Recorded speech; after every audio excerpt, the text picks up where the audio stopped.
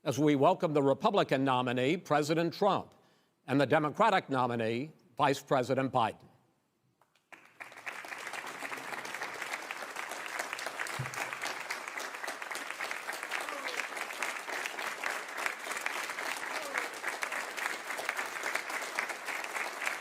How you doing, man? How are you?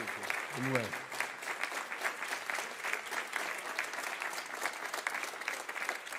Gentlemen, a lot of people have been waiting for this night, so let's get going. Our first subject is the Supreme Court. President Trump, you nominated Amy Coney Barrett over the weekend to succeed the late Ruth Bader Ginsburg on the court. You say the Constitution is clear about your obligation and the Senate's to consider a nominee to the court.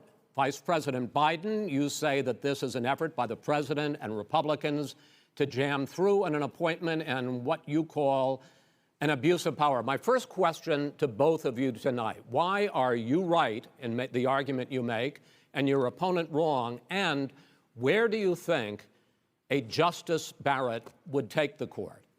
President Trump, in this first segment, you go first, 2 minutes. Thank you very much, Chris. I will tell you very simply, we won the election. Elections have consequences.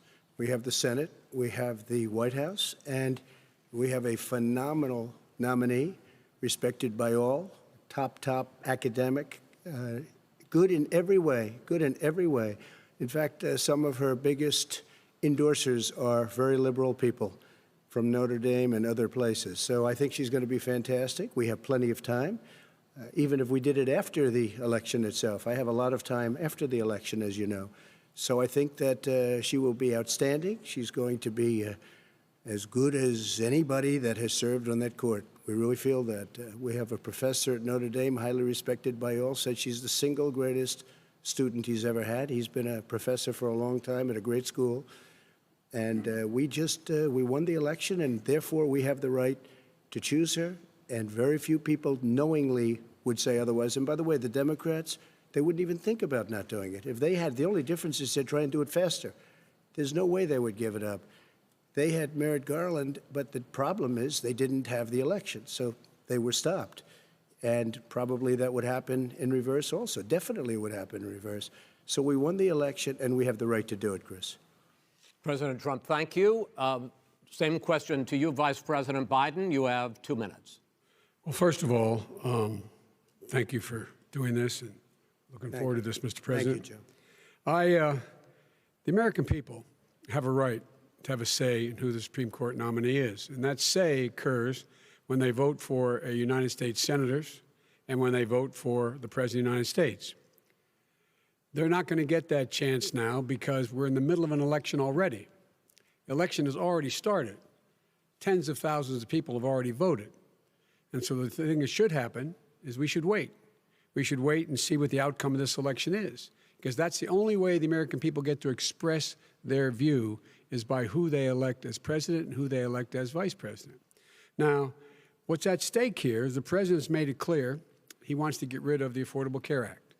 He's been running on that, he ran on that, and he's been governing on that. He's in the Supreme Court right now trying to get rid of the Affordable Care Act, which will strip 20 million people from having insurance, health insurance now, if it goes into court. And the justice, and I have nothing, I'm not opposed to the justice, she seems like a very fine person. But she's written before she went on the bench, which is her right, that she thinks that the Affordable Care Act is not constitutional. The other thing that's on the court, and if it's struck down, what happens? Women's rights are fundamentally changed. Once again, a woman could be pay more money because she has a pre-existing condition of pregnancy. They were able to charge a woman more for the same exact procedure a man gets. And that ended when we, in fact, passed the Affordable Care Act. And there's 100 million people who have pre-existing conditions, and they'll be taken away as well. Those pre-existing conditions, the insurance companies are going to love this. And so it's just not appropriate to do this before this election. If he wins the election and the Senate is Democrat or Republican, then he goes forward. If not, we should wait until February. All right. There aren't 100 million people with pre-existing conditions. As far as the say is concerned, the people already had their say. Okay, Justice Ginsburg said very powerfully, very strongly, at some point, 10 years ago or so, she said a president and the Senate is elected for a period of time, but a president's elected for 4 years. We're not elected for 3 years. I'm not elected for 3 years. So we have the Senate, we have a president. He's elected to the next during election. that period of time, we have an opening. I'm not elected for 3 years. I'm elected for 4 years. And the 100 million people, Joe, the 100 million people is totally wrong. I don't know where you got that number. The bigger problem that you have is that you're going to extinguish 180 million people with their private health care that they're very That's happy with. simply not true. Well, you're certainly going to socialist. You're going to socialist medicine. We're now into, gentlemen, we're now into open discussion. Open discussion. Open discussion. Yes, I agree. Go ahead, Vice President. Number White. one, he knows that what I proposed. What I proposed is that we expand Obamacare and we increase it. We do not wipe any. And one of the big debates we had with 23 of my colleagues trying to win the nomination that I won, were saying that Biden wanted to allow people to have private insurance still. They can. They do. They will under my proposal. It's not what you've said, But and it's not what your party has said. That is simply your party a lie. doesn't say it. Your party wants to go socialist medicine. My party is and me. socialist right healthcare. now, I am and the they're going to Democratic dominate Party. you, Joe. You know that. I am the Democratic Party right now. The platform of the Not according Democratic to Party Harris. is what I, in fact, approved of. What I approved of. Now, here's the deal. The deal is that it's going to wipe out pre-existing conditions. And by the way, the 200,000 people that have died on his watch, how many of those have survived? Well, there's 7 million people that contracted COVID. What does it mean for them going forward if you strike down the Affordable Care Act? Joe, you've had 308,000 military people dying because you couldn't provide them proper health care in the military. So don't tell me I'm about happy this. to talk about And this. if you were here, Look, it here's wouldn't the be deal. 200, it would be 2 million people because you were very late on the draw. You Late didn't on want the me to draw. ban China, which was heavily infected. You didn't want me to ban All right, gentlemen, Europe, which was heavily Mr. President, You would have been Mr. much President, later, Joe. Mr. President, much later. Mr. President. You're talking about 2 million people. You're Mr. not gonna be able to President, as shut the him up. moderator, we are going to talk about COVID in the next segment, but go ahead. Let me finish. The point is that the president also is opposed to Roe v. Wade. That's on the ballot as well in the court. And so that's also at stake right now. And so the election is already You don't know it's on the begun. ballot. Why is it on the ballot? Because Why is it you on the said ballot? It's not you're- on the ballot. It's on the ballot in the I court. don't think so. In the court. Well, There's nothing happening there. Donald, would you And just you don't be quiet know for a her minute? view on Roe v. Wade. You I don't don't know her know. view. Well, all right. Let's talk. We got a lot to unpack here, gentlemen. We got a lot of time. So on health care, and then we'll come back to Roe v. Wade. All right. Mr. President, the Supreme Court will hear a case a week after the election in which the Trump administration, along with 18 state attorneys general, are seeking to overturn That's right. Obamacare, to end Obamacare. You have spent the last... Because they want to give good health care. If I may ask my question, sir. Good health care. Over the last 4 years, you have promised to repeal and replace Obamacare, but you have never in these 4 years come up with a plan, a comprehensive plan Yes, to I have. replace Obamacare. Of course I have. Well, I got rid of the individual mandate. I'm going to give you an Excuse opportunity. me. I got rid of the individual mandate, which was a That is big not a chunk of comprehensive Obamacare. plan. That is absolutely a big thing. That was That- the worst I part of didn't ask, Obamacare. sir. Chris, You're that was the debating him, worst not part me. of Obamacare. Let me ask my question. Well, I'll ask Joe. The individual no, mandate was the most unpopular Mr. Vice Pre- aspect of Mr. Obamacare. I President, got rid of it. I'd like and you we to, will protect Mr. people President, with I'm the pre-existing moderator of this conditions. debate, and I would like you to let me ask my question, and then you can answer your ahead. question. You, in the course of these 4 years, have never come up with a comprehensive plan to replace Obamacare, and just this last Thursday, you signed a largely symbolic executive order to protect people with pre-existing conditions 5 days before this debate. So my question, sir, is what is the Trump health care plan? Fine. Well, first of all, I guess I'm debating you, not him, but that's okay. I'm not surprised. Let me just tell you something, that there's nothing symbolic. I'm cutting drug prices. I'm going with favored nations, which no president has the courage to do because you're going against Big Pharma. drug prices will be coming down 80 or 90%. You could have done it during your 47-year period in government, but you didn't do it. Nobody's done it. So we're cutting health care. All of the things that we've done, He has not cut insulin. health I give care. you an example. Insulin. It was destroying families, destroying people because I'm getting it for so cheap. It's like water, you want to know the truth. So cheap. Take a look at all of the drugs what we're doing, prescription drug prices. We're going to allow our governors now to go to other countries to buy drugs because they pay just a tiny fraction. As I say, of this what is we do. open discussion. No, Let but me this ask is you about, big. you'll This be is happy, big stuff. Sir, you'll be happy. I'm about to pick up on one of your points to ask the Vice President, which is he points out that you would like to add a public option to Obamacare. And Yes. the argument that he makes and other Republicans make is that that is going to end private insurance. It is and not. Well, if I can ask you the question, it will Not end. what your party says, by the way. It will end private insurance and create a government takeover of health care. It does not. It's only for those people who are so poor they qualify for Medicaid. They can get that free in most states, except governors who want to deny people who are poor Medicaid. Anyone who qualifies for Medicare Medicaid would automatically be enrolled in the public option. The vast majority of the American people would still not be in that option, number one. Joe, you Number agreed two. with Bernie Sanders, who's far left, on the manifesto, we call it, and that gives you socialized medicine. Look, hey, Are you saying I'm not you going to didn't listen agree? to him. The fact of the matter is, I beat Bernie Sanders. Not by much. I beat him a whole hell of a lot. I'm Not here. by I'm here much. standing facing you, old buddy. Pocahontas would have left Well, 2 days I tell early. you, You would have lost every primary. All he knows how to on do Super is hurt. Tuesday. You got Look, very lucky. here's the deal. I got very lucky. I'm going to get very lucky tonight as well. And tonight I'm going to With make what? sure because With what? here's the deal. Here's the deal.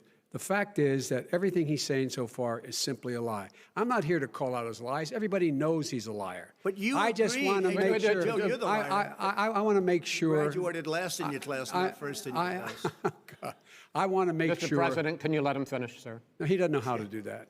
He has, You'd be surprised. You pick You'd be surprised. the Go ahead, wrong Joe. guy, Go, the go, wrong Joe, night at go. the wrong time. Listen, you agreed with Here's the Bernie deal. Sanders to the The manifesto. whole idea. Let Now you're him. disavowing it. There is no manifesto, number Please one. let him speak, Mr. Number President. two. You just lost the left. Number two. You just lost the left. You agreed with Bernie Sanders on a plan folks, that's absolutely folks, agreed do you have to, any and under that idea plan, what you have this clown's socialized, doing? They call it Mr. Medicare. Do you have any President. Socialized medicine. Mr. Well, I President. tell you what, he is not for any help for people needing health care because Bernie? because he in fact already has cost 10 million people their health care that they had from their employers because of his recession. Number one. Number two, yeah. there are 20 million people getting health care through Obamacare now that he wants to take it away. He won't ever look you in the eye and say that's what he wants to do. Take it away. No, I want to give Number them better three. health care at a much lower price But- because and by Obamacare the way, he is doesn't no know how. good. He doesn't know how I've to do already that. fixed it. He has never I've offered already a fixed plan. it to an extent. He has never Obamacare, done a as single you might thing. know, but probably don't. Obamacare Gentlemen, you realize is no if you're good, both Joe. speaking at the It's no same good, time, and it's too expensive. let the president. Go ahead, sir. Obamacare is no good. We made it better, and I had a choice to make very early on. We took away the individual mandate. We guarantee pre-existing conditions, but took away the individual mandate. Listen, this is the way it is.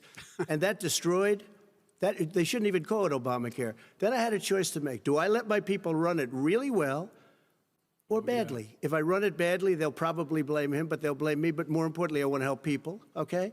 I said, you got to run it so well. That's what he's and I known for. just had a meeting with them. They said, the problem is no matter how well you run Obamacare, it's a disaster. It's too expensive. Okay. Premiums I are got too it. high, and That's it what his doesn't work. people- that's what So his people we said. do want to No, get rid of it. It's Chris, an we open want to get rid of it. I and understand give it, sir, something but I have that's to. I cheaper have to and give you better. roughly equal time. Good. Please let the vice president talk. Good. He has no plan for health care. Of course we do. Please. He sends out wishful thinking. He has executive orders that have no power. He hasn't lowered drug costs for anybody. He's been promising a health care plan since he got elected. He has none, like almost everything else he talks about. He does not have a plan. He doesn't have a plan. And the fact is, this man doesn't know what he's talking about. All right. He's I have one final question for you, Sure. Mr. Vice President. If Senate Republicans, we were talking originally about the Supreme Court here, if Senate Republicans go ahead and confirm Justice Barrett, There has been talk about ending the filibuster or even packing the court, adding to the 9 justices there. You call this a distraction by the president, but in fact, it wasn't brought up by the president. It was brought up by some of your Democratic colleagues in the Congress. So my question to you is, you have refused in the past to talk about it. Are you willing to tell the American people tonight whether or not you will support either ending the filibuster or packing the court? Whatever position I take on that, that'll become the issue. The issue is the American people should speak. You should go out and vote. You're in voting now. Vote and let your senators know how strongly you feel. Vote now. Are you going to pack the Make court? sure you, in fact, let people know He doesn't want you're a to answer the senator. question. I'm not going to answer the question Why because wouldn't you answer that because question? the question You want to put a lot is of the new question Supreme Court is justices, the radical question, left. Will you shut up, man? Listen, who is on your list, Joe? This Who's is on your so list? right. Gentlemen, I think This we've is ended so this. He's going to pack the court. We have not going to give a list. We have ended this segment. We're going to move on to the second segment. That was really a productive segment, wasn't it? Keep yapping, man. The people understand, Joe. They sure 47 years you've done nothing. They understand. All right. The second subject is COVID-19, which is an awfully serious subject, so let's try to be serious about it. We have had more than 7 million cases of coronavirus in the United States, and more than 200,000 people have died. Even after we produce a vaccine, experts say that it could be months or even years before we come back to anything approaching normal. My question for both of you is, based on what you have said and done so far and what you have said you would do starting in 2021, why should the American people trust you more than your opponent to deal with this public health crisis going forward? In this case, the question goes to you first, sir. 2 minutes uninterrupted. Good luck. 200,000 dead. As you said, over 7 million infected in the United States. We, in fact, have 4% of the world's population, 20% of the deaths. 40,000 people a day are contracting COVID. In addition to that, about between 750 and 1,000 people a day are dying.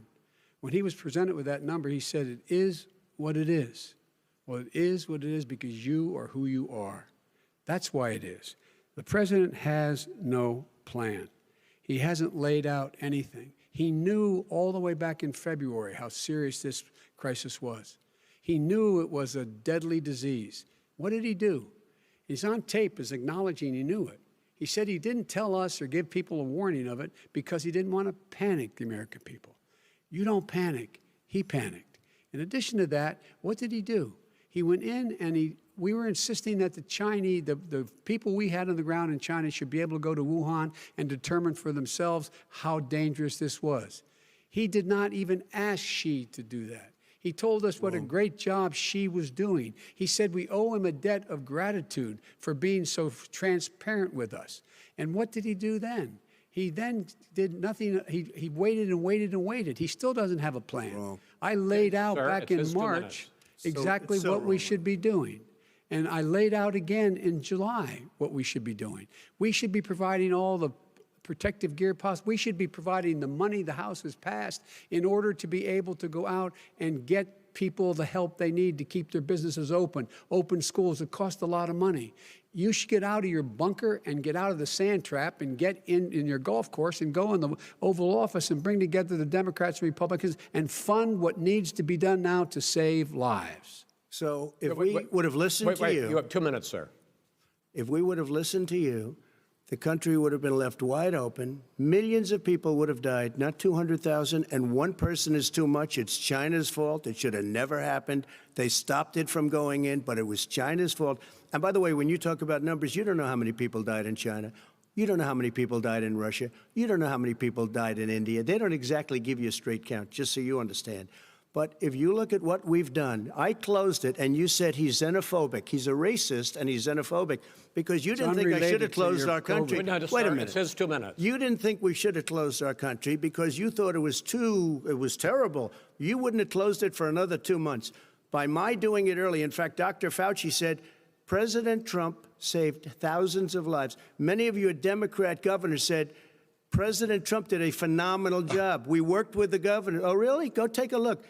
The governors said I did a phenomenal job. Most of them said that.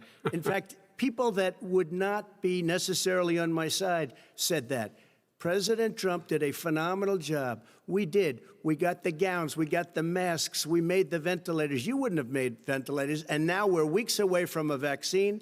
We're doing therapeutics already. Fewer people are dying when they get sick. Far fewer people are dying. We've done a great job. The only thing I haven't done a good job, and that's because of the fake news. No matter what you say to them, they give you bad press on it. It's just fake news. They give you good press. They give me bad press because that's the way it is, unfortunately. But let me just tell you something. I don't care. I've gotten used to it. But I'll tell you, Joe, you could never have done the job that we did. You don't have it in your blood. You could have never done that job. I know how to do the job. I know how to get the job Well, you done. didn't do very well in swine flu. H1N1, you were a disaster. Your own chief of staff said you were a disaster. 14,000 people died, not 200,000. There was no very- economic recession. Sir, you made a There was no recession. You made a point. Let him answer it. And there was no one, we didn't shut down the economy. This is his economy he's shut down. The reason it's shut down is because, look, you folks at home, how many of you got up this morning and had an empty chair at the kitchen table because someone died of COVID? How many of you were in a situation where you lost your mom or dad and you couldn't even speak to them? You had a nurse holding a phone up so you could, in fact, say goodbye. You would have lost far more people. Far more people. And, you would have been and by the way, months late. your own, You were his months behind me, Joe. own CDC director says we could lose as many as another 200,000 people between now and the end of the year. And he held up, he said, if we just wear a mask, we can save half those numbers, just a mask. And by the way, in terms of the whole notion of a vaccine, we're for a vaccine, but I don't trust him at all, nor do you. I know you don't. What we trust is a scientist. You don't we trust Dr. Johnson Fauci. & Johnson, Pfizer? Okay, by the way, gentlemen, let me move on to questions about the future, because you both have touched on two of the questions I'm going to ask. Focusing on the future first, President Trump, you have repeatedly either contradicted or been at odds with some of your government's own top scientists. The week before last, the head of the Centers for Disease Control, Dr. Redfield, said it would be summer before the vaccine would become generally available to the public. You said that he was confused and mistaken. Those were your two words. Yeah. But Dr. Slaoui, the head of your Operation Warp Speed, has said exactly the same thing. Are they both wrong? Well, I've spoken to the companies, and we can have it a lot sooner. It's a very political thing because people like this would rather make it political than save lives. God. It is a very political thing. I've spoken to Pfizer. I've spoken to all of the people that you have to speak to. We have great Moderna, Johnson & Johnson, and others. They can go faster than that by a lot. Become very political because the left, or I don't know if I call them left, I don't know what I call them. So you're suggesting that the head of your Operation Warp Speed, Dr. Slaoui? I disagree with him. Yeah, no, I disagree with both of them. And he didn't say that. He said it could be there, but it could also be much sooner. I had him in my office 2 days ago. He talked about the summer, sir, before it's generally available. Just like he said it's Redfield. a possibility that we'll have the answer before November 1st. It could also be talking after about when it's that. generally available. Well, we're going to deliver it right away. We have the military all set up. Logistically, they're all set up. We have our military that delivers soldiers, and they can do 200,000 a day. They're going to be This delivering is the the same vaccine. man It's who all told set you up. by Easter this would be gone away. By the warm weather, it'd be gone. Miraculous, like a miracle. And by the way, maybe you could inject some bleach in your arm, and that would take care of it. This is the same man. That was said sarcastically, and you know that. That was said sarcastically. And so here's the deal. This man is talking about a vaccine. Every serious company is talking about maybe having a vaccine done by the end of the year. But the distribution of that vaccine will not occur until sometime beginning or the middle of next year to get it out, if we get the vaccine. And pray God we will. Pray God we will. Mr. Vice President, I want to pick up You'll have on the that. vaccine sooner I want to than pick that. up on this question, though. You say the public can trust the scientists, but they can't trust President Trump. In fact, you said that again tonight. Your running mate, Senator Harris, goes further, saying the public health experts, quote, will be muzzled, will be suppressed. Given the fact that polls already show that people are concerned about the vaccine and are reluctant to take it, are you and your running mate, Senator Harris, contributing to that fear? No more than the question you just asked him. You pointed out. He puts pressure. and disagrees with his own scientists. But you're saying you can't, Everybody or knows. Senator And Harris is saying no, you can't trust the scientists. No, well, no, you can trust the scientists. She didn't say that. You can't trust. She said the public health Did say experts, that. quote, will be muzzled, will be suppressed. Well, that's what he's going to try to do. But there's millions of scientists, there's thousands of scientists out there, like here at this great hospital, that don't work for him. Their job doesn't depend on him. That's not. They're the people. And by the way, I spoke to the scientists that are in charge. By the way, they will have the vaccine very soon. Let him finish. Do you believe for a moment what he's telling you in light of all the lies he's told you about the whole issue relating to COVID? He still hasn't even acknowledged that he knew this was happening, knew how dangerous it was going to be back in February, and he didn't even tell you. He's on record as saying it. He panicked or he just looked at the stock market, one of the two, because guess what? A lot of people died, and a lot more are going to die unless he gets a lot smarter, a lot quicker. So, Mr. President? Did you use the word smart? So you said you went to Delaware State, but you forgot the name of your college. You didn't go to Delaware State. You graduated either the lowest or almost the lowest in your class. Don't ever use the word smart with me. Don't ever use that word. Oh, give me a break. Because you know what? There's nothing smart about you, Joe. 47 years, you've done nothing. Let's have this debate. And if We'll you see would have who's had, let me just tell you something, Joe. No, if you would have had the charge of what I was put through, I had to close the greatest economy in the history of our country. And by the way, now it's being built again. See, and it's We're going to going get up to the fast. economy in the next segment, sir. Okay. It's going up fast. Okay. Look forward to talking. When it comes to how the virus has been handled so far, the two of you have taken very different approaches, and this is going to affect how the virus is handled going forward by whichever of you ends up becoming the next president. I want to quickly go through several of those. Reopenings. Vice President Biden, you have been much more reluctant than President Trump about reopening the economy and schools. Why, sir? Because he doesn't have a plan. If I were running, I know what the plan is. You've got to provide these businesses the ability to have the money to be able to reopen with the PPE as well as with the sanitation they need. You have to provide Tell that them to Nancy plastic. Pelosi. Well, he's just shush for a minute. Tell it to Nancy Pelosi. And Schumer, by the Brian way, Chuck. Nancy Pelosi and Schumer, they have a plan. He won't even meet with them. The Republicans won't meet with the Senate. And he sits on his golf course. And I mean, literally, think about it. You probably play more than I do, Joe. What about this question of reopenings and the fact? Well, he wants to shut down this country, and I want to keep it open. And we did a great thing by shutting it down. Wait a minute, Joe. Let me shut you down for a second, Joe, just for 1 second. He wants to shut down the country. We just went through it. We had to because we didn't know anything about the disease. Now we found that elderly people with heart problems and diabetes and different problems are very, very vulnerable. We learned a lot. Young children aren't. Even younger people aren't. We've learned a lot. But he wants to shut it down.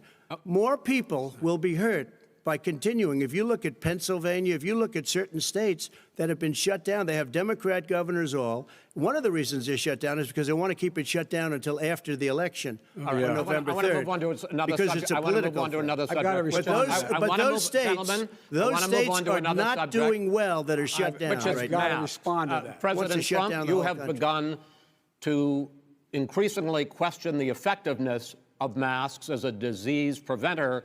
And in fact, recently you have cited the issue of waiters touching their masks and touching plates. Are you questioning No, I think the masks efficacy are okay. of You have masks? to understand, if you look, I mean, I have a mask right here. I put a mask on, when I think I need it. Tonight, as an example, everybody's had a test, and you've had social distancing and all of the things that you have to. But I wear masks when needed. When needed, I wear masks. Okay, let me ask. I don't wear masks like him. Every time you see him, he's got a mask. He could be speaking 200 feet away from it. He shows up with the biggest mask I've ever seen. I will say this. Vice President Biden, go ahead, sir. Look, the way to open businesses is give them the wherewithal to be able to open. We provided money. The Congress. But I was asking you, sir, about masks. Well, masks make a big difference. His own head of the CDC said if we just wore masks between now, everybody wore masks in social distance between now and January, we'd probably save up to 100,000 lives. It matters. And they've also It said the matters. opposite. They've And also said no serious person said the opposite. They've No also said, well, look serious at Dr. person. Fauci. Dr. Fauci said the He opposite. did not I say want to the ask you, we got a said little very bit more than a strongly, minute left in this masks segment. are not good. Then he changed his mind. He said masks are good. I'm wanna okay ask- with masks. I I'm want to not ask you fighting both masks. about one last subject, because your different approaches has even affected the way that you have campaigned. President Trump, you're holding large rallies with crowds packed together, thousands of people. Outside. Outside, yes, sir, agreed. Vice President Biden, you are holding much smaller events with... Because nobody will show up. People with... Well, it's true. Nobody shows up to his rallies. All right. In any case, why you holding the big rallies? Why you not? You go first, sir. Because people want to hear what I have to say. I mean, But are you I've not done a worried great about it job spreading as a disease? president, and I'll have 35,000 people show up at airports. We use airports. Are you and not worried hangars, about and we the have a disease lot of issues, people. sir? Well, so far we have had no problem whatsoever. It's outside. That's a big difference, according to the experts. And we do them outside. We have tremendous crowds, as you see. I mean, and literally on 24 hours' notice.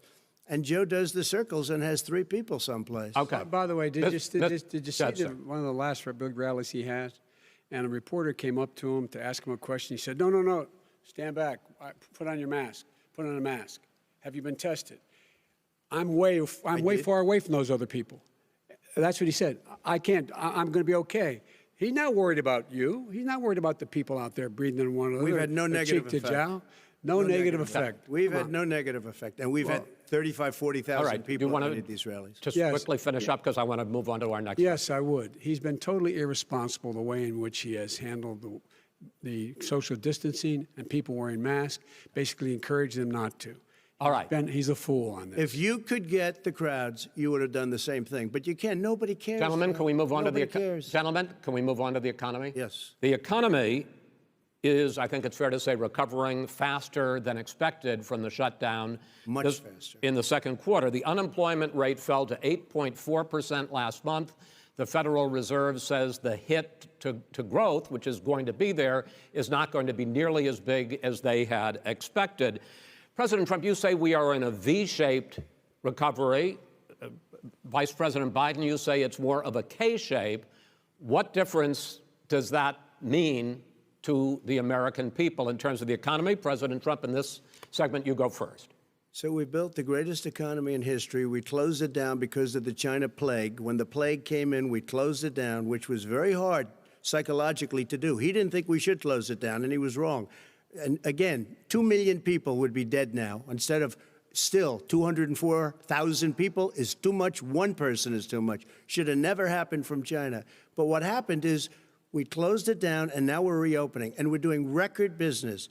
We had 10.4 million people in a 4-month period that we've put back into the workforce. That's a record the likes of which nobody's ever seen before. And he wants to close down he will shut it down again. He will destroy this country. You know, a lot of people, between drugs and alcohol and depression, when you start shutting it down, you take a look at what's happening at some of your Democrat-run states where they have these tough shutdowns. And I'm telling you, it's because they don't want to open it. One of them came out last week. You saw that. Oh, we're going to open up on November 9th. Why November 9th? Because it's after the election. They think they're hurting us by keeping them closed. They're hurting people. People know what to do. They can social distance. They can wash their hands. They can wear masks. They can do whatever they want. But they got to open these states up. When you look at North Carolina, when you look, and these governors are under siege, Pennsylvania, Michigan, and a couple of others, you got to open these states up. It's not fair. You're talking about almost, it's like being in prison. And you look at what's going on with divorce, look at what's going on with alcoholism and drugs. It's a very, very sad thing. And he'll close down the whole country. This guy will close down the whole country and destroy our country. Our country is coming back incredibly well, setting records as it does it. We don't need somebody to come in and say, let's shut it down. All right. Your 2 minutes, sir. We're now moved to you. As I said, posing the question, the president says it's a V-shaped recovery. You say it's a K-shaped recovery. What's the difference? The difference is millionaires and billionaires like him in the middle of the COVID crisis have done very well. Billionaires have made another $300 billion because of his profligate tax proposal, and he only focused on the market. But you folks at home, You folks living in Scranton and Claymont and all the small towns and working class towns in America, how well are you doing? This guy paid a total of $750 in taxes. Sir, wait, no, sir, it's just wrong yeah, I understand. You've agreed to the 2 minutes, so please let him have it. Do I get my time back? The fact is that he has, in fact, worked on this in a way that he's going to be the first president of the United States to leave office having fewer jobs in his administration than when he became president. Fewer jobs than when he became president. First one in American history. Secondly, the people who have lost their jobs are those people who have been on the front lines, those people who have been saving our lives, those people who have been out there dying, people who've been putting themselves in the way to make sure that we could all try to make it. And the idea that he is insisting that we go forward and open when you have almost half the states in America with a significant increase in COVID deaths and COVID cases in the United States of America. And he wants to open it up more. Why does he want to open it up? Why doesn't he take care of the American? You can't fix the economy until you fix the COVID crisis. And he has no intention of doing anything about making it better for you all at home in terms of your health and your safety. Schools, why aren't schools open? Because it costs a lot of money to open them safely. You know, they were going to give, his administration was going to give the teachers and school students masks. And then they decided, no, couldn't do that because it's not a national emergency. Not a national emergency. They've done nothing to help small businesses. Nothing. They're closing. 1 in 6 is now gone. He ought to get on the job and take care of the needs of the American people so we can open safely. All right. Your time is up, sir. Well, we are going to get to... I have to respond to that. Well, you both had 2 minutes, sir. Excuse me, he made a statement. So did you. People want their schools, people want their schools open. They don't want to be shut down. They don't want their state shut down. They want their restaurants. I look at New York. It's so sad what's happening in New York. It's almost like a ghost town, and I'm not sure it can ever recover what they've done in New York. People want their places open. They want to get back to their lives. They'll want be to careful, safe. but they want their schools open. I'm the one that brought back football. By the way, I brought back Big Ten football. It was me, and I'm very happy to do it. And all right, people of Ohio are very proud of me. And you know how I found out? When he took Gentlemen, a phony we're going to ad. get to your economic plans going forward in a moment. But first, Mr. President, as you well know, there's a new report that in 2016, the year you were elected president, and 2017, your first year as president, that you paid $750 a year in federal income tax each of those years. I know that you pay a lot of other taxes, but I'm asking you the specific question. Is it true that you paid $750? You well know there's a new report on taxes each of those 2 years. I paid millions of dollars in taxes, millions of dollars of income tax.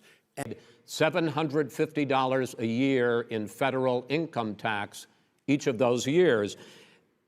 I know that you pay a lot of other taxes, but I'm asking you the specific question. Is it true that you paid $750 in federal income taxes each of those 2 years? I paid millions of dollars in taxes, millions of dollars of income tax.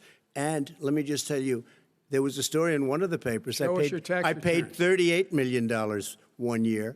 I paid $27 million Show us your tax 1 year. returns. I went.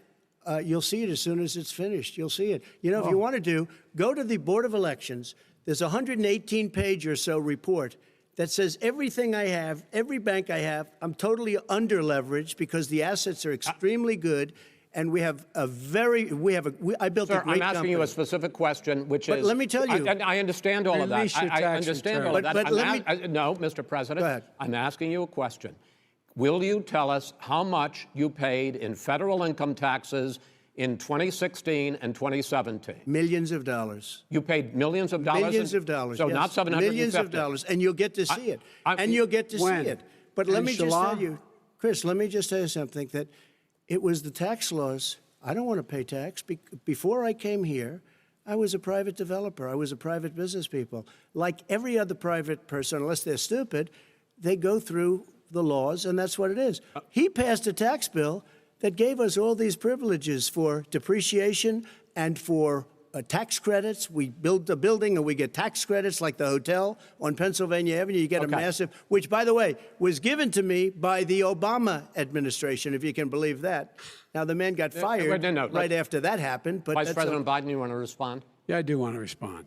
Look, the tax code that made him, put him in a position that he pays less tax than a school teacher makes, on the money a school teacher makes, is because of him he says he's smart because he can take advantage of the tax code.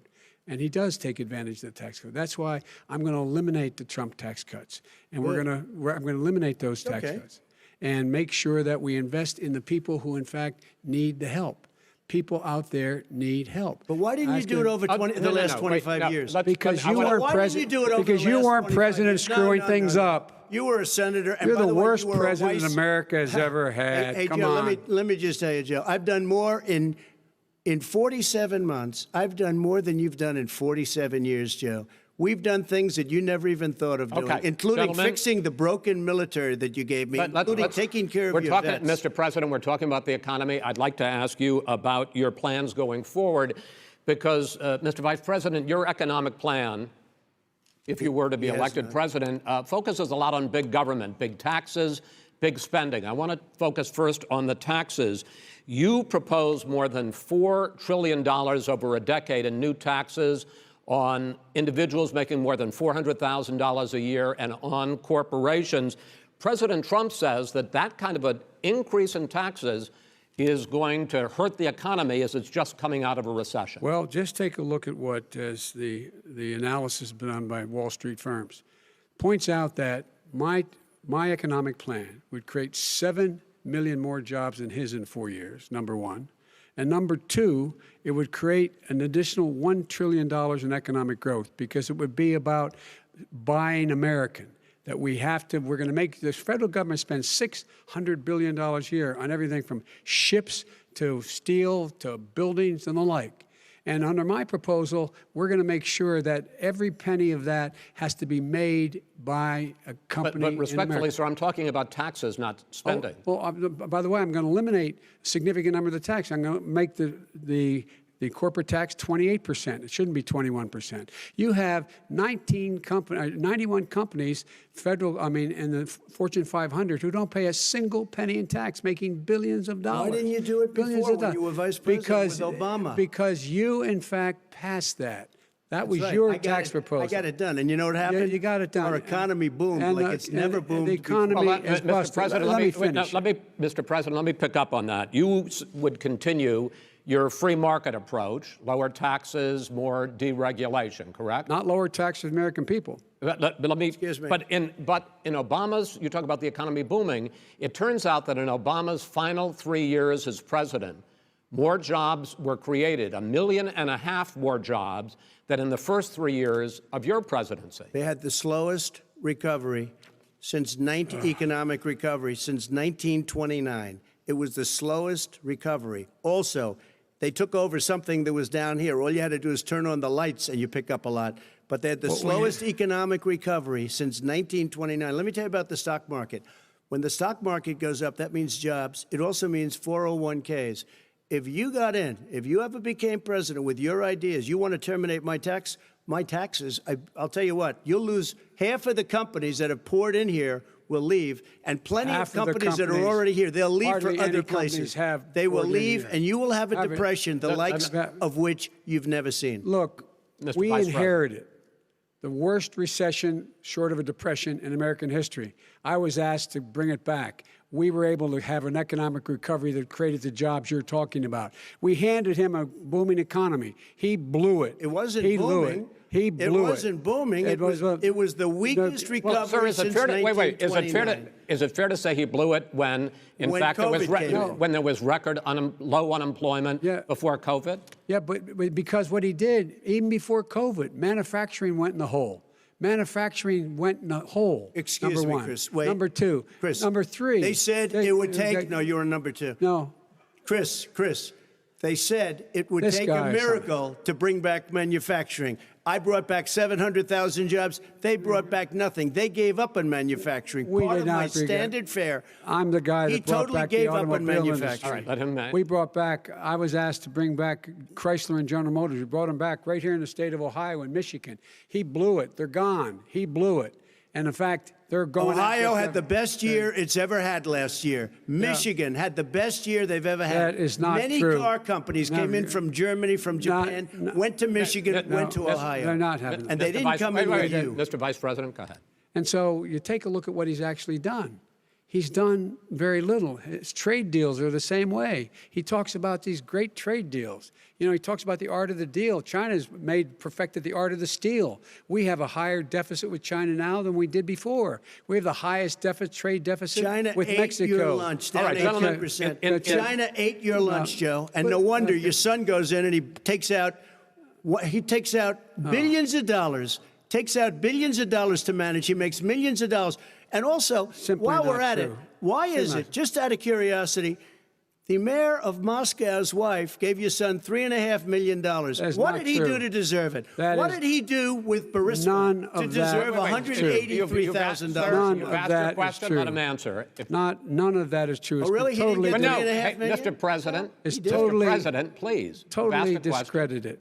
Totally discredited. And by the way, well, wait, he didn't get $3.5 million, Joe? Mr. Vice, he got $3.5 million. It is not true. Oh, really? Mr. President, it's an open discussion, please. It's a fact. Well, you have raised an issue. Let the Vice President answer. Discredited. Did Burisma pay him $183,000 a month with no experience in energy?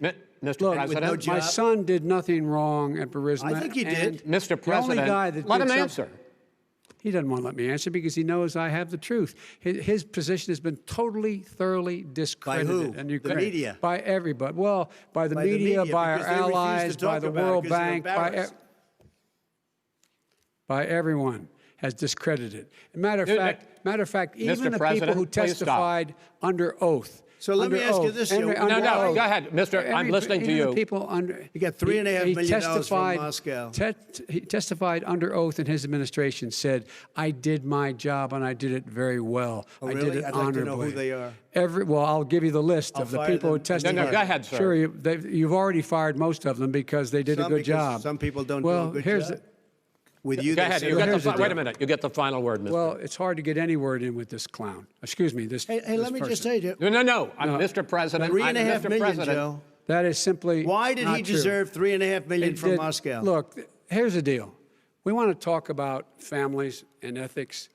I don't want to do that. I mean, his family we could talk about all night. His family's already... My family lost a fortune by coming down and helping us with government. And that's such a... Mr. President. Every single one of them lost This a is not fortune about by my coming family and or his helping us family. with It's government. about your family, They the didn't American collect people. $3.5 million He for doesn't... nothing. That's not true. It doesn't want to talk about what you need, you, the American people. It's about you. That's what we're talking about here. All right, that's the end of the segment. We're moving on. He didn't take them. Well, Vice President, no. Can I be honest? It's a very important Try to be question. honest. He stood up. No, he stood up the answer to and the he question is no. Ukraine. No, sir. With $1 billion, if you that get rid is of the absolutely you know what, not stop. true. You're doing it. You're going to Not have true. Gentlemen.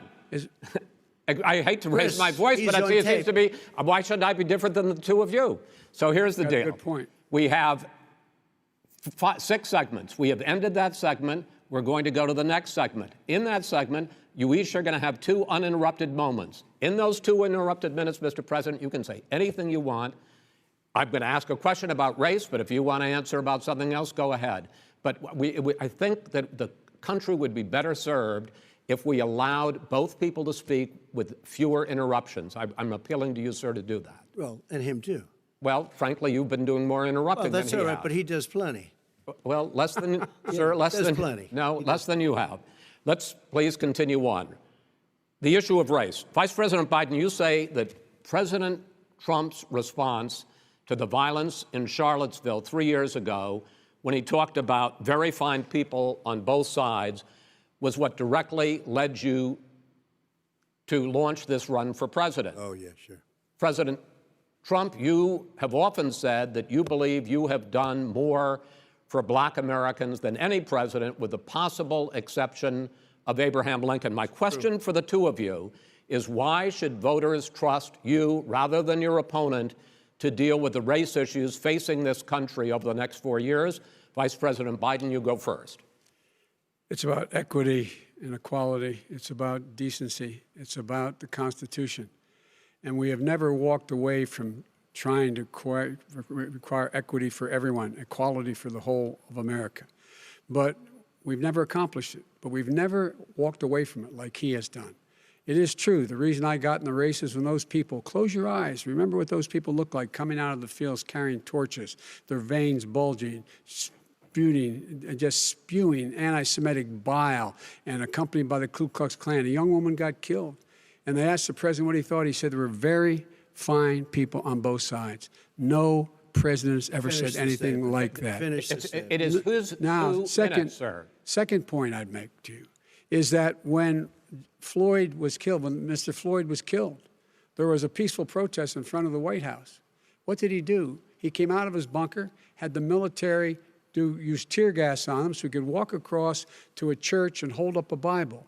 And then what happened after that? The bishop of that very church said that it was a disgrace. The general who was with him said all he ever wants to do is divide people, not unite people at all.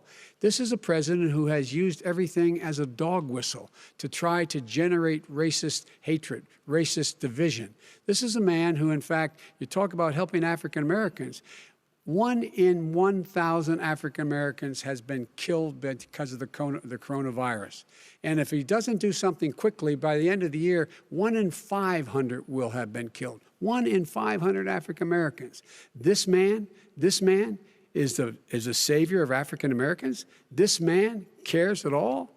This man's done virtually nothing. Look, the fact is that you have to look at what he talks about. You have to look at what he did. And what he did has been disastrous for the African American community.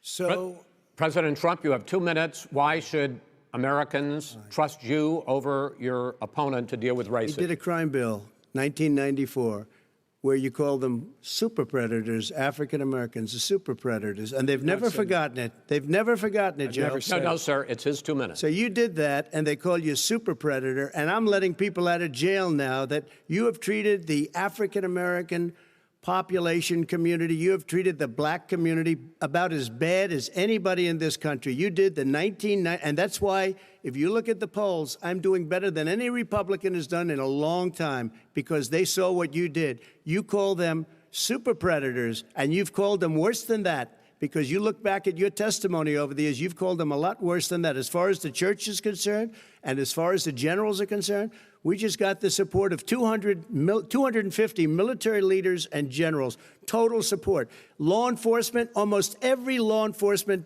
group in the United States. I have Florida, I have Texas, I have Ohio, I have Portland. The sheriff just came out today and he said, I support President Trump. I don't think you have any law enforcement. You can't even say the word law enforcement, because if you say those words, you're going to lose all of your radical left supporters. And why aren't you saying those words, Joe? Why don't you say the words law enforcement? Because you know what? If they called us in Portland, we would put out that fire in a half an hour, but they won't do it because they're run by radical left Democrats. If you look at Chicago, if you look at any place you want to look, Seattle, they heard we were coming in the following day, and they put up their hands, and we got back Seattle. Minneapolis, we got it back, Joe, because we believe in law and order, but you don't. The top 10 cities and just about the top 40 cities are run by Democrats and, in many cases, radical left. And they've got you wrapped around their finger, Joe, to a point where you don't want to say anything about law and order. And I'll tell you what, the people of this country want and demand law and order, and you're afraid to even say it. All right. I want to return to the question of race.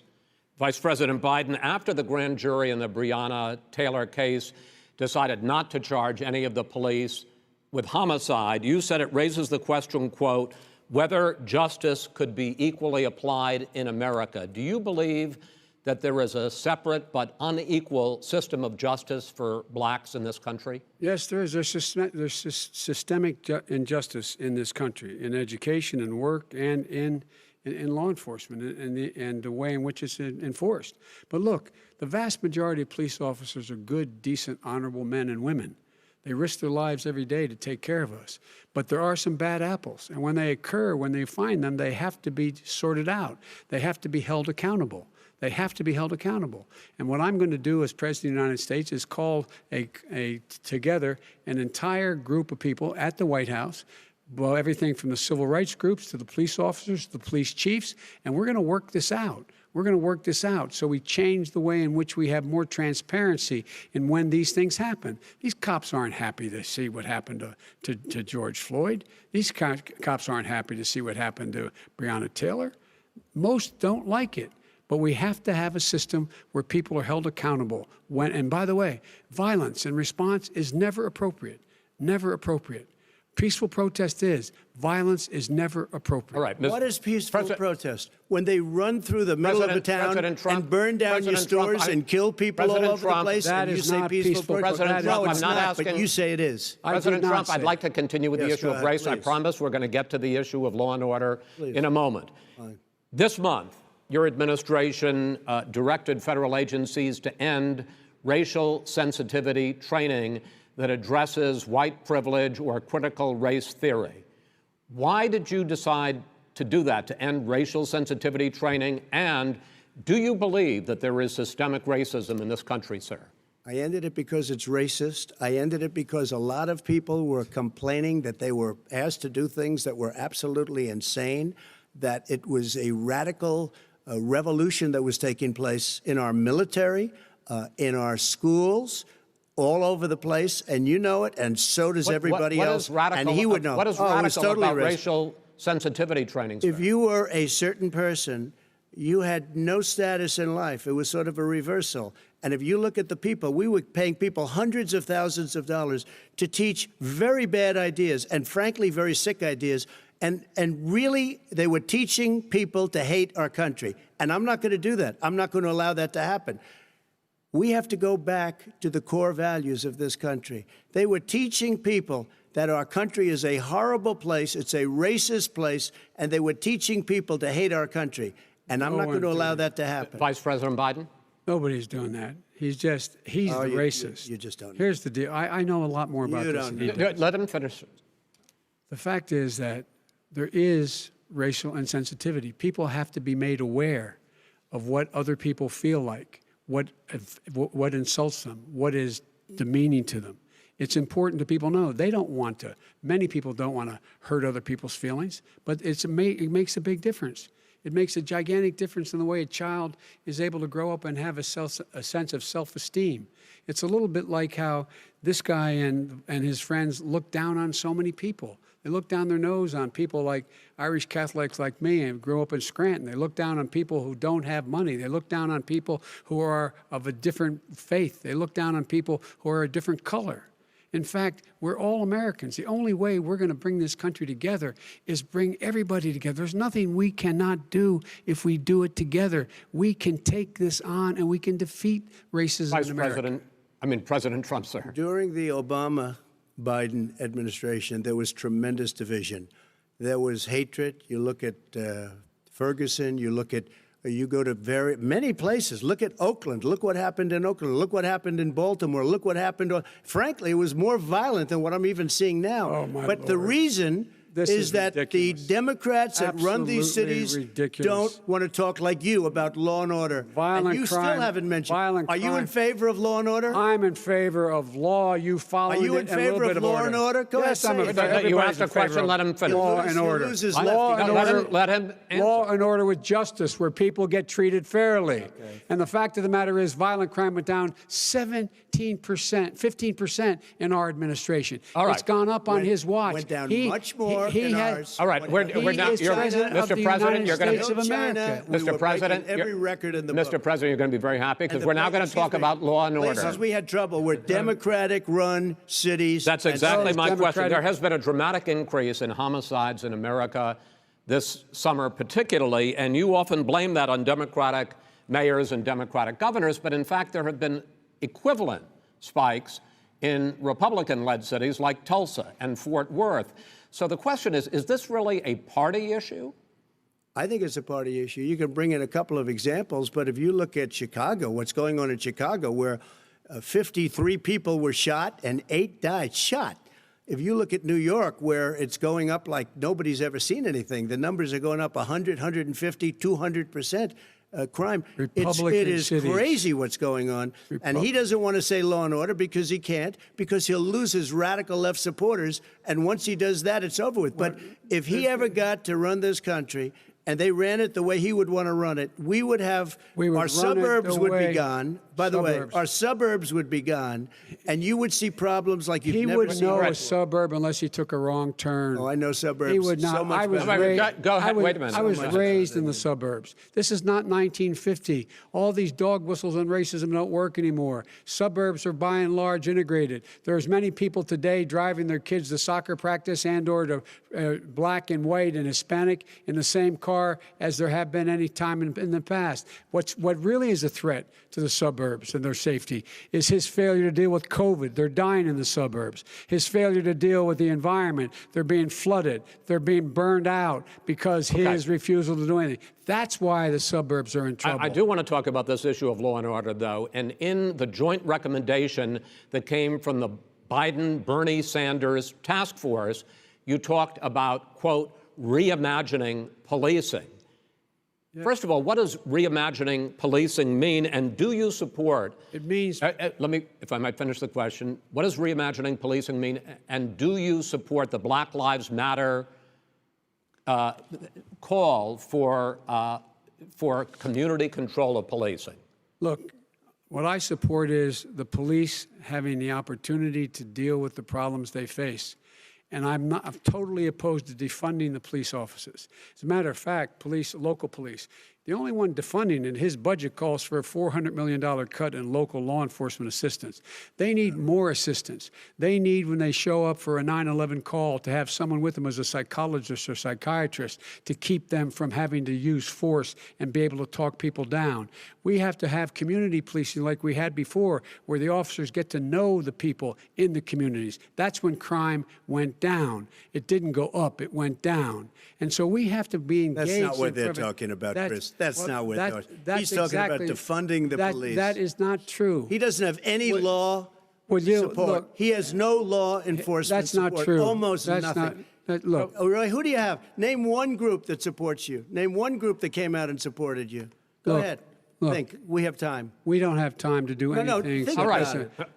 Name one law enforcement group that came out and supported gentlemen, you. I think I'm going to take back the There moderator's aren't. I don't role, think there and are any. I want to get to another subject, which is the issue of protests in many cities that have turned violent. In Portland, Oregon, especially, we had more than 100 straight days of protests, which I think you would agree. You talk about peaceful protests. Many of those turned into riots.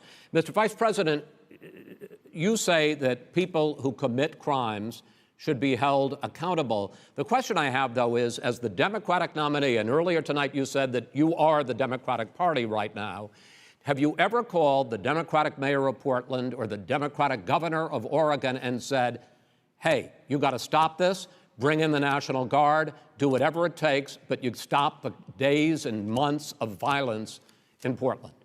I don't hold public office now. I am a former vice president. I've made it clear in my public statements that the violence should be prosecuted. It should be prosecuted, and anyone who commits it. But you've never called for the people, the leader. Excuse me, sir.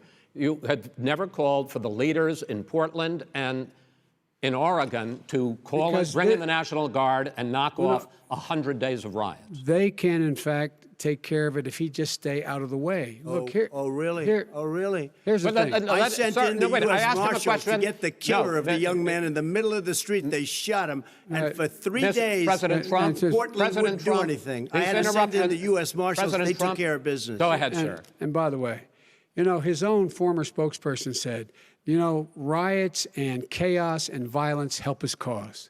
That's what this is all about. I don't know who said that. I do. Who? I think Kellyanne Conway. I don't think she said that. She said that. And so here's the all right. But here's the point. The point is that that's what he is, keeps trying to rile everything up. He doesn't want to calm things down. Instead of going in and talking to people and saying, let's get everybody together, figure out how to deal with this. What's he do? He just pours gasoline in the fire constantly, every single solitary time. And to end this, button up this segment. I'm going to give you a minute to answer, sir. You have repeatedly criticized. Wait, I have to answer his statement. No, you have His repeatedly. statement. Wait, you have just one no, second. you've been talking back made and a forth. statement. I'm asking you. I would love to you know, end it. sir. I would love to end it. and You know, we if would you want to very- switch seats, we would could very quickly. We could do that, but I'd I'm send no, in I'm, the National Guard. It would be over. There'd be no problem. Okay, but they good. don't want to accept the National Guard. You have repeatedly criticized the vice president for not specifically calling out Antifa and other left-wing That's right. extremist groups.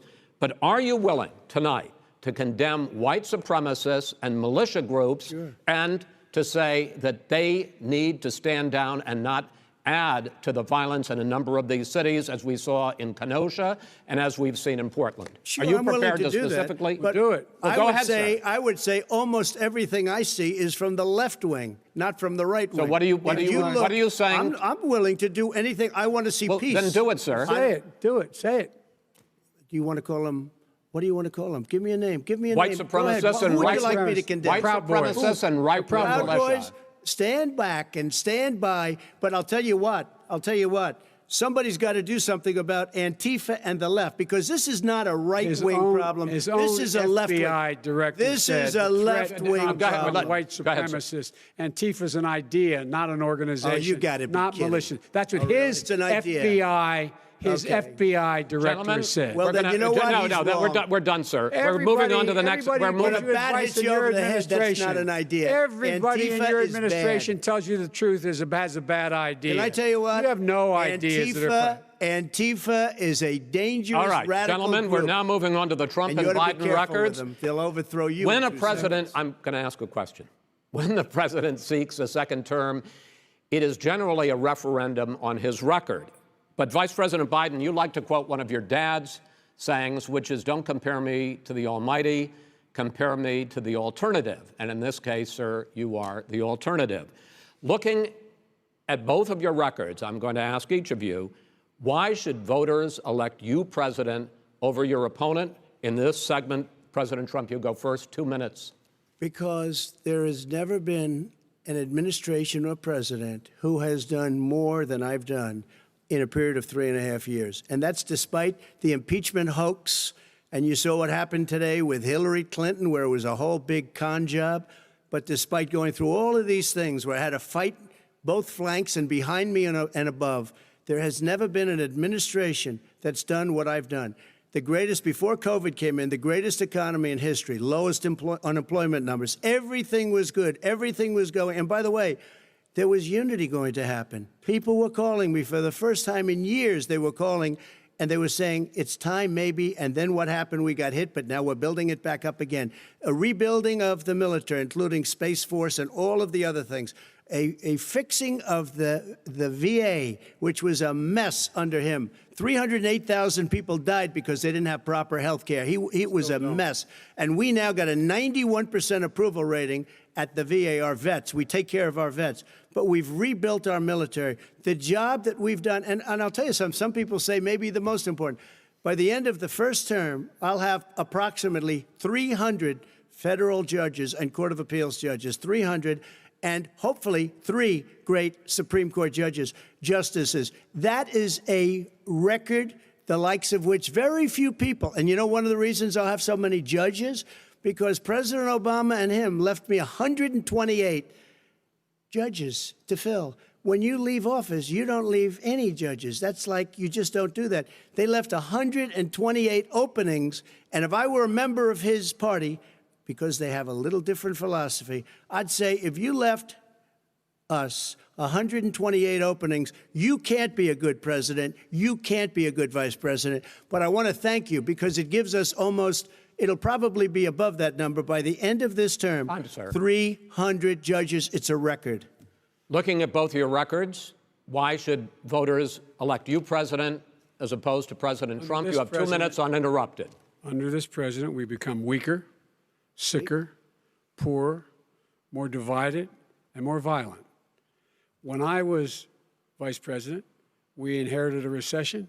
I was asked to fix it. I did. We left him a booming economy, and he caused the recession. With regard to being weaker, The fact is that I've gone head to head with Putin and made it clear to him we're not going to take any of his stuff. He's Putin's puppy. He still refuses to even say anything to Putin about the bounty on the heads of American soldiers. Your son got $3.5 million. And by the way, my son... Wait a minute. Mr. President, your campaign agreed to both sides would get 2-minute answers uninterrupted. Well, your side agreed to it, and why don't you observe what your campaign agreed to as a ground rule, okay, sir? He never keeps his word. No, I'm not asking. That was a rhetorical question. Can you Go add ahead, back sir. 30 seconds? Yeah, Because- yes, okay. you may have. All right. Go ahead. So, thirdly, we're poor. The billionaires have gotten much more wealthy by a tune of over $300 to $400 billion more just since COVID. You in the home, you got less. You're in more trouble than you were before. In terms of being more violent, when we were in office, there were 15% less violence in America than there is today. He's president of the United States. It's on his watch. And with regard to more divided, the nation can't stay divided. We can't be this way. And speaking of my son, the way you talk about the military, the way you talk about them being losers and being and just being suckers. My son was in Iraq. He spent a year there. He got the Bronze Star. He got the Conspicuous Service Medal. He was not a loser. He was a patriot, and the people left behind there were heroes. Really? And I resent. Are you talking like about hell. Hunter? Are you talking about I'm Hunter? talking about my son, Bo Biden. You're talking about. I don't know Bo. I know Hunter. Yeah, you Hunter know got Bo. thrown. Hunter got thrown out of the military. He was thrown out, dishonorably discharged. That's not true. He For wasn't dishonorably cocaine use. And he didn't have a job until you became vice president. And once you None became of that vice is president, true. he made a fortune in Ukraine, in China, in Moscow, That is simply and various not other places. true. He My made son, a fortune. my son, and he didn't have a job. My son, like a lot of people we know at home, had a drug problem. He's overtaken it. He's fixed it. He's worked on it, and I'm proud of him. But why was he proud of given my tens son. of millions All of right, but he dollars? wasn't given All right, tens of millions of he was dollars. given That tens is of totally, millions of that's been dollars. totally President Trump, discredited. we've already been Totally discredited. We've already been through this. I think the American people would rather hear about more substantial So do I. subjects. Well, you know, as the moderator, sir, I'm going to make a I know, but when judgment call somebody here. gets $3.5 million Okay, right. from the Let's mayor talk of about Moscow, Let's talk That is about not I think true. it's a terrible That thing. report is totally Why did he get discredited. it? I Mitt think, Romney on that committee said it wasn't worth taxpayers' money, that report. It was written for political reasons. you know, I'd like to talk about climate change. So would I. Okay. The forest fires in the West are raging now. They have burned millions of acres. They have displaced hundreds of thousands of people. When state officials there blame the fires on climate change, Mr. President, you said, I don't think the science knows. Over your 4 years, you have pulled the U.S. out of the Paris Climate Accord. You have rolled back a number of Obama environmental records. What do you believe about the science of climate change, and what will you do in the next 4 years to confront it? I want crystal clean water and air. I want beautiful, clean air. We have now the lowest carbon. If you look at our numbers right now, we are doing phenomenally. But I haven't destroyed our businesses. Our businesses aren't put out of commission. If you look at the Paris Accord, it was a disaster from our standpoint. And people are actually very happy about what's going on because our businesses are doing well. As far as the fires are concerned, you need forest management in addition to everything else. The forest floors are loaded up with trees, dead trees that are years old, and they're like tinder, and leaves and everything else. You drop a cigarette in there, the whole forest burns down. You've got to have forest management. What do you You've got to have believe? cuts. What do you believe about the science of climate change, sir? I believe that we have to do everything we can to have immaculate air, immaculate water, and do whatever else we can that's good. You know, we're planting 1 billion trees, the Billion Tree Project, and it's very exciting You believe for a lot of people. that human pollution, greenhouse gas emissions contributes to the global warming of this I think planet? a lot of things do, but I think to an extent, yes. I think to an extent, yes. But I also think we have to do better management of our forests. Every year, I get the call, California's burning. California's burning. If that was cleaned, if you had forest management, good forest management, you wouldn't be getting those calls. You know, in Europe, they have forest cities. They're called forest cities. They maintain their forests. They manage their forests.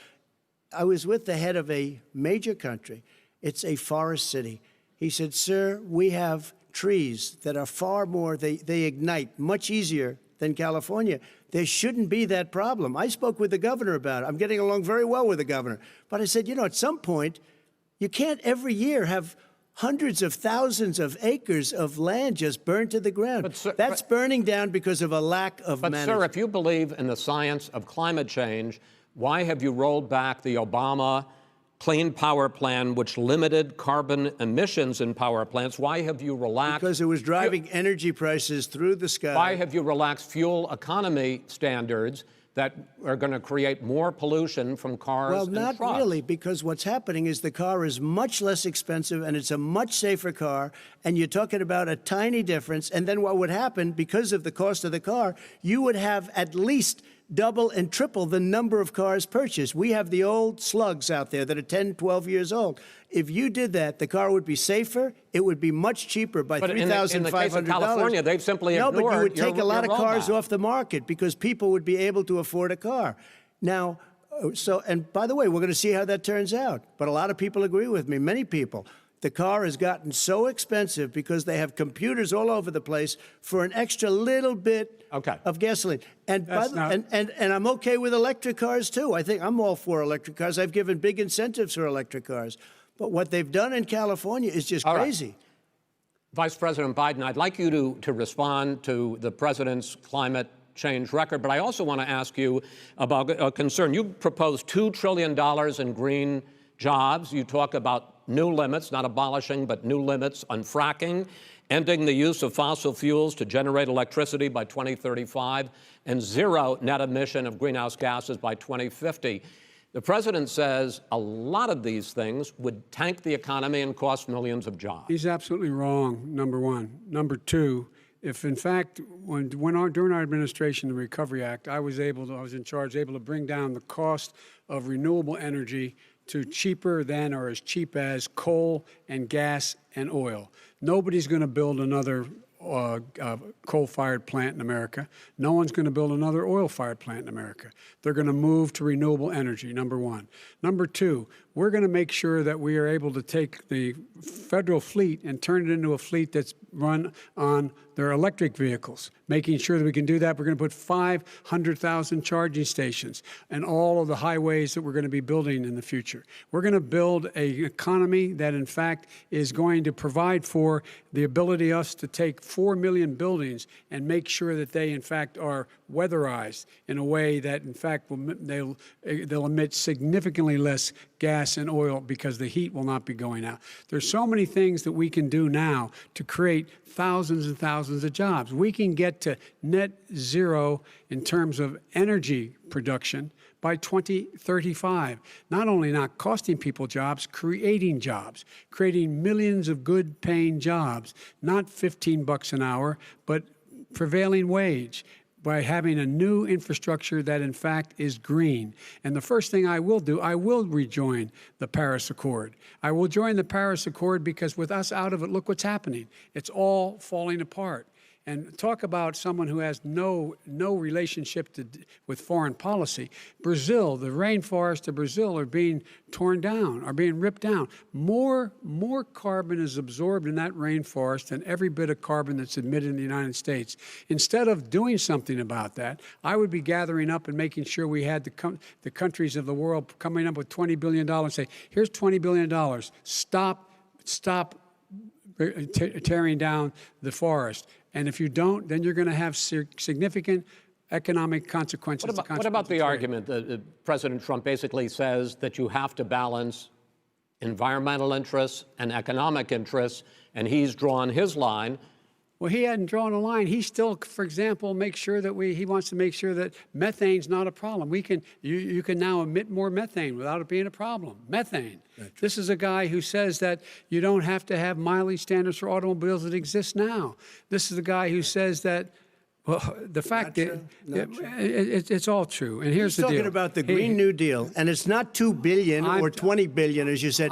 It's $100 trillion. I'm talking about where they the want to rip Biden down plan. Go for a buildings minute, and then you can go. and rebuild the building. No, It's the that is dumbest, not- most that ridiculous, is not where the airplanes are out Wait a of minute, sir. business, That's it. where two-car systems are out, where they Not want to true. take out the cows, too. Not That's true. not true either, right? Not this is true. this is a 100 Simply, trillion. look, That's more money than that our is- country could make in that is 100 simply years if we're not going the case. All right, let me It will destroy our because I country. actually, wait a minute, sir. I actually have studied your plan, and it includes upgrading 4 million buildings, weatherizing 2 million homes over 4 years, building 1.5 million energy-efficient homes. So the question becomes, the president is saying, I think some people who support the president would say that sounds like it's going to cost a lot of money and hurt the economy. What it's going to do is going to create thousands and millions of jobs, good-paying jobs. Well, let him finish, sir. He doesn't know how to do that. $100 billion. The fact is, it's going to create millions of good-paying jobs, and these tax incentives to people for people to weatherize, which he wants to get rid of. It's going to make the economy much safer. Look how much we're paying now to deal with the hurricanes. By the way, he has an answer for hurricanes. He said maybe we should drop a nuclear weapon on them. They may. I never said that That's at all. he did say. You made it up. And here's the deal. You make up a we lot of things. we are going to be in a position where we can create hard, good jobs by making sure the environment is clean and we all are in better shape. We spend billions of dollars now, billions of dollars on floods, hurricanes, rising seas. We're in real trouble. Look what's happened just in the Midwest with these storms that come through and wipe out entire sections and counties in Iowa. They didn't happen before. They're because of global warming. We make up 15% of the world's problem. We, in fact, but the rest of the world, we've got to get them to come along. That's why we have to get back into the Paris Accord. All right, gentlemen. Wait a minute, Chris. So why didn't he do it for 47 years? You were vice president. Why didn't you get the world? China sends up real dirt into the air. Russia does. India does. They all do. We're supposed to be good. And by the way, he made a couple of statements. The Green New Deal is $100 trillion, That is not not $20 billion. my plan. That's the Green well, New you want to Deal rebuild every is building. not my plan. You want to rebuild every. If he knew anything about, if he knew anything he made a about, statement about the military. He said I said something about the military. He and his friends made it up, and then they went with it. I never said it. Okay. That is what not he true. did Sir, is he you're done in said this segment. he called Mr. the military Vice President, stupid bastards. I and he did said not it on say tape. that. He said Mr. stupid Please, bastards. He sir, said it. stop. I would never I say would that play to the it. military. Play it.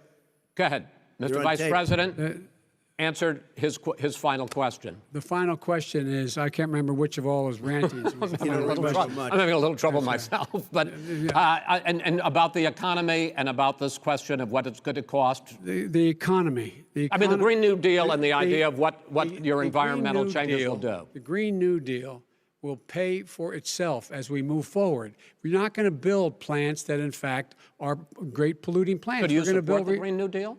Pardon me? Do you support? No, I don't support the Green New Oh, Deal. you don't? Oh, well, that's a big statement. I That support means you the just Biden. lost the radical left. I Oh, support you the don't. Biden plan that I put forward. Okay.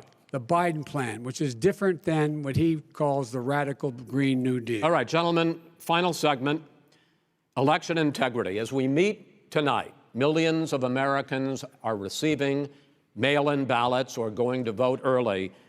How confident should we be that this will be a fair election, and what are you prepared to do over the next 5+ weeks, because it'll not only be to Election Day, but also counting some ballots, mail-in ballots after Election Day.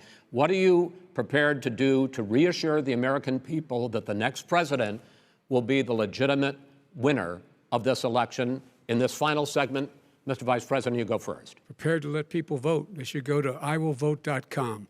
Decide how they're going to vote, when they're going to vote, and what means by which they're going to vote.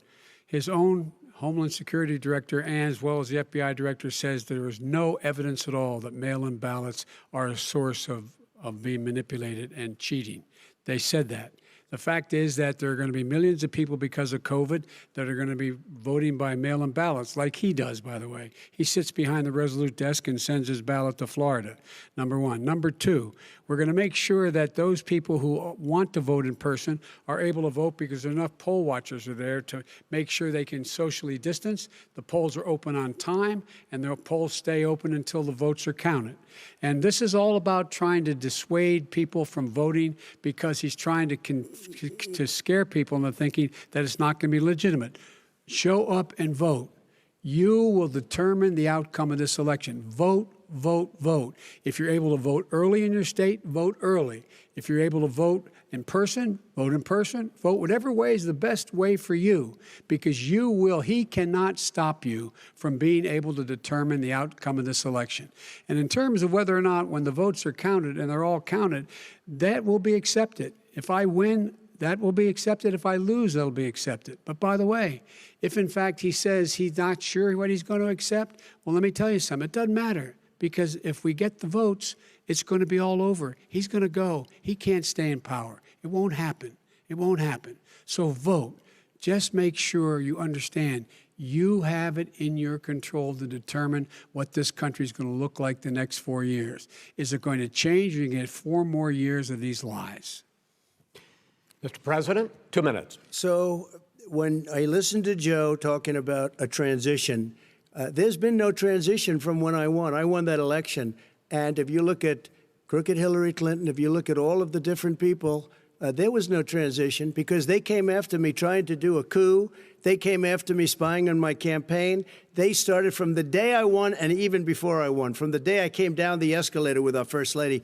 They were a disaster. They were a disgrace to our country. And we've caught them. We've caught them all. We've got it all on tape. We've caught them all. And by the way, you gave the idea for the Logan Act against General Flynn. You better take a look at that, because we caught you in a sense. And President Obama was sitting in the office. He knew about it too. So don't tell me about a free transition. As far as the ballots are concerned, it's a disaster. A solicited ballot, okay, solicited is okay. You're soliciting, you're asking, they send it back, you send it back. I did that. If you have an unsolicited, they're sending millions of ballots all over the country. There's fraud. They found them in creeks. They found some with the name Trump, just happened to have the name Trump just the other day in a waste paper basket. They're being sent all over the place. They sent 2 in a Democrat area. They sent out 1,000 ballots. Everybody got 2 ballots. This is going to be a fraud like you've never seen. The other thing, it's nice on November 3rd, you're watching and you see who won the election. And I think we're going to do well, because people are really happy with the job we've done. But you know what? We won't know. We might not know for months, because these ballots are going to be all over. Take a look at what happened in Manhattan. Take a look at what happened in New Jersey. Take a look at what happened in Virginia and other places. They're not losing 2%, 1%, which, by the way, is too much. An election could be won or lost with that. They're losing 30 and 40%. It's a fraud, and it's a shame. And can you imagine where they say you have to have your ballot in by November 10th? November 10th. That means that's 7 days after the election, in theory, should have been announced. Okay. We have major states with that, sir, all run by Democrats. 2 minutes is 2 minutes. All run by Democrats. It's President Trump, it's a rigged election. You're going to be able to continue. You have been charging for months that mail-in balloting is going to be a disaster. You say it's rigged, that it's going to lead to fraud. But in 2018, in the last midterm election, 31 million people voted mail-in voting. That was a quarter, more than a quarter, of all the voters that year cast their ballots by mail. Now that millions of mail-in ballots have gone out, what are you going to do about it? And are you counting on the Supreme Court, including a Justice Barrett, to settle any dispute? Yeah, I think I'm counting on them to look at the ballots, definitely. I hope we don't need them in terms of the election itself. But for the ballots, I think so, because what's happening is incredible. I read today, where at least 1% of the ballots for 2016 were invalidated. They take them, we don't like them, we don't like them. But what are you going to do about it? There are millions of ballots going out right now. What you do is you go and vote. You do a solicited ballot, and that's okay, or you go and vote. I'm asking you about the fact that millions of people... You go and vote. You go and vote. But like they used to in the old... Millions of people... You either do, Chris, a solicited ballot where you're sending it in, they're sending it back, and you're sending... They have mailmen with lots of it. Did you see what's going on? Take a look at West Virginia, mailmen selling the ballots. They're being sold. They're being dumped in rivers. This is a horrible thing for our country. There is no. This is not. There is no. This is not evidence going of to that. end well. There is Okay. no This evidence is of that. not going Vice to President end well. Biden. 5 states In fact, have had go ahead, mail-in sir. ballots for the last decade or more. 5, including 2 Republican states. And you don't have to solicit the ballot. It's sent to you. It's sent to your home. What we're saying is, they're saying is that it has to be a postmark by the time, by Election Day. If it doesn't get in till the 7th, 8th, 9th, it still should be counted. He's just afraid of counting the votes because he knows You're what the wrong. outcome You're is. wrong. I want to continue with you on this, love Vice counting the President votes. Biden. Chris, he's so wrong when he makes in a fact, statement no, like that. excuse me, Vice President Biden, the biggest problem, in fact, over the years with mail-in voting has not been fraud historically. It has been that sizable numbers, sometimes hundreds of thousands of ballots are thrown out because they have not been properly filled out, or there is some other irregularity, or they missed the deadline. So the question I have is, are you concerned that the Supreme Court with a Justice Barrett will settle any dispute? I'm concerned that any court would settle this because here's the deal.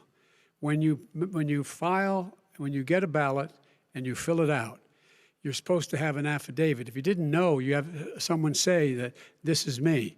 You should be able to, if in fact you can verify that's you before the ballot is thrown out, that's sufficient to be able to count the ballot because someone made a mistake and not dotting the correct I. Who they voted for, testify, say who they voted for, say it's you. That is totally legitimate. All right. Excuse me, Chris, when you have 80 million ballots I have a final sent in question. and swamping the system, you know it can't be done. You know it can't. And already there's been so fraud. now, mail service delivers wait a minute, gentlemen, and the 185 final million question pieces of mail a day. in 8 states, we can keep talking. In 8 states, election workers are prohibited currently by law, 8 states, from even beginning to process ballots, even take them out of the envelopes and flatten them until Election Day. That means that it's likely, because there's going to be a huge increase in mail-in balloting, that we are not going to know on election night who the winner is, that it could be days, it could be weeks. Could be months. Until we find out who the new president is. So first for you, sir, finally for the vice president, I hope neither of you will interrupt the other. Will you urge your supporters to stay calm during this extended period, not to engage in any civil unrest? And will you pledge tonight that you will not declare victory until the election has been independently certified? President Trump, you go first. I'm urging my supporters to go into the polls and watch very carefully, because that's what has to happen. I am urging them to do it. As you know, today there was a big problem. In Philadelphia, they went in to watch. They're called poll watchers, a very safe, very nice thing. They were thrown out. They weren't allowed to watch. You know why? Because bad things happen in Philadelphia, bad things. And I am urging my people. I hope it's going to be a fair election. If it's a fair election, I am 100% on board. But if I see tens of thousands of ballots being manipulated, I can't go along with that. And I'll tell you what, does that from mean, a common sense, does that mean I'll you're going tell to you tell what your it means. people to take to the It means you have a fraudulent election. You're And what are sending you out gonna do? 80 And million what would you ballots. do about that? They're not equipped to. These people aren't equipped to handle it. Number one. Number two, they cheat. They cheat. Hey, they found ballots in a waste paper basket 3 days ago, and they all had the name military ballots. They were military. They all had the name Trump on them. Vice President you think Biden, that's good? Vice President Biden, final question for you. Will you urge your supporters to stay calm while the vote is counted, and will you pledge not to declare victory until the election is independently certified? Yes, and here's the deal. They count the ballots, as you pointed out. Some of these ballots in some states can't even be opened until Election Day. And if there's thousands of ballots, it's going to take time to do it. And by the way, our military, they've been voting by ballots since the end of the Civil War, in effect. And that's what's going to happen. Why was it not? Why is it for them somehow not fraudulent? It's the same process. It's honest. No one has established at all that there is fraud related to mail-in ballots, that somehow it's a fraudulent process. It's already been established. Take a look at Carolyn Maloney's race. I asked you had an opportunity to respond. Look at Carolyn Maloney. Go ahead. They have no idea what Vice happened. President Biden, go ahead. He has no idea what he's talking about. Here's the deal. The fact is, I will accept it, and he will too. You know why? Because once the winner is declared, after all the ballots are counted, all the votes are counted, that'll be the end of it. That'll be the end of it. And if it's me, in fact, fine. If it's not me, I'll support the outcome. And I'll be a president not just for the Democrats. I'll be a president for Democrats and Republicans. And this guy, I want to see an honest ballot count. Gentlemen, you say that's the end of it? This is the end of this debate? Honest ballot count. We're going to leave it there. To be continued as in more debates as we go on.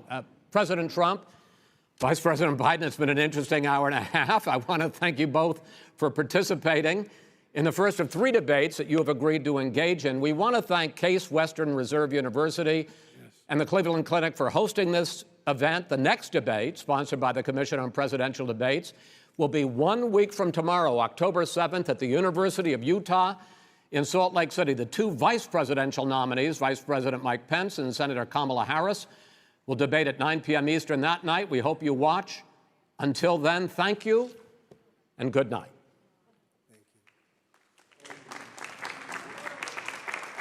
Thank you.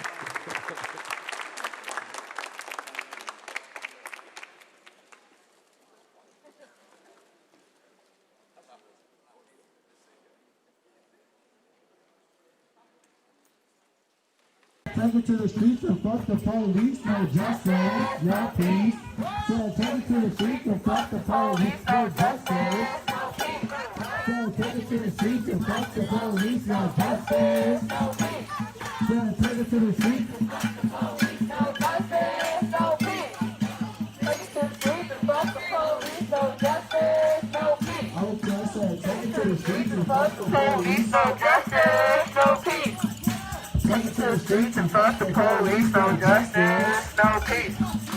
Take it to the streets and fuck the police, no justice, no peace. Take it to the streets and fuck the police, no justice, no peace. Take it to the streets and fuck the police, no justice, no peace. Take it to the streets and fuck the police, no justice, no peace. Take it to the streets and fuck the police, no justice, no peace. Take it to the streets and fuck the police, no justice, no peace. Take it to the streets and fuck the police, no justice, no peace. Take it to the streets and fuck the police, no justice, no peace. So take it to the streets and fuck the police, no justice, no peace.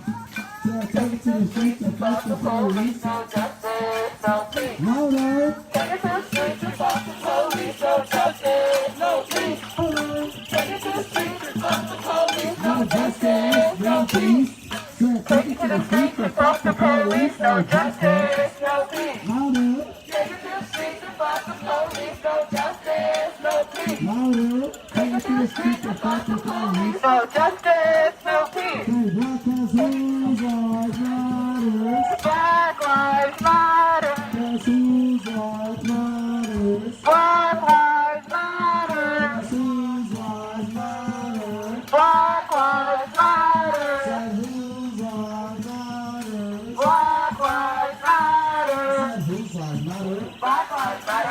Whose lives matter? Black lives matter. Whose lives matter? Black lives matter. Say it louder. Black lives matter. Even louder. Black lives matter. Say it louder. Black lives matter. Even louder. Black lives matter. Whose lives matter? Black lives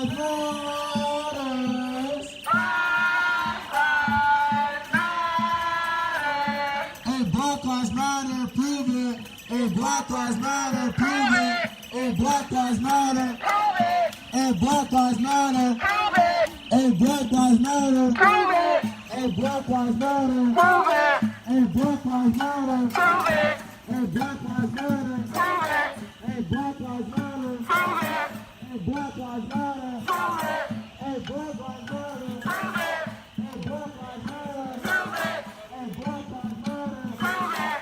Hey, Black Lives Matter, prove it. Get out of your homes and into the streets. Get out of your homes and into the streets. Get out of your homes and into the streets. Get out of your homes and into the streets. Get out of your homes and into the streets. Get out of your homes and into the streets. Get out of your homes and into the streets. Get out of your homes and into the streets. Get out of your homes and into the streets. Get out of your homes and into the streets. Get out of your homes and into the streets.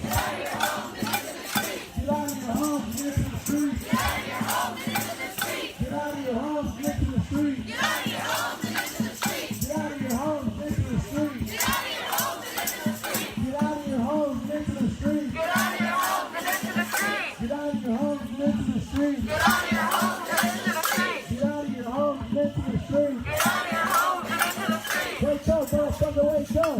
Wake up, motherfucker, wake up. Wake up, motherfucker, wake up. Wake up, motherfucker, wake up. Wake up, motherfucker, wake up. Wake up, motherfucker, wake up.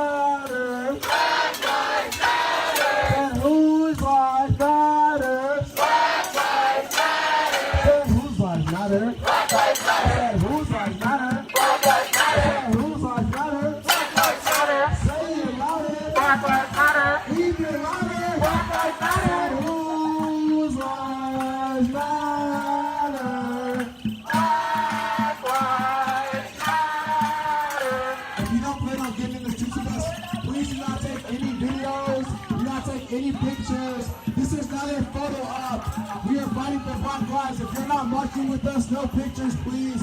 No videos.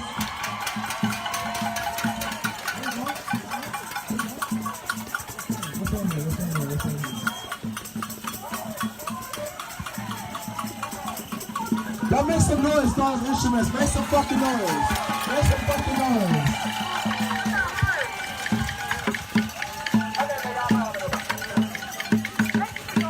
Like I said, this is not a photo op. We are fighting for Black lives. If you are not out here fighting with us, do not take any pictures or videos of protesters. Thank you. Sorry. Y'all make some fucking noise.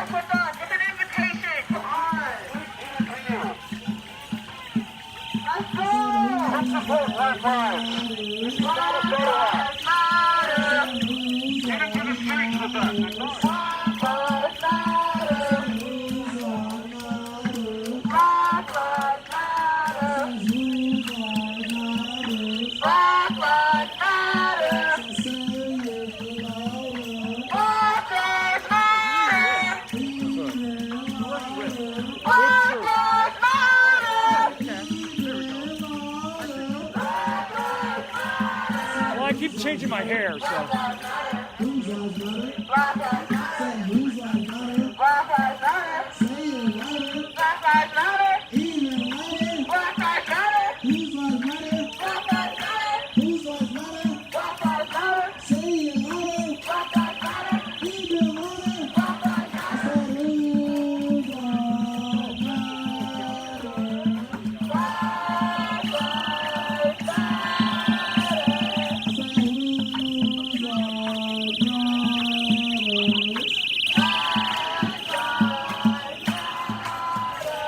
No cops, no KKK, no fascist USA. No cops, no KKK, no fascist USA. No cops, no KKK, no fascist USA. No cops, no KKK, no fascist USA. Louder. No cops, no KKK, no fascist USA. Okay. No cops, no KKK, no fascist USA. No cops, no KKK, no fascist USA.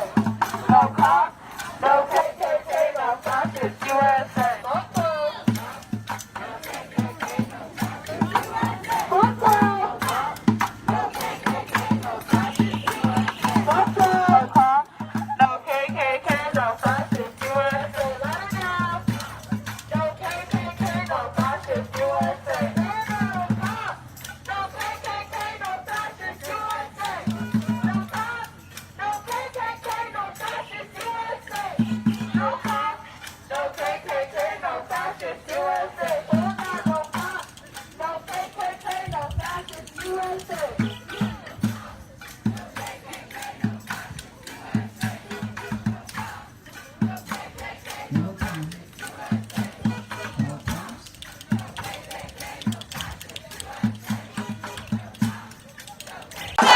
What's that spelling?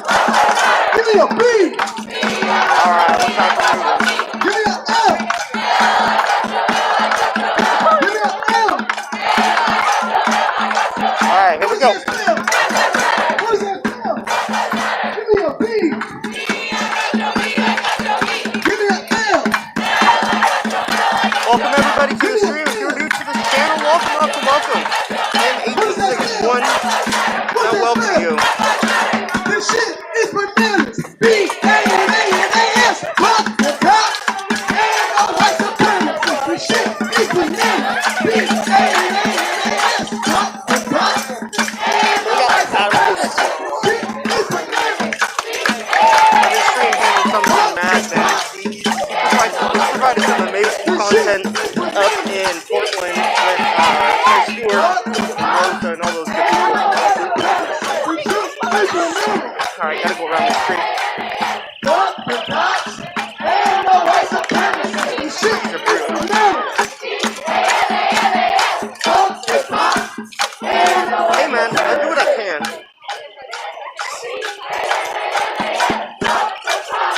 I'm just glad they started for the most part after, yeah, we're going down the same path we did yesterday, so just about what I came to the protest last night. But, yeah, I'm glad they started after the debate. I'm trying to wake up everybody in this fucking neighborhood. I'm trying to wake up, motherfucker, wake up. Wake up, motherfucker, wake up. Wake up, motherfucker, wake up. Wake up, motherfucker, wake up. Wake up, motherfucker, wake up. Wake up, motherfucker, wake up. Oh gosh, I remember that from last night. That's about an hour or so out. So I started at this point yesterday.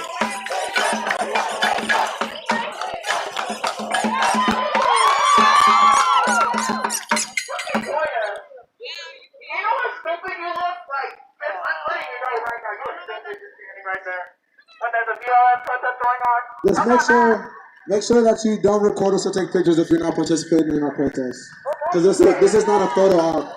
Black people are dying every single day. This is not a photo op. If you have black phones, I suggest that you do it.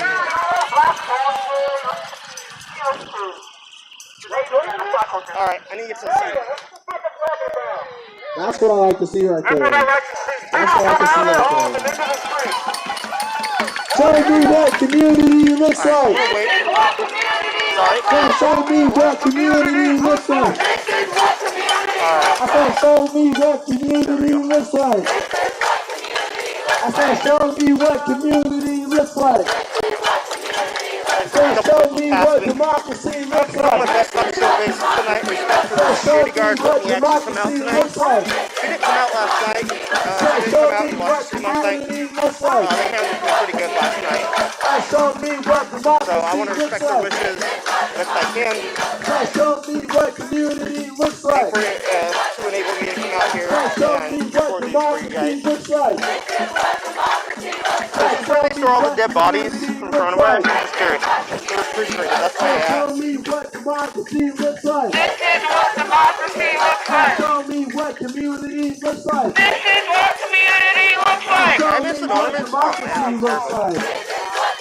You guys are amazing. Thank you so much for coming out. If you'd like to help No bad cops in a racist system. No bad protesters in a revolution. No bad protesters in a revolution. No good cops in a racist system. No bad cops in a racist more like you get higher on YouTube results. You know, I figured that one out. So if we can get more likes on the stream, definitely more views. No bad protesters in a revolution. More eyes, more people to chat with in the chat. No good cops in a racist system. No good cops in a racist system. No bad protesters So in yeah, a revolution. No bad protesters in a revolution. If you want to support the stream more than just that, No good cops in a racist system. No bad protesters in a revolution. No bad protesters in a revolution. No good cops in a racist system. No good well, I got racist that system. No bad protesters in a revolution. No bad protesters in a revolution. What do we want? Justice. And when do we want it? Now. Say, what do we want? Justice. And when do we want it? Now. Say, what do we want? Justice. And when do we want it? we didn't get it so often. Say, now, now, now, now, now, now, now, now, say, now, now, now, now, now, now, now, now, say, what do we want? Justice. And when do we want it? Now. Say, what do we want? Justice. And when do we want I'm it? curious if where it's going. Say, what do we want?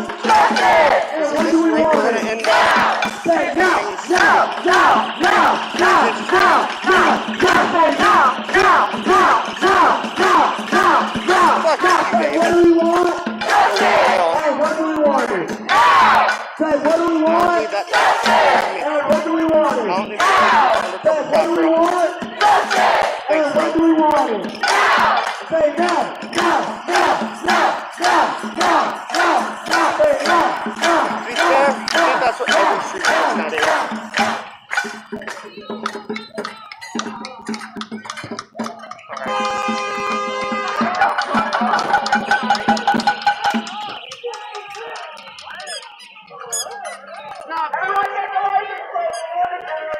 Some guy just drove through the crowd. I'm going to lower the camera here.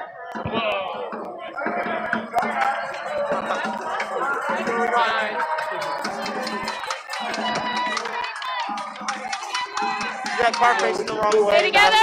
Stay tight.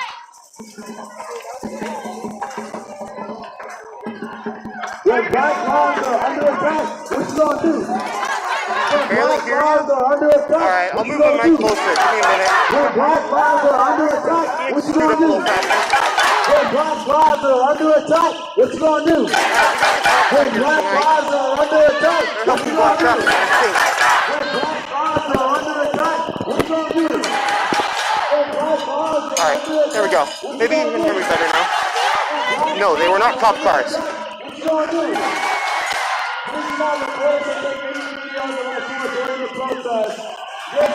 I take that back. Those are not cop cars in front of us. No cops out tonight. I take that back. I thought they were, but they're not. Hey, people are joining us.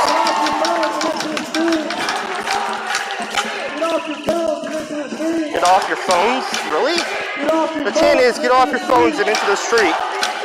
Get off your phones and into the street. Get off your phones and into the street. Get off your phones and into the street. Get off your phones and into the street. Get off your phones and into the street. I heard they got a lot of wrath back in the day when they were actually used.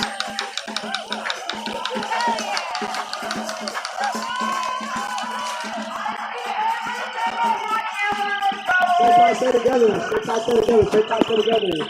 All right. Hey, Black Lives Matter. Hey, Black Lives Matter.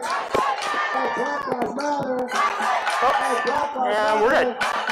Hey, Black Lives Matter. Hey, Black Lives Matter. Hey, Black Lives Matter. Hey, Black Lives Matter. Hey, Black Lives Matter.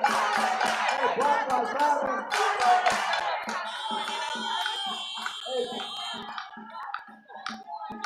Oh.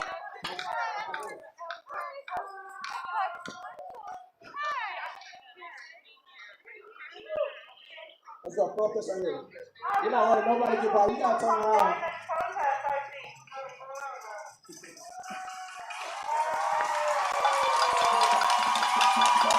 Make some fucking noise!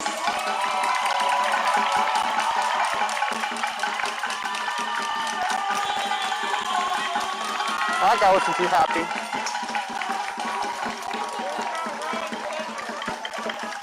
Get off your phones and into the streets. Bro, that's old news. Get off your phones and into the streets. Get off your phones and into the streets. Get off your phones and into the streets. Get off your phones and into the streets. I'm enjoying being on my phone, thanks. Get off your phones and into the streets. Get off your phones and into the streets. My chat has completely different views than me. Get off your phones. Most of them, anyways. Get off your phones and into the streets. Hey, Black Lives Matter. Hey, Black Lives Matter. Hey, Black Lives Matter. I do my best not to film faces. Black Lives Matter. Hey, Black Lives Matter. Hey, Black Lives Matter. Hey, Black Lives Matter. Hey, Black Lives Matter. Hey, Black Lives Matter. Hey, Black Lives Matter. Hey, Black Lives Matter. Hey, Black Lives Matter. Alright, David. Alright, somebody get rid of David, please. Thank you. Bye, David. I don't need that rap coming around here. You keep that shit up, I'm not gonna be able to fucking stream out here. Security keeps an eye on my streams every night, bro.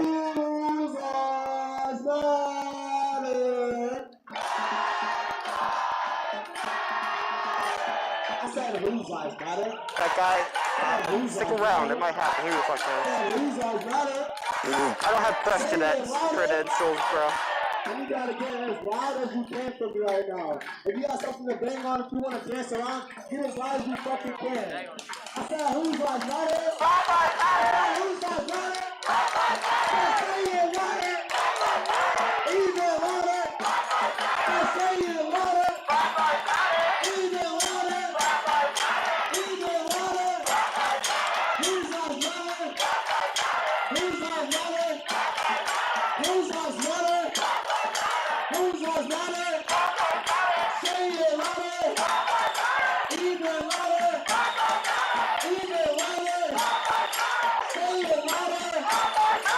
Even louder. No justice. No peace. Said no justice. No peace. I said no justice. No peace. I said no justice. No peace. I said no justice. No peace. I said no justice. I said no justice. I said no justice. I said no justice. I said no justice.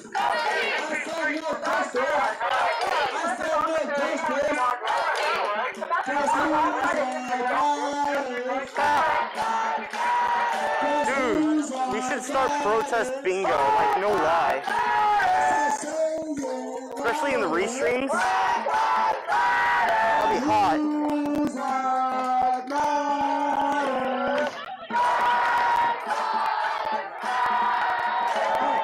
Take it to the streets and fuck the police, no justice.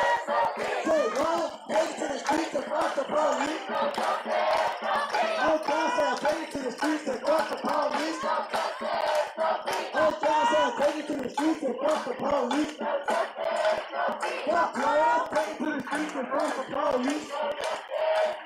Oh, God, take it to the streets and fuck the police. Oh, God, take it to the streets and fuck the police.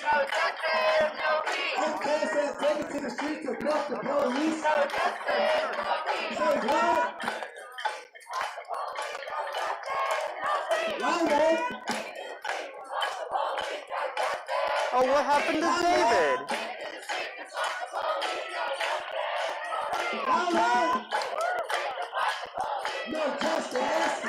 Okay, take it to the streets and fuck the police. Louder.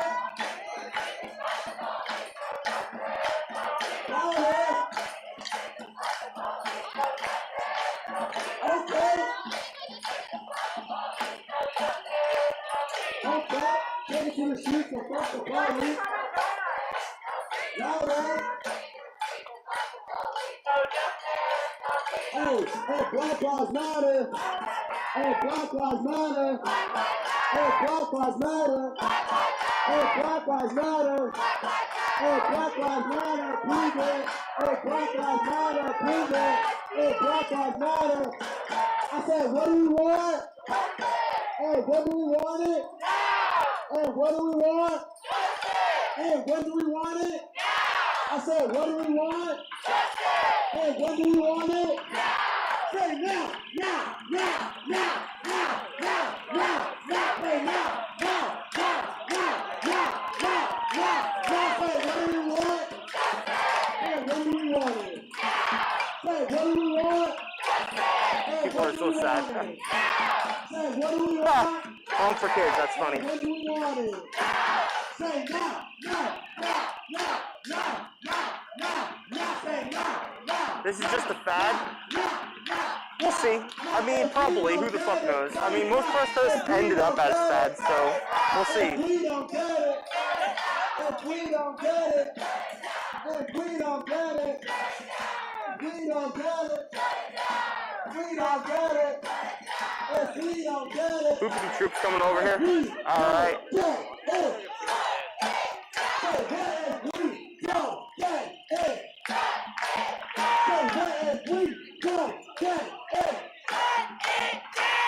If we don't get it, if we don't get it, if we don't get it, if we don't get it, if we don't get it. We're going towards the main street. Oh, there's got to be some bikes that are ready to rush by us here. Loop trip indeed. They provide a lot of my content, so. Bro, they were insane. Dude, Trey Stewart from Loop Trip got shot in the nuts with a paintball gun. If we don't get it, if we don't get it, cause who's our daughters? Cause who's our daughters? I think when we keep going this way, we might cause some conflicts, but we'll see what happens. Should be interesting. Say louder, even louder. MAGA, alrighty. That's about 90% of my audience. Whose lives matter? Say it louder. Say even louder. I think we should probably stop here, but hey, you know, that's just my opinion.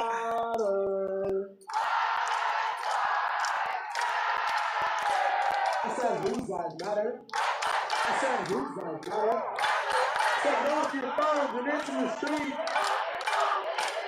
Get off your phones and into the street. Get off your phones and into the street. Wake up, motherfucker, wake up! Wake up, motherfucker, wake up! Wake up, motherfucker, wake up! So right now we're right there at all the university dorms. If you take a look, you can see that these are the dorms. Wake up, motherfucker, wake up! Wake up, motherfucker, wake up! Wake up, motherfucker, wake up! Louder! Louder! Say what? Oh boy, the crowd has probably tripled in size since we came here. Holy crap. Well, let's take a little grasp of what we got here. So that was the size beforehand.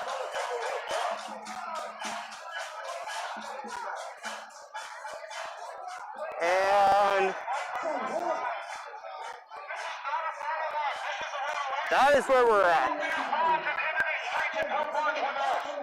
That is where we are at. We've definitely at least doubled or tripled in size since we started.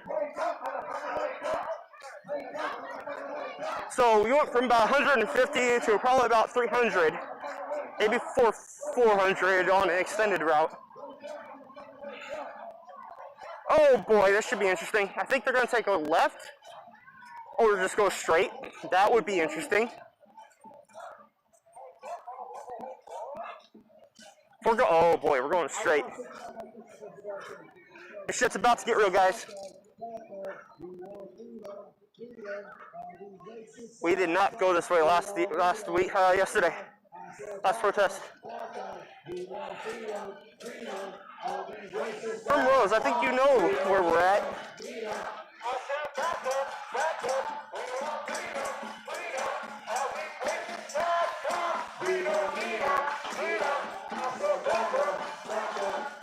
More light coming soon to a protest near you.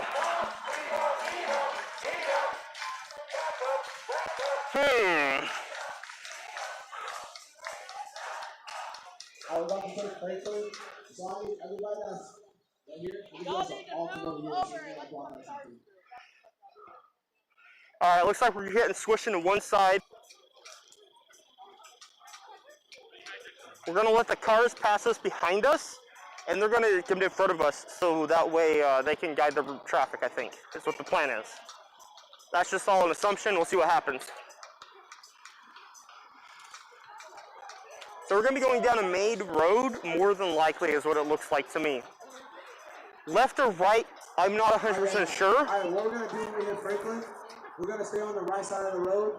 We got our block cars through right here. We got our block cars right here. We're going down Franklin is what I think what he said. I don't know. I don't know what street that is in front of us.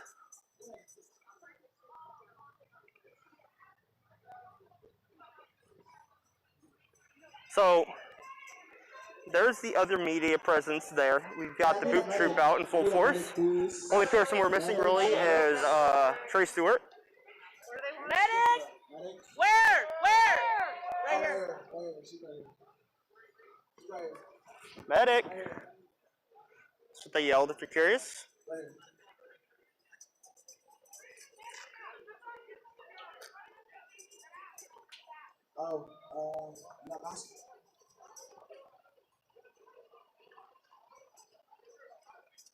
What did he change his mind about?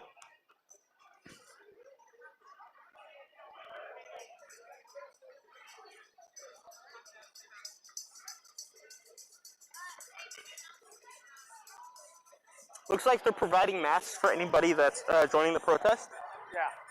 Yeah. You talking to me or No, stream. It's all right. Which is smart. It's a good thing, though. By the way, thank you everybody who just joined. We have about 290-ish people watching. Thank you so much, everybody who has joined us. It's definitely going to get interesting in here. It should be cool. I think everything will be fine, but you know, I can't tell the future. Can I see a show of hands if you just joined us from out off campus? Can I see a show of hands if you just joined us from off campus? All right. I know there's more people than that. If you just joined us from off campus, now get a show of hands. So everybody there just joined us, and they go way back there. So don't let them fool you. You remember the size of the crowd if you joined before. Can we get a round of applause for people that joined us from campus? So, Mike D, thank you for now becoming a subscriber, I think. Joining us from campus, we're a black community. We are here marching for Black Lives. And that's what we are about to take a rapid walk down Franklin. So stay with us. We're just giving Curious as to where we're going to go. I'm curious if we're going to go into Springfield or we're going downtown. It should be fairly interesting.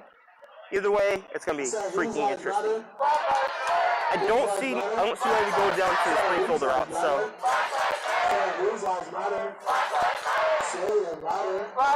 Anyways, of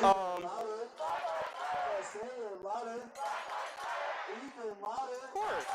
So we started at University Park.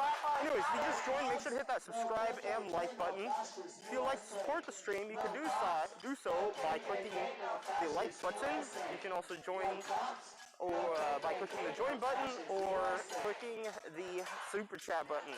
If you do not have the money to donate, do not donate. I would prefer you kept your money if you don't have the money to do so. Anyways, thank you everybody for coming out. Alright, so they're putting cars in front of us. I would show it, but I don't want to piss people off. But there's cars directly, you can see that car there, just now moving. It's going that way down the street in front of the entire group. If you look, you can see the people there. I'm going to zoom back before the license plate shows, but yeah. Anyways, there's nobody to the right of us.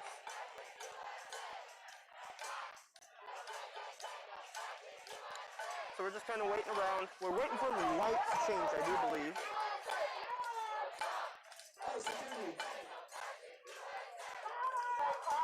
I think we're waiting for the light to change. I don't know, but I'm fairly certain everybody at that intersection that's a car is like, oh, what the fuck is going on? It was terrible. Alright, that's good to know.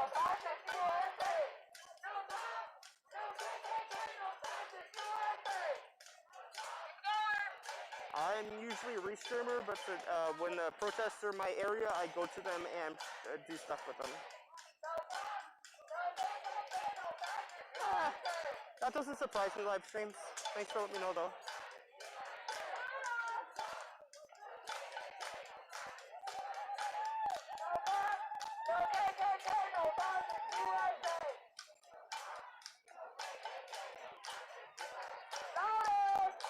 I said, whose lives matter?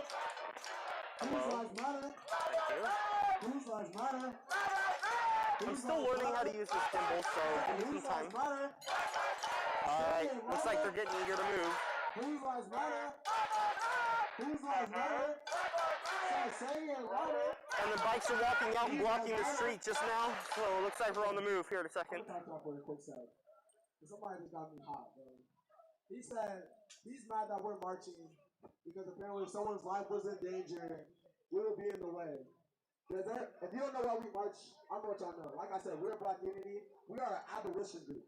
We are fighting to abolish the fucking police because that shit is bullshit. Doesn't work for anybody else. I'm not 100% for abolition. Like, I understand their point of view, I'm just not 100% for it. I'm for it as long as they replace it for something. But I'm not sure that's the point. Anyways, that's my point of view. Don't let that affect anybody in the stream. I'm non-biased. I don't let that affect my stream itself. We're marching to bring people together. We're marching to share a message with people. We're marching to tell people Donald Trump can't even win a golf. Wow. On the inside to dismantle that system.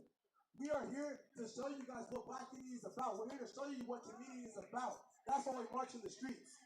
Yes, we know marching is not going to create physical gotta go. We have to go do that ourselves. We gotta go. We have all the street blocked off and we don't want to keep them blocked. Alright.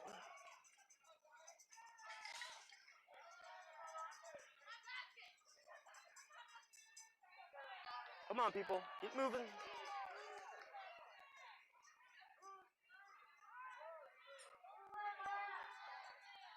Stay together, stay tight. Stay together, stay tight. Stay together, stay tight. Stay together, stay tight. Stay together, stay tight. Stay together, stay tight. Stay together, stay tight. Oh, poor bus. Stay together. The city bus is right here. Stay together, stay tight. City bus. Stay together, stay tight. Stay together, stay tight. Are we taking this? Stolen land. But like, I'm old enough that I want my own bathroom. Are we taking this? No, we're not. No, we are not.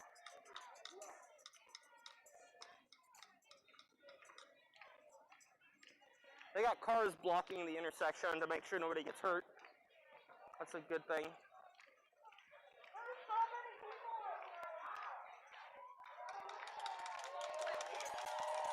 Alright, let's get a quick grasp of how many people are actually here. What do you say?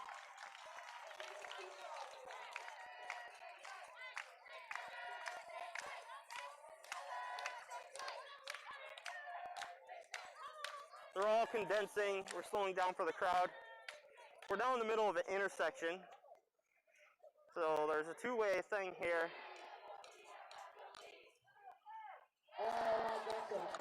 It's not a small intersection.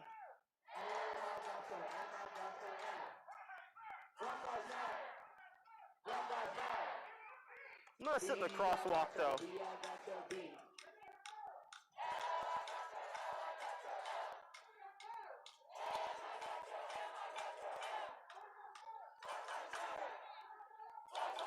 We're on the main road in this area.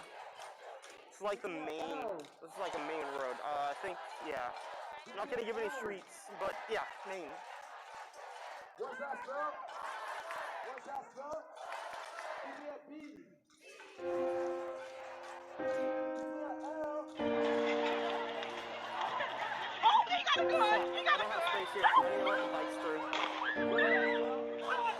Dude was getting into his car, and the cop pulled up and like literally was like holding on to him and some shit. Usually I try to do a little fluff. I try to do a little, thank y'all for coming, this, that, and the third, blah, blah, blah. I'm on a whole different tip tonight. I want to thank you for another week with What's Up, Brody? How you doing? I need to get back up front, man. This place is quiet AF. What do you call a curfew when you locking people down for 24 hours? They encourage businesses not to open. Let's just go ahead and dive right in. Thank y'all for coming in and kicking it with Kirk. Let's go into it. There was an incident that I had one time that I actually ended up dumping a girl over a racial profiling incident that happened to me. You just gotta love people, man. We gotta love each other, and it's time to get close with your family. But didn't you sign up to protect and serve? Didn't you sign up to serve the community, even if that means, unfortunately, you may not make it home? Isn't that what you signed up for as an officer? Or did you sign up for a cushy job with a check where you could terrorize people? Is what do you say to the people who are peacefully protesting and they're being tear gas, bombed, shot rubber bullets at, and being beaten? We might have chose this life and whatever, but we also chose one of the only fields that is guaranteed to not stop based on any natural disaster. How long do we stay quiet and don't say anything? How long do we do this for? Make a complete stop, you take a left turn, and the cop lights come on. Every single right, basic human right that Black Americans have gotten in this country, we had to fight for. We're on vacation. I decided we wanted to go out to Vegas for the weekend, so that's what we did. And the cop's like, well, your license plate says California. Why are you out here? Best thing that I've learned, hold on to your family.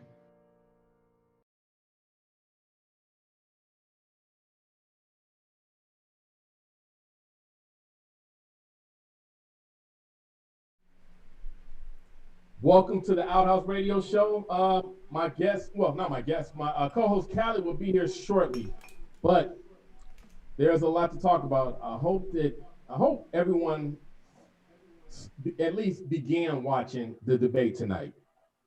If you didn't finish watching it, I totally understand. I can just tell you right now, I am almost embarrassed at this moment, just this moment, to be a U.S. citizen. That was absolutely embarrassing. And first of all, we all expected how our president, and I respectfully call him, a lot of people say, well, he's not my president. Well, he is our president. No matter how you cut it, he's our president. Whether you like him or not, he's our president. And even the brother he preceded, Barack Obama, a lot of people will say, well, he's not my president. Yes, he was your president. He was your president for 8 years. But getting back to what I'm saying, I expected the president to act the way he acted, but I'm really most disappointed in our Democratic elected for President Joe Biden. I'm sure his team prepped him to see how the president was going to act. And it seemed like he fell right into it.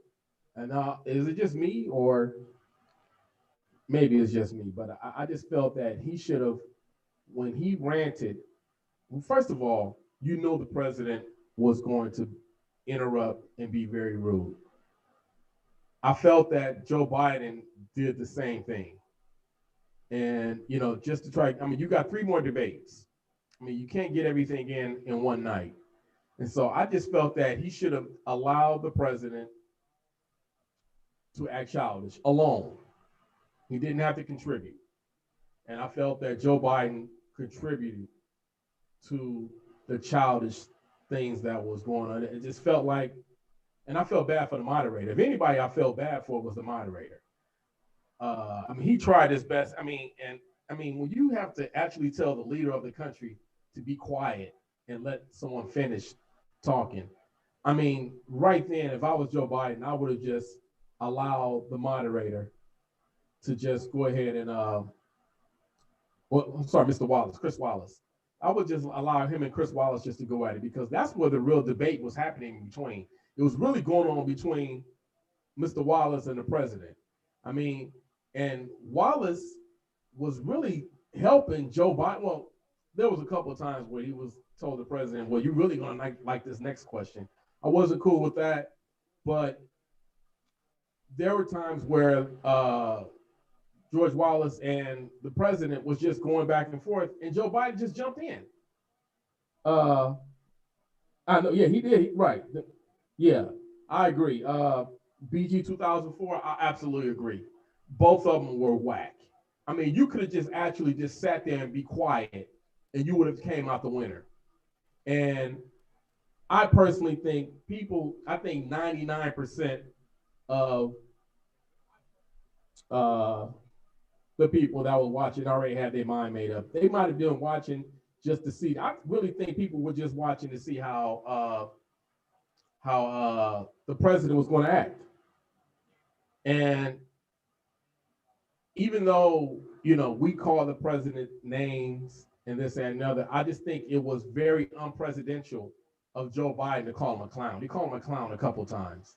Even though I mean, we can see that, you know, I mean, but you don't, maybe you can go on your interviews when you're on MSNBC or CNN. I don't think Fox will ever, I don't think he ever do Fox television. But when you do your interviews on Fox and CNN, then you can call him a clown, but you don't want to, when all the eyes are looking at you. I mean, I'm sure in the Midwest, my son was watching. My son called me. My son right now is in Missouri.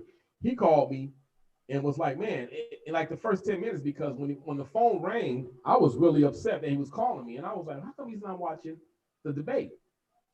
And the first thing that came out of his mouth was, man, are you watching these clowns? And it was like 10 minutes in. And that's just no way, that anybody should be watching this. I mean, it's okay for one to act like that, but when you both are acting like that, it's like, who are we voting for?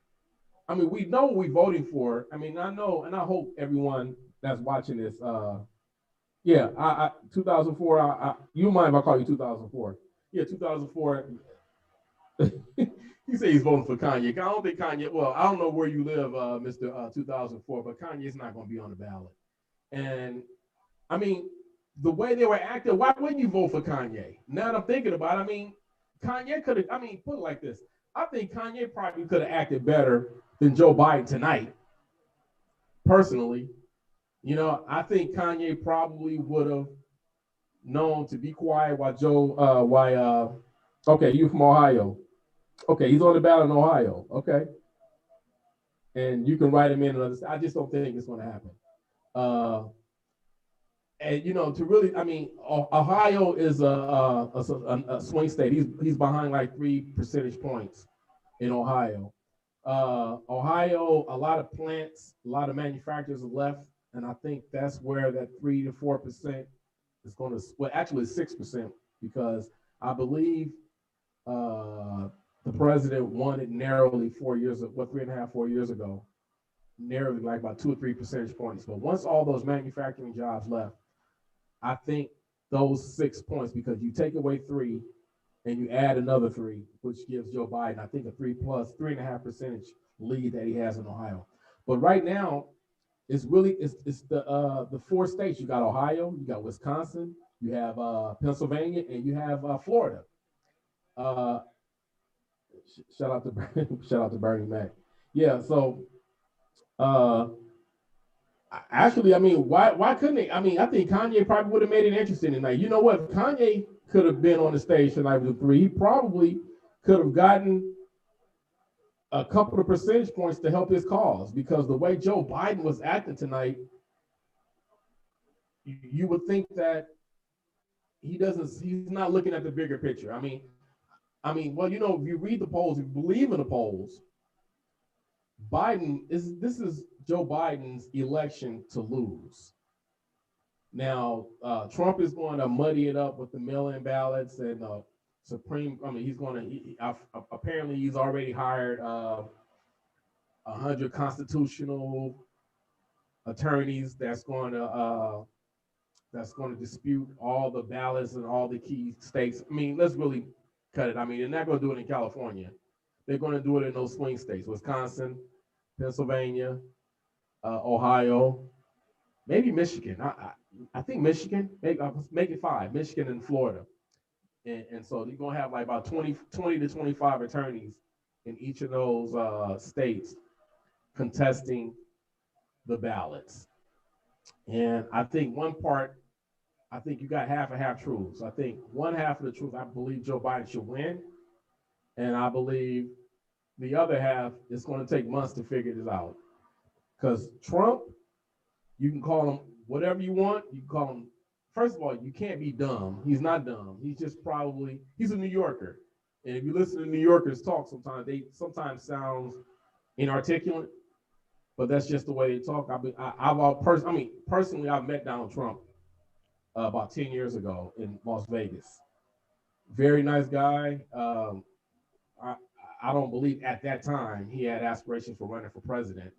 Well, actually he did aspirations for running for president. He's been talking about running for years, but that's besides the point.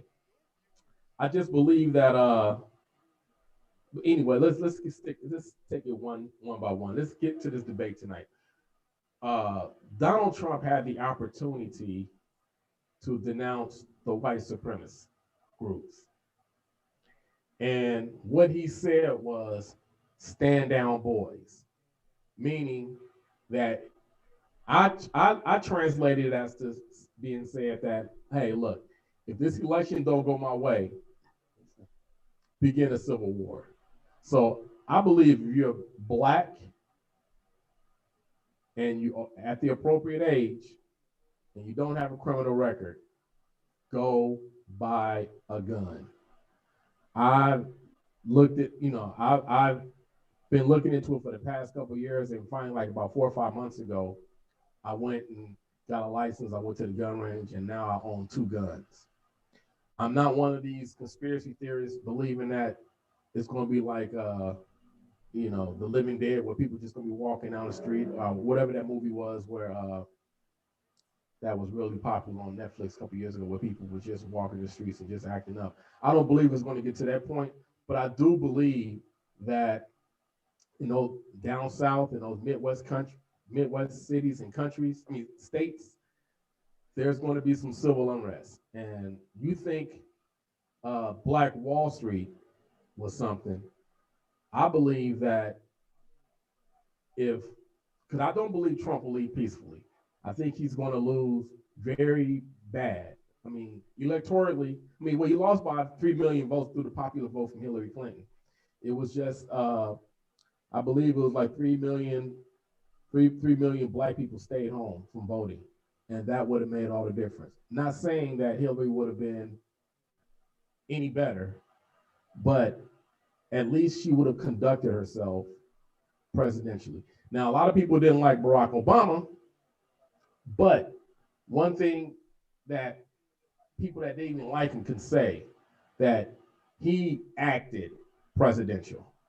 He faced tons of criticism, and Trump claims that he gets treated very badly, bigly in the media, but I believe our past president, Mr. Obama, was treated very horribly, and even like the tan suit. He wore a tan suit, and he got treated very bad. Hey, Bunny, thank you. Yeah, if we kill actual Wall Street, something may be accomplished. 2004, you speaking, that's what I'm talking about. It was Hillary's election in Louisville. She lost. Hillary's problem was she read her own clippings. She didn't even, I believe had she went down to Michigan and campaign, I believe she could have won.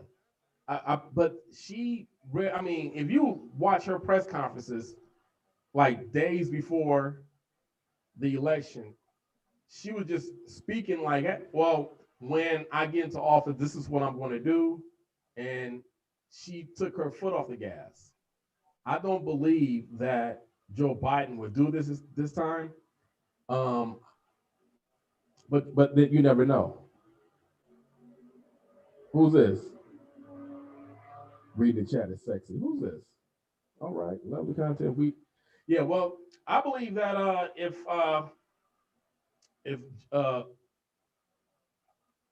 President Trump loses the election, he's not going to leave easily, and I believe he's going to give the code word for another.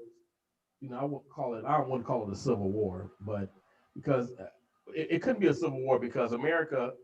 That's why it's one of the reasons why America can't be invaded. Everyone has guns, so I don't believe a civil war will happen, but I do believe a civil unrest will happen. I do believe white people will come from out of their shadows, and I do believe that they're going to start acting up. And so, and that's why I suggest that if you of age and don't have a criminal record, go purchase a gun, a legal gun. Therefore, if something were to happen, at least one thing you have to your name is that piece of paper, that permit. You know what? I'm gonna show a clip. This is how our president should be acting. This is really fun. I hope you guys like it. It's a clip I'm about to show of how a president should act.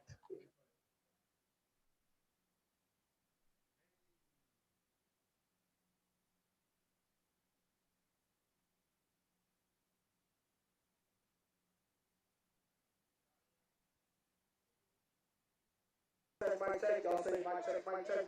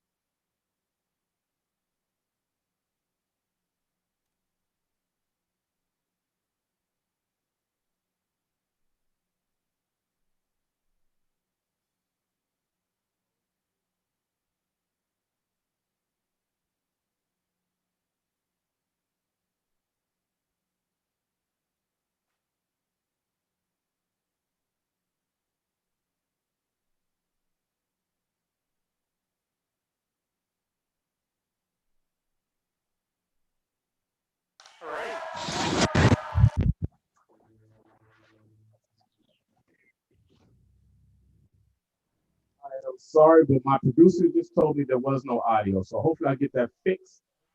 And but anyway, the point being that regardless of what's being thrown at you, you should be presidential. That's just my opinion. You should be presidential. And no, I don't. Only reason why Joe will put his foot on the gas if he falls asleep at the wheel. Well, Allie, somebody asked where Allie had her tooth pulled today. Yes, she had her tooth pulled today, and her face is not feeling well. She was going to try to come on, but she's not going to be able. But her comedy show is still going to be going on tomorrow. So make sure you guys tune in to Allie's house party.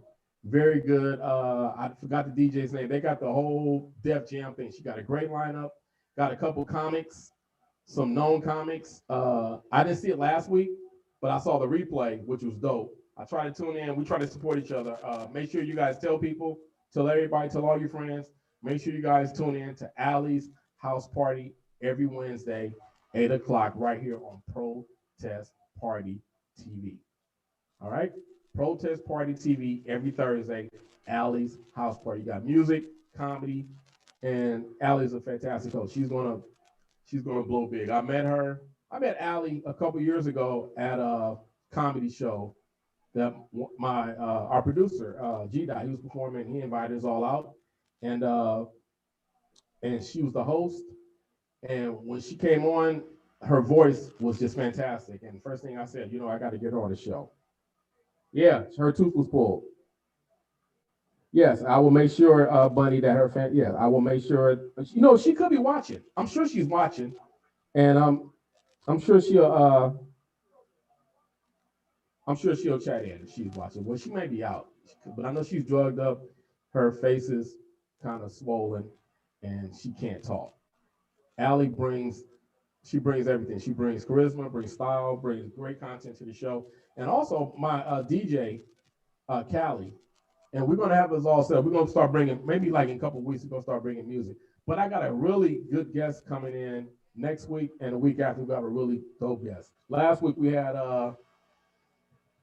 Afro Punto, the Afro Punto movement. His name is Lil June. But anyway, getting back to all right, I'm actually we playing it right now. But I believe this election, I mean, every 4 years we say this is the most important election of our lives. And that's because every 4 years, there's always a big change. Like this year was something that no one that's living has ever experienced, which is the COVID-19. Personally, I was affected by it. I'm a personal contractor outside being a host. And also I have two personal contracting jobs. I'm a college baseball official and I'm an electrician. And both of those jobs were wiped out due to COVID because I do a lot of commercial electrical work and there are no sporting events. Football is coming back, baseball season's over with. And so hopefully in like another 6-7 months, I'll be able to get back to work. Let's see what our, Lil June was dope. Let's see, can't believe he's reading the chat right now. Oh my God, yeah, I have to. I'm engaging. I love the new Trump badges. What is it? Okay, Trump Queen 2020. What are the new badges saying? Okay, we got a Trump supporter. How did you feel that Trump did tonight? We got a Trump supporter right here. Respond. Let's see what they say. Okay, I believe she's trying to say Trump was great. I don't know what, I mean, you want to expand on that. What message did he deliver tonight that he hasn't ever delivered?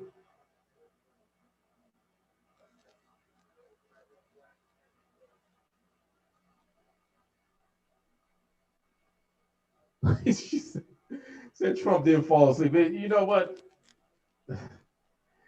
You guys fall into this Trump rhetoric, call him Sleepy Joe. I understand Joe is not as vibrant as he was years ago. And but one thing I can say, Trump is very funny. I follow Trump on Twitter just to follow him on Twitter. And he said he's going to demand that Trump gets a drug test because he thinks that he thinks he's on drugs. Let me see. Trump is about giving companies the money that they deserve. She said his liver. I'm not he or she. Okay, Trump Queen. So it's a female. So his liver spots got liver spots. I mean, come on. I mean, let's talk about the facts. Let's talk facts. Let's not try to be funny. Trump is about to give my money company the money it deserves. Okay, well, that could be very well true. I mean, Trump is a very good businessman, regardless. I mean, he's a smart businessman. To have all those businesses and only to pay $750 in taxes and not be in jail is a very smart businessman. It said, Biden has liver spots facts. Really? Okay, BG 2004. Are you a Trump supporter as well? Well, I haven't read any medical reports about anybody having liver spots or anything like that. So I'm not going to speak. I'm just only speaking on what happened tonight. I think the big thing that that's going to be a commercial for the Lincoln Project is when Trump had the opportunity to call down the white supremacist group, and the only thing his response was, "Hold down, boys." I don't think that went over well. It didn't go over well with me, and so I don't know how well it went over with us. Well, yeah, can we concede that Trump does have white supremacist supporters? Can we concede to that? Yeah, I guess we can concede to that. But Trump did, man, he got Biden on a couple of things. He got him on when he asked him, did he have any law enforcement supporting him? And Biden was unable to answer the question. He was unable to answer that question. He was trying to think of one, but he couldn't come up with one. Another thing I think Trump, well, I just want to, I'm not going to sit up here and say who I'm supporting, but I guess you guys can figure out who I'm going to support by listening to what I'm saying. But I think Trump did have a couple things. When he asked Joe Biden, was he for law and order? And it seemed like Joe Biden wanted to answer it, but it seemed like it took a while for him to get his thoughts together. He did respond a couple minutes later. He said, yes, he do believe in law and people to follow the orders. So I guess that was a good thing. I just want to, just don't want to bash on Trump. He has some good moments. I just think that he should have been prepared. And I'm sure when he goes back to his team, his campaign team, they're going to tell him, hey, look, this wasn't good. That wasn't good. And if I was Joe Biden, if I was on his campaign team or campaign management team or whatever you want to call that team, I would say, hey, look, when he's going off ranting, let him rant. Because he's digging himself a hole. He doesn't need help. It seemed like you were putting dirt back in the hole he was digging. That didn't make any sense. I'm trying to think of some other things. When he got Joe Biden to admit that, well, I'm not necessarily against defunding the police. If somebody's breaking into my house, I don't want a psychiatrist coming. I need the police to come. I'm totally against defunding the police. I'm a little bit older, and see, growing up in LA, cops weren't bad. We didn't look at them as bad people. I remember growing up, cops used to bring baseball cards and hand them out to us. A good relation. I'm from LA. We had a great, as a kid, not as a young adult, but as a kid, we had great relationships with the LAPD. There were times we used to play baseball in the street. They used to come and pitch sometimes. We used to play stickball. Stickball. We had a bat. We weren't poor. We had a bat. They used to come and underhand pitch to us. We used to play basketball. They used to come out there and shoot a couple hoops. Playing football, they used to be a receiver for a minute. They had their guns and stuff on them, but they used to come out there and play with us. But as I became a young adult, things just changed. And I don't think that because my relationship with the police changed. I just think as I got older, the climate of the police department changed. I can't really put my finger on it. And I've always wanted to ask myself, I always ask myself about, the police brutality and all this stuff goes on. What happens during the police briefings? Because if you have a large business, no matter what business you own, you have staff meetings. They call them staff meetings. You have a corporation, you have staff meetings, and police departments, they all have, so many policemen in police departments, they don't get a chance to have everybody there at once to give these meetings and given by one person. Somebody's got to patrol the streets while the briefings are being held. And so I always wanted to know what happens at these briefings. I would love to sit in at a quote unquote staff meeting for the police department. I would love to know what goes on, what's being said, because I saw a quote on Instagram, and it said, it takes longer to become a beautician than it does to become a police officer. That's very interesting. It takes longer to become a beautician than it does to become a police officer. And that kind of just blew me away, because you think about it, you might have a young man, He may work at a grocery store for a couple years. I'm talking about a very young man. Let's say someone's like 21, 22 years old. Has a regular part-time job and decides maybe at 22 years old that he wants to be a cop, wants to be a police officer, or he wants to be a deputy for the sheriff's department. And he goes to the academy, he takes the exam, you go to the academy for a few weeks or a month or whatever, and you out on patrol. Well, here in LA, if you want to be deputy sheriff, you have to work the jail for about a year, okay? And then they put you out on patrol.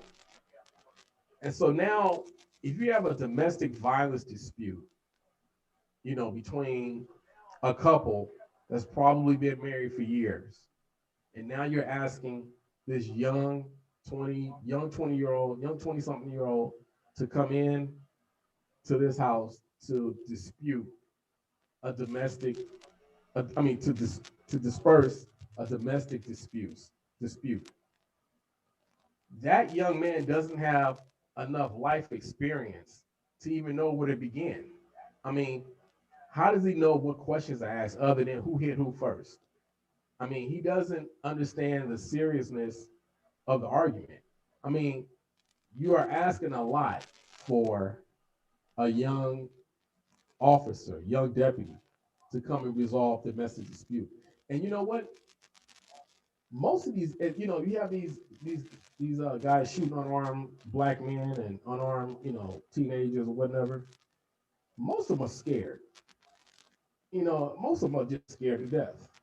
And I believe they are. I don't think most of them, some of them may do these shootings out of ego or maybe doing it out of, just trying to prove that they're tough. But I believe most of it is just out of fear. And where did they get their fear from? We can look at television, how black people are portrayed, how we are looked upon. All the, you look at, what's that show? The First 48. There was a show where they took the show Cops off, but you just look and see how we're portrayed. That was a seizure of a debate. I believe it. So we got Brocklock. There's a Brocklock 20. That was a very seizure of a debate. But let's get back to what I'm saying about these deputies. I believe most of them are scared, and it's because how we are portrayed. We're looked upon as animals.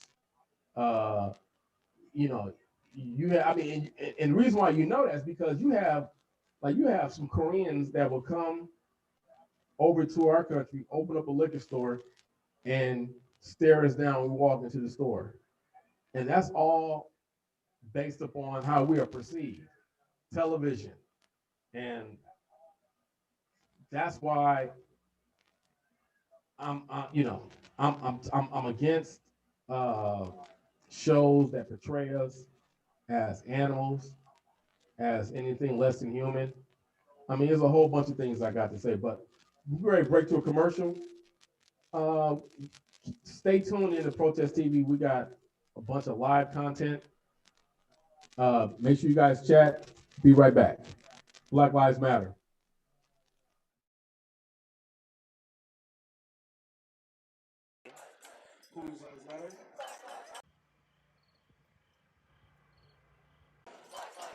Whose lives matter?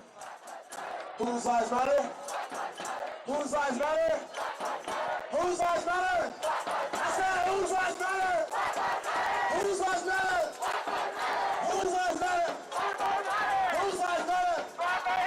Say it louder. Say it louder. Even louder. Yeah, even louder. Whose lives matter? Don't wait, Sam. Whose lives matter? Say it louder. My screen get all bouncy. My gimbal can't take that, man.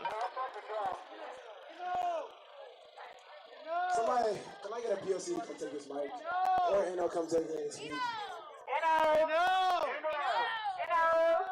Hello. Hi. How are you doing? Appreciate you, but I don't want you to look at me.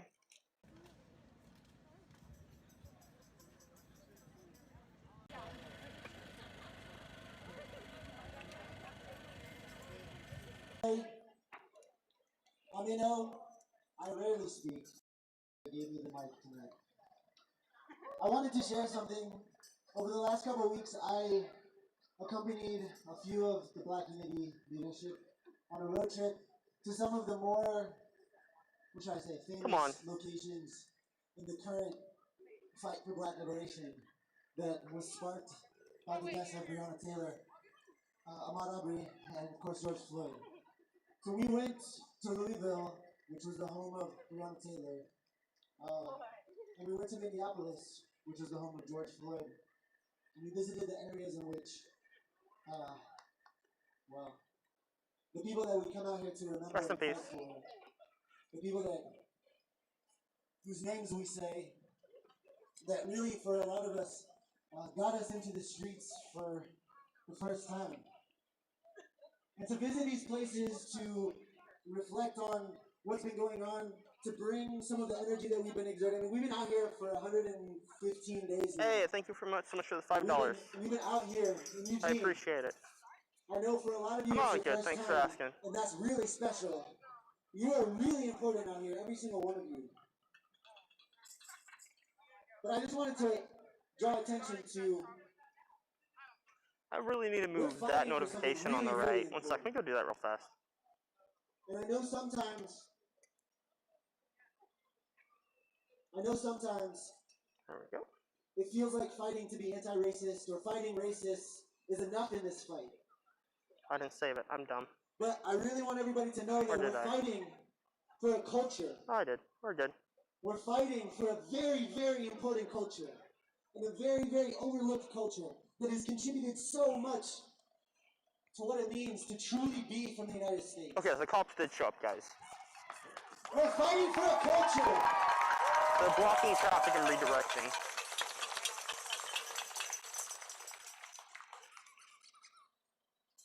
The squeaky pigs are out tonight. The energy around these places, Louisville, and particularly the energy where George Floyd was murdered, that corner that we've all seen. So I do my best to stay on this. There's a group of people right now that So I do my best to stay on the side where media is not. That way I can get a different angle from other people. Because right now Adam Costello and the other guy from Boot Church is on the right side.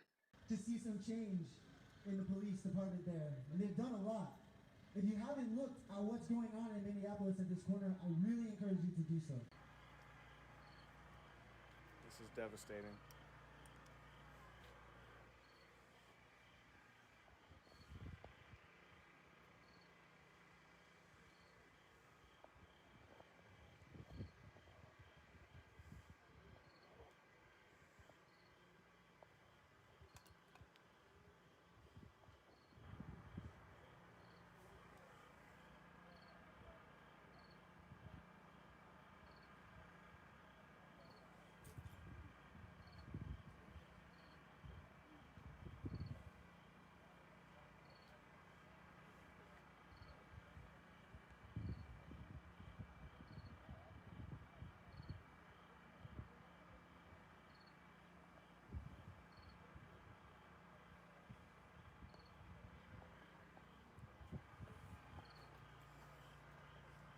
Murdered. They were not killed, they were murdered. To go to these places and to feel the love and the warmth and the invitation amongst people who have suffered in the epicenter of this current movement, and to feel the love and the energy and the encouragement. There's nothing like Black love. And I'm telling you, once again, we're fighting for a culture. And it's important, like I said, if you're an ally out here, you gotta do the work, you gotta learn. They did a lot of things to prevent us from knowing what's actually happening. And that's not on everybody here, it's not on the people of color to do the work and to tell their traumatic stories to you over and over. It's not their job to do that, they've done that enough.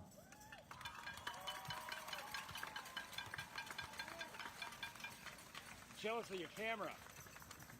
I don't know, that's all I have to say. It's ACAB for me.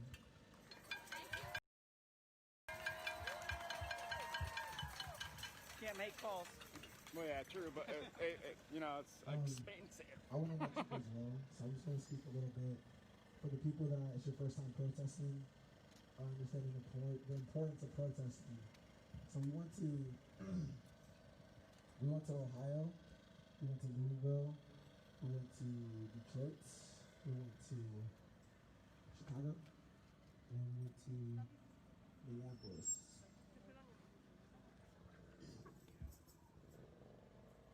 And the protest culture was very different in a lot of these places. So I understand, in Ohio, the protest culture was lost there because people were so afraid of what the police did to them on the first night of George Floyd that they were shook to the core, that people couldn't go outside. People were too scared to go outside the house and fight for Black lives. So I understand when we come out here and protest, when there's a protest that you know about, if you can go to that protest, make sure that you are stepping up for Black lives, because there's places in the United States where they literally cannot protest because the police, they're so afraid of the police. The police pump so much fear into their hearts that they can't go outside and fight. All right, we're back in our house. D Marvelous. You know what? Before we get back into any serious content, being from LA, gotta say, I want to give a shout out to my Lakers, man. We made it back to the finals, back where we're supposed to be. Have not been there in like 10 years. And I just want to give a shout out to our Lakers. Good job, guys. Uh-oh, I think I'm frozen. Am I frozen? No, I'm good.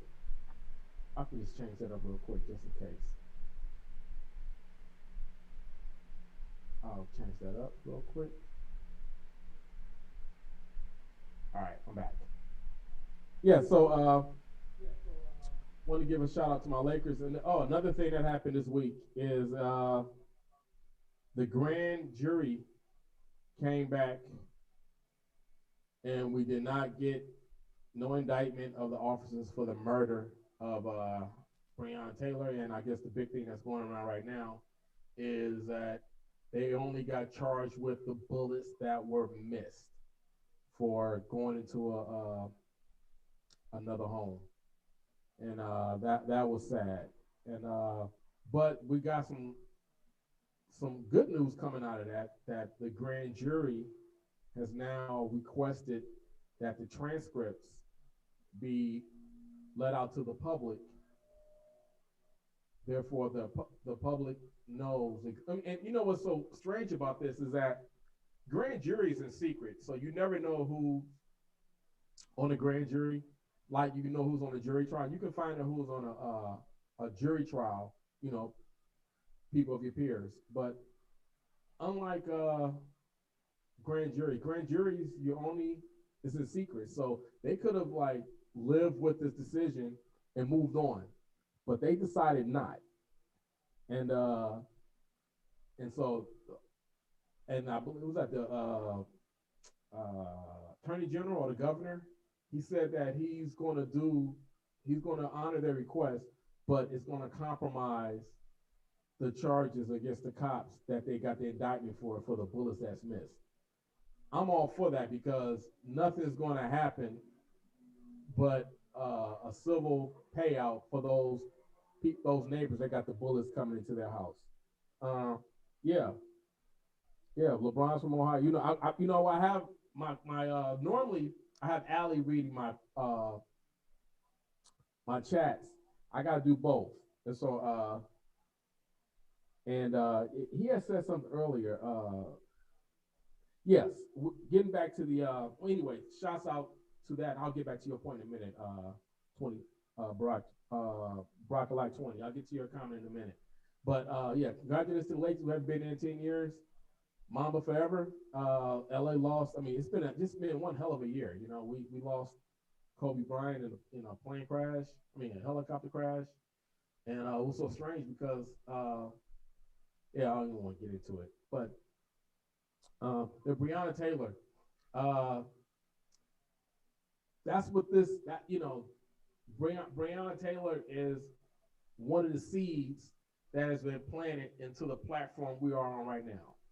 You know, with the protest, with the killing of unarmed black men, Breonna Taylor, Ahmaud Arbery, George Floyd.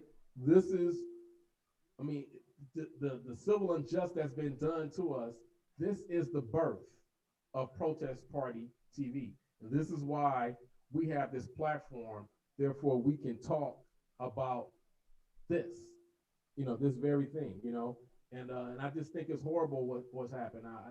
And the fight continues. We got to continue to fight.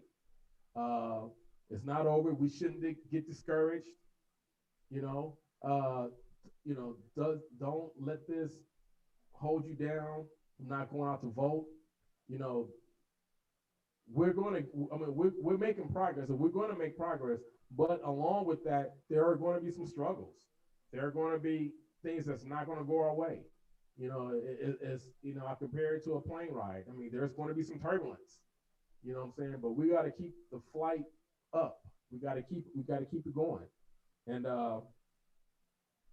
don't get discouraged. I mean, I was down for a minute when I heard the news. I put my head down, but then I stuck my chest right back out. So you know what? The fight continues, man. This just makes us go even harder. Make sure you guys, and now we have a platform. Thanks to my producer, this Queen, we now have a platform where we can discuss these things, man. Tell your friends.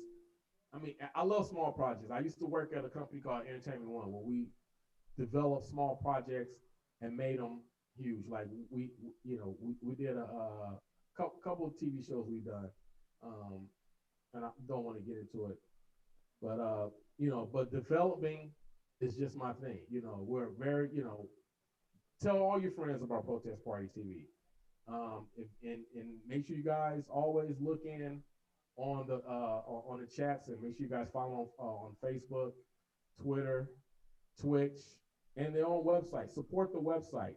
You guys support all the other stuff. You guys want out buying Gucci and buying all this other stuff. Support your own. This is Black, very Black owned. We have our own platform. They got some great things coming along, and I'm glad that I'm able to be a contributing party to a developing company. I love let's call it what it is. We're growing every day. They're growing every day. We're a growing company, and I'm glad to be a part of it. But Breonna Taylor again. Now there's evidence coming out, apparently, that there wasn't a cop that was shot with a no-knock warrant. Apparently, this bullet went into the carpet, and it's just a bunch of. It's just right now. Let's not everyone just jump to judgment. And I think Charles Barkley and disappointing Shaq. I was very disappointed in Shaq's comment that he made on TNT on I think it was Saturday. Yeah, it was Saturday. And and Shaq is a I don't know what you call it, indoctrinated cop, meaning that he gets a badge and he gets to carry a gun, but he can't make arrests. He can do he has more rights than a regular citizen. He can, do a citizen's arrest, and I believe he has the ability to call cops when a crime has been committed. So does everyone else.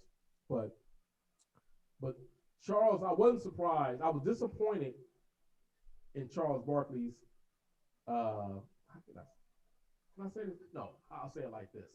I wasn't surprised with Charles Barkley's comment about the whole Breonna Taylor, but I was disappointed in Shaq's position on this because, Shaq being a cop and being interested in law enforcement, he should know that you should not jump to judgment until all the evidence are presented.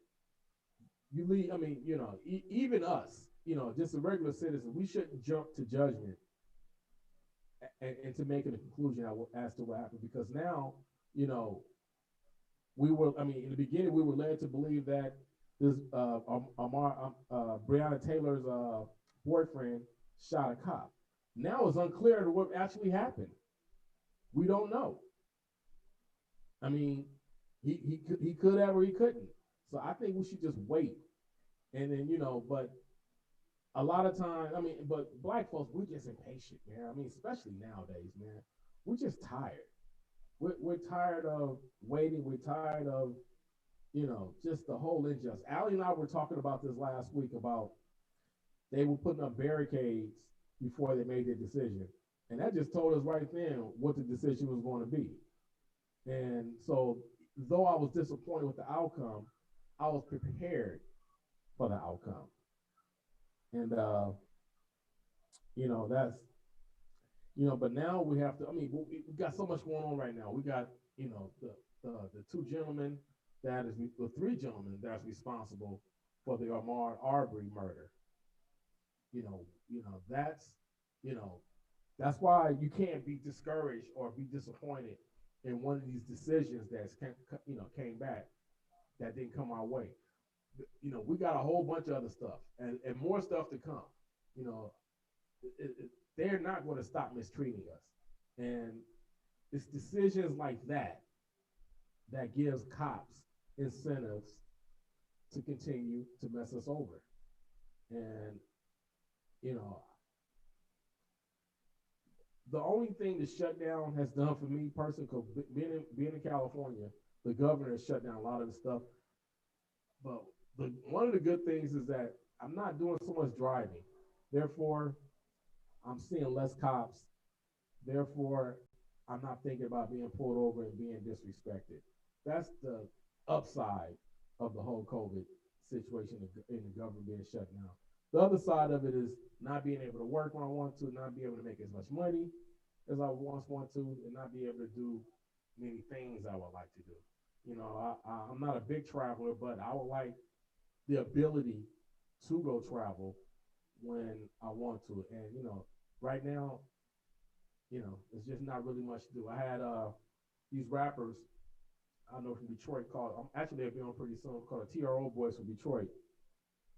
And let me see, passport means nothing. Yeah, passport means nothing right now. Mitch McConnell's wife, Mitch McConnell's niece husband is the AG.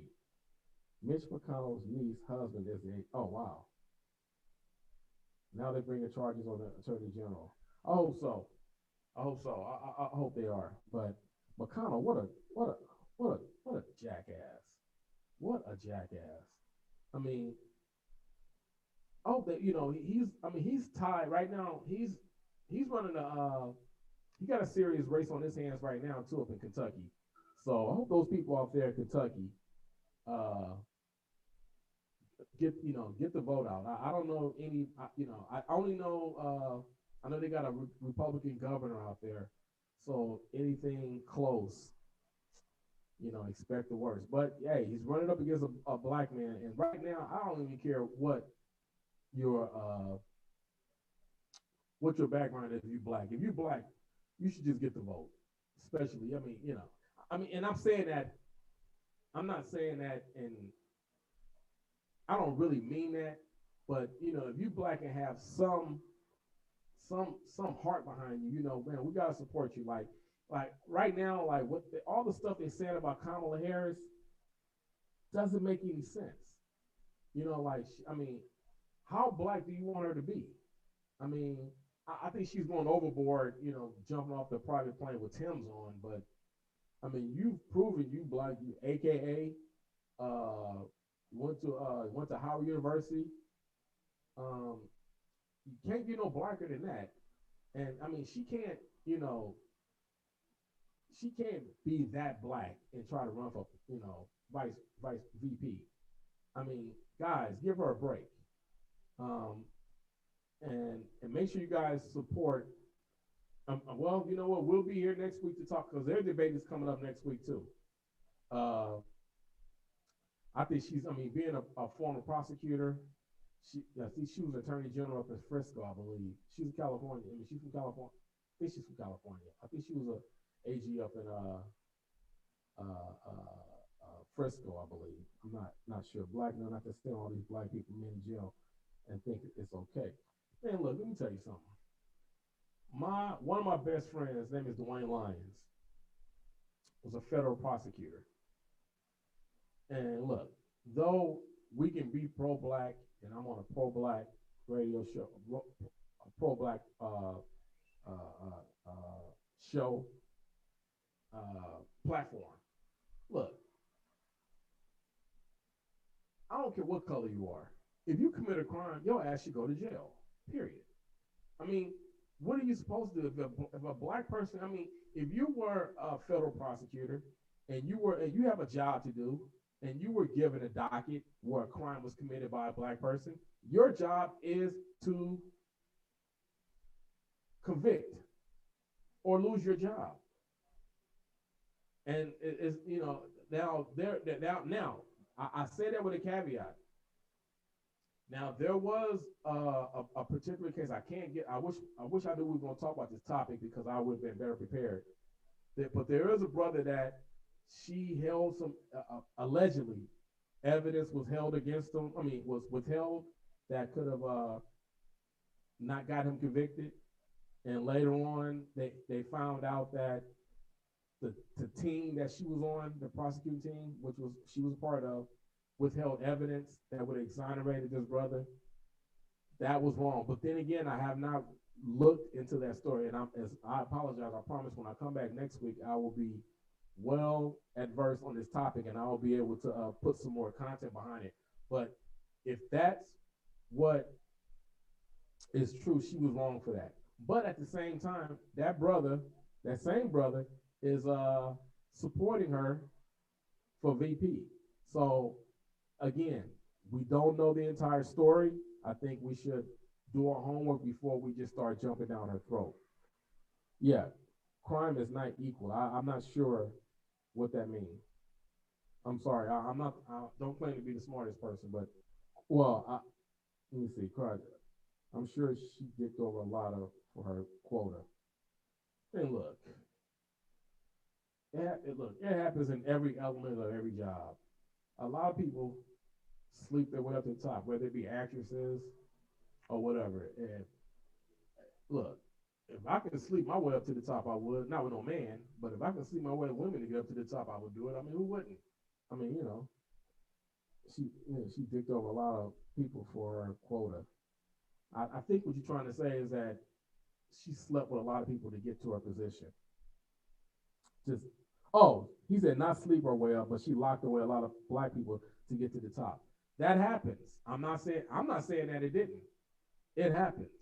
But anyway, like I was saying, one of my best friends, Dwayne Lyons, he used to be a federal prosecutor, and we golf at least twice a month, and sometimes we talk on this topic, and he says, man, look, you don't know, but people do bad stuff. And yes, we're not the majority of people that do all this stuff, but we get put on, we're the poster boys for television for a lot of crimes that are committed. White people do 1 trillion more crimes than we do. We happen to be on television more. But for instance, I'm telling a personal story, but my sister, this is years ago, maybe over 20 years ago, about 20 years ago, my sister broke up with this guy, broke up with a guy. She was coming, they were broken up for a couple months or whatnot. She was coming home one day, and he jumped from behind the bushes or whatever, covered her mouth, tied her to the bed, and set the bed on fire. Okay? Set the bed on fire. Luckily, the fire burned the rope, and she was able to break out free. And she got whelps on her arm to remind her every day to ask her what happened. But it was a black man that did that. And that black man was prosecuted and was given life. He deserved it. And so my point being that sometimes we do stuff and sometimes we deserve to be put away. Then you're not going to be lucky if you did a crime and not do the time. Watch when they criminalize golf. If they criminalize golf, I'm committing suicide, man. That'll be it. I have no, my kid he's a young adult. I have no reason for living. No, they better not criminalize golf. They better not.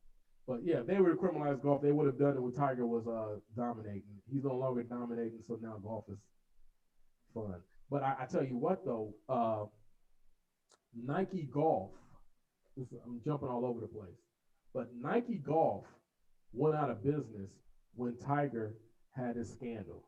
When Tiger went through his scandal, because Tiger used to swing Nike golf clubs. So when Tiger went through his stuff and went through his depression and mentally got messed up, where he stopped dominating the sport and stopped winning, a lot of people stopped buying Nike clubs, and Nike went out of business. I mean, not Nike, but Nike Golf went out of business. They're no longer selling Nike golf balls or Nike clubs or anything like that. Can't even get a job if they wanted to. Not enough jobs in the community, and the other jobs are too far. It directly leads to crime. That's true. I believe that, but still, it's no excuse. Okay, there's still no excuse. Just because you can't find a job within your community, you can't get there, doesn't mean you need to rob me.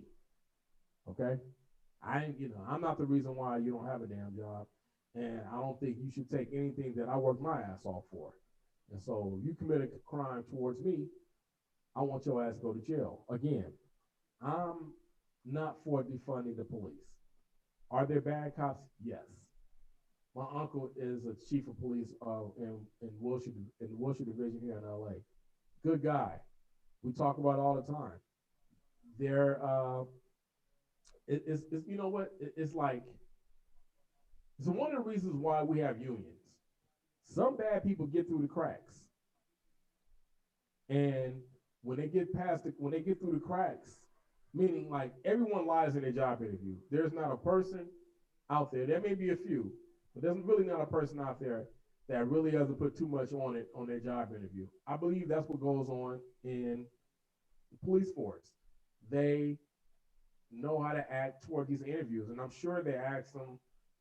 I've never asked a cop about the interviewing process, but I know they go through a psychology examination to make sure that they get along with all kind of races of people, whatever. Somehow they pass it. I guess it's almost like the lie detector. I guess there's glitches in the interviewing process, and they get onto the force and they begin to act up. As a matter of fact, I'm sure you guys heard about the person that shot or shot two deputies in the head here in Compton. Here in Compton, I live in Compton. That happened right down the street from the house. I like, during this whole COVID, I like to sit on my porch and smoke a cigar. They're so hot around here. I was sitting on front of my porch, and two deputies. Shit, we're patrol, we're county, so we get patrolled by not LAPD. We get patrolled by the sheriff's department. And so the sheriff's department pulled right up in front of my house, and we had a staring contest. And at first, I was like, okay, you're not gonna stare my ass. And then I saw him put his stick shift in park. I was like, shit, you won. Take my black ass in the house. I'm not gonna be a victim of this. Not me. Are you a KKK guy? Yes, you are high. Yeah. Oh, but that's funny. He said, they asked, are you a KKK guy? They say yes. They say, fine, you're hired. I don't believe that. But maybe the interview process needs to be recorded. Therefore, when these cops do these crimes, killing unarmed black men, we're able to go back. I mean, everything's computerized. There's no paperwork. I mean, it's all computerized. Maybe we should record the interview process. See how these interviews are going. How are these people getting on the force? Again, we have again. I was speaking about the two deputies that got shot in the head down the street. They live, but the result of that is one of the stories that came out recently was that there's a gang within the sheriff's department here in Compton. That was unveiled a few weeks ago. You don't think they might have something to do with it? I think so. These murders on tape and there is no trial. What makes you think the recording will help? I'm not saying it will help. I'm just asking. My question was, how did they get onto the force? You are absolutely right. I mean, all the way from look. We go all the way back to Emmett Till. Even though it was no recording, we know who did it. We know who did it, why they did it, and he was innocent. Whether it's tape or not, sometimes some investigations don't need tape. I'm not saying, look, I'm just throwing a softball out there. If they can't get no job, I bet they start doing crime. Again, you could be right, but then maybe not. Who knows? Look, I'm not a sick person. You know what I'm saying? So I don't know. I mean, these people are sick. Or I just think they're sick people, especially people that killed unarmed black men. I think there's something evil about them. I'm not an evil person, so I can't sink into the minds of what they would do if they didn't have a job. I look. I understand if you don't have a job. I mean, you get desperate and things. You start thinking crazy things. I've been without a job before. You know, I've just been lucky enough and just been connected enough where I can pick up the phone, make a few phone calls, or just get out there and hustle. You know, just get out there and hustle. I knew shitty. You know, my brothers did what they did. They you know, I got a couple of brothers that did some things in the streets, right? I know Little Shitty and Big Shitty. But Little Shitty is the one that killed Nipsey. He didn't have no job. I remember telling him like months before he did that stupid shit. I was like, dude, I was like, you know, I'm a big sports guy. I was like, dude, look, they giving away money. You can make over $100,000 officiating high school basketball. Yes, you can. And it doesn't take long. You know what I'm saying? I've made lots of money officiating high school basketball. And if you want to do that full time, you can make close to 6 figures if you hustle hard enough. There are jobs out there. Maybe you don't want to do it, but there's everything. Every job is something. Every job can't be your dream job. Sometimes you have to do things that you don't want to do. That includes robbing people. I don't think you should be robbing people. You know what I'm saying? But I understand desperate times, you know, desperate measures, and people got families to feed. And I would never say that I wouldn't stoop low to support my family. But I always, it's about my surroundings, man. Like I can't let my friends down. I can't let my family down. I can't let anybody down to stoop that low where I need to start taking from other people. I just don't think that's cool. It's just not my thing. There are not jobs for every person in Compton. Okay, well, first of all, I just moved to Compton. I just bought a house in Compton like about 3 years ago. So that I can't speak for them, but that there are not jobs. I mean, look, the unemployment rate is real. I believe that. I believe that. And so this is why, but I tell you what though, if we support black businesses, we could have jobs for black people. Do you know how many black businesses close down because black people don't support them? You know what I'm saying? So, yeah, that's true, but there is a thing behind this. We need to, let me see, no, it doesn't sound low. You know, no, it doesn't sound low. No, you look, everybody has a point. I don't know what's in your mind or exactly what you're thinking, but I can tell you what, if a lot of black businesses close down because a lot of black people don't support them. Period. And that's fact.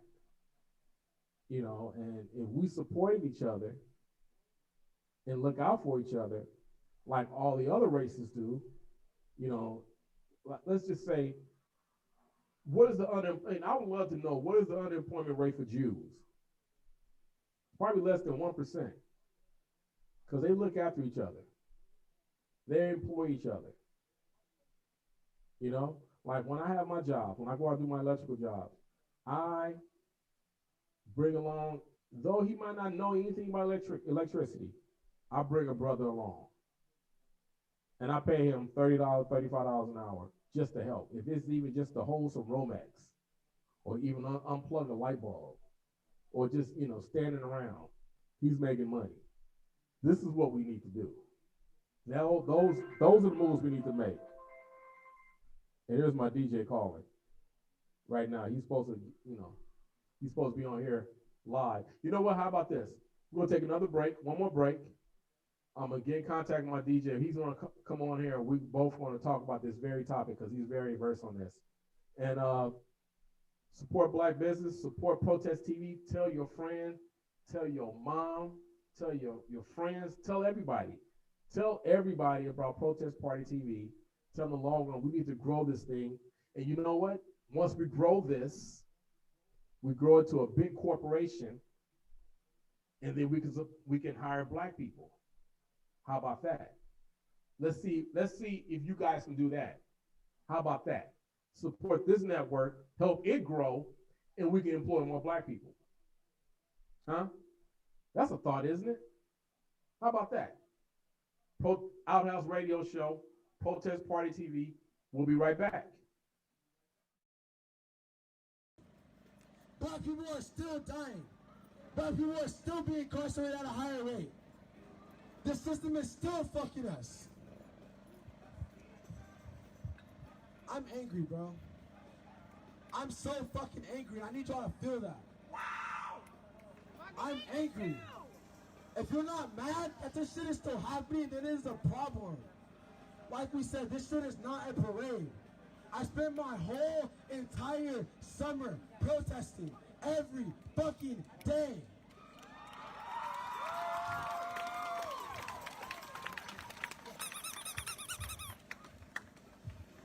Man, I am 20 years old. I am a sophomore in college. And I spent my whole summer protesting because I care about that shit. So I'm a basketball player. I'm a student athlete. I spent my summer fucking protesting. I have not been in the gym.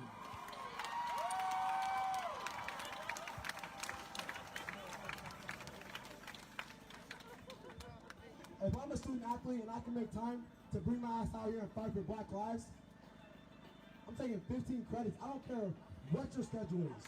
You make time to come out here and fight for Black lives, period.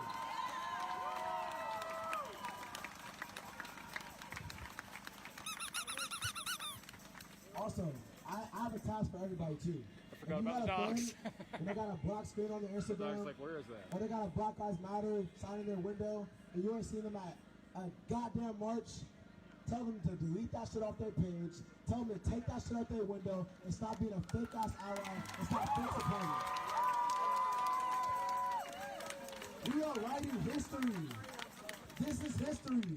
Be on the right side of history. If they weren't out here fighting, don't let your friend fake like they were out here. Hold them accountable. This shit is important. If they can't be out here, if they don't support Black lives, you need to cut them the fuck off.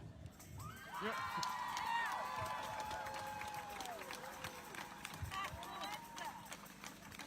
Alright, let's finish this march strong. I need y'all to be loud for Black lives. Because whose lives matter? Black lives matter! Let's gotta be loud for Black lives. Whose lives matter? Black lives matter! Whose lives matter? Black lives matter! Whose lives matter? Black lives matter! Say it louder! Black lives matter! Even louder! Black lives matter! Even louder! Black lives matter! Alright, let's get to marching.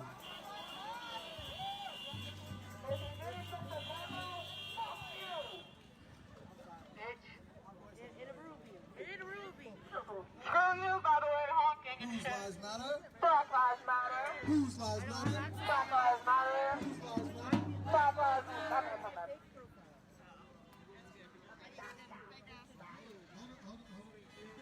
I'm back. Hands up.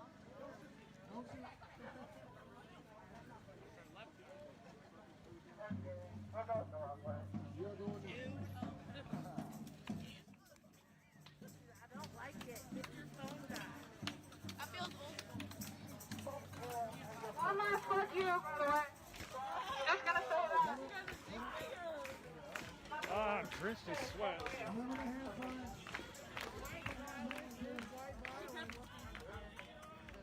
It's funny, she's white and silent. Yeah, You know what irony is, lady? It's you!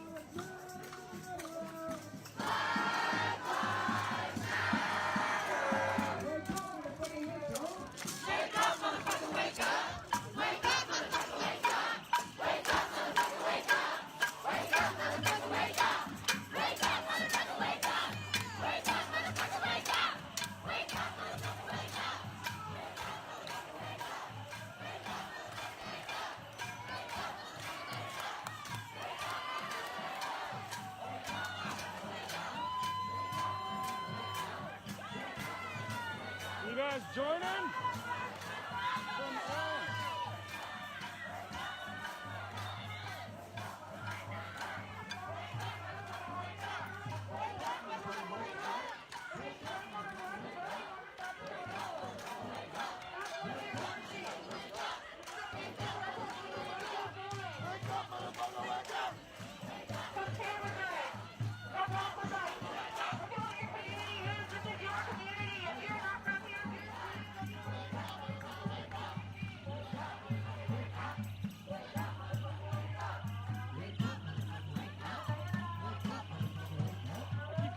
Shotted by my damn masks that are hanging off me. What's up? I keep getting hit in the nuts with these damn things. We about to take these streets back. We about to take these streets back. We about to take these streets back. We about to take these streets back. We about to take these streets back.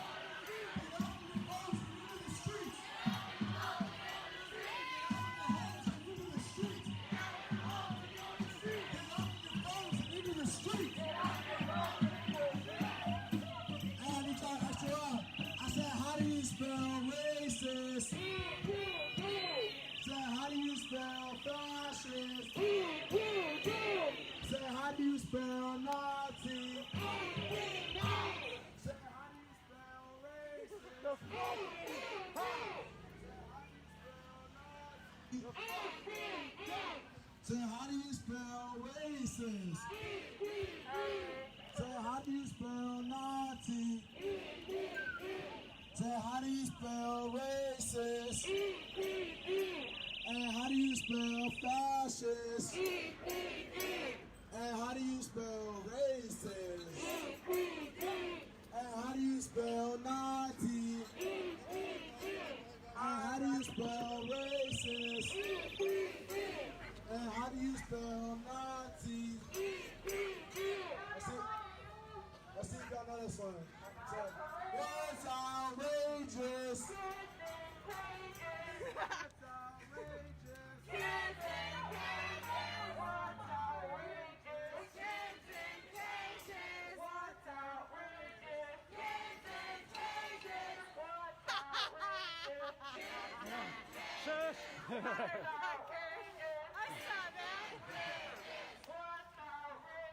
It's okay to do a little window shopping on the prowl, you know. I gotta do some window shopping.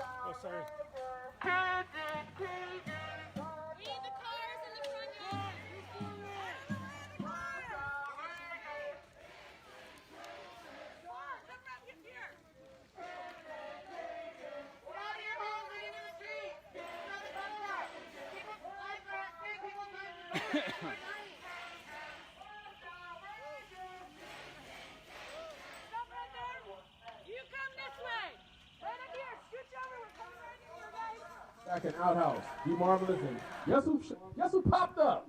Yo, DJ Cal. what's up? Chilling. Yeah, I got so behind. I'm sorry. I totally messed up and forgot today was today. It's all we all good, man. We all good. I know Allie today. You know, I was doing double dipping. I don't know how Allie does it, but I was watching the chats and talking at the same time, man. And next thing you know, I'm looking up, a whole hour and a half passed by. So we got another 20 minutes. We were so you missed the debate.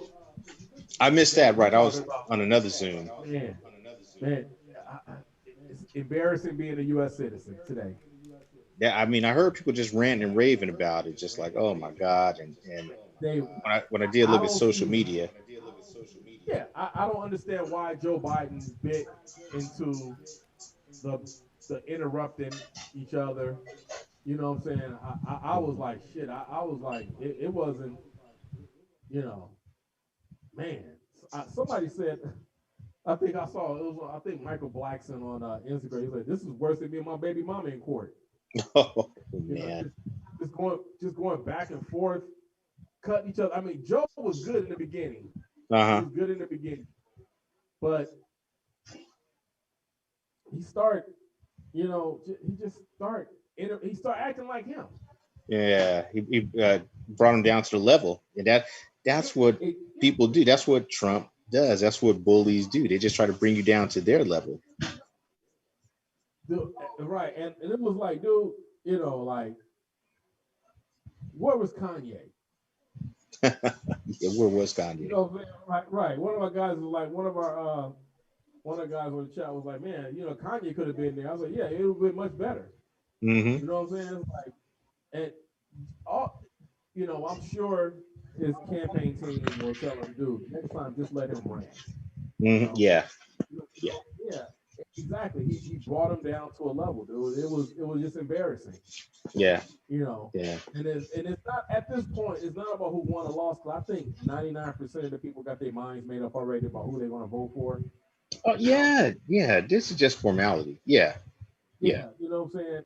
And it was just ridiculous, dude. It was ridiculous.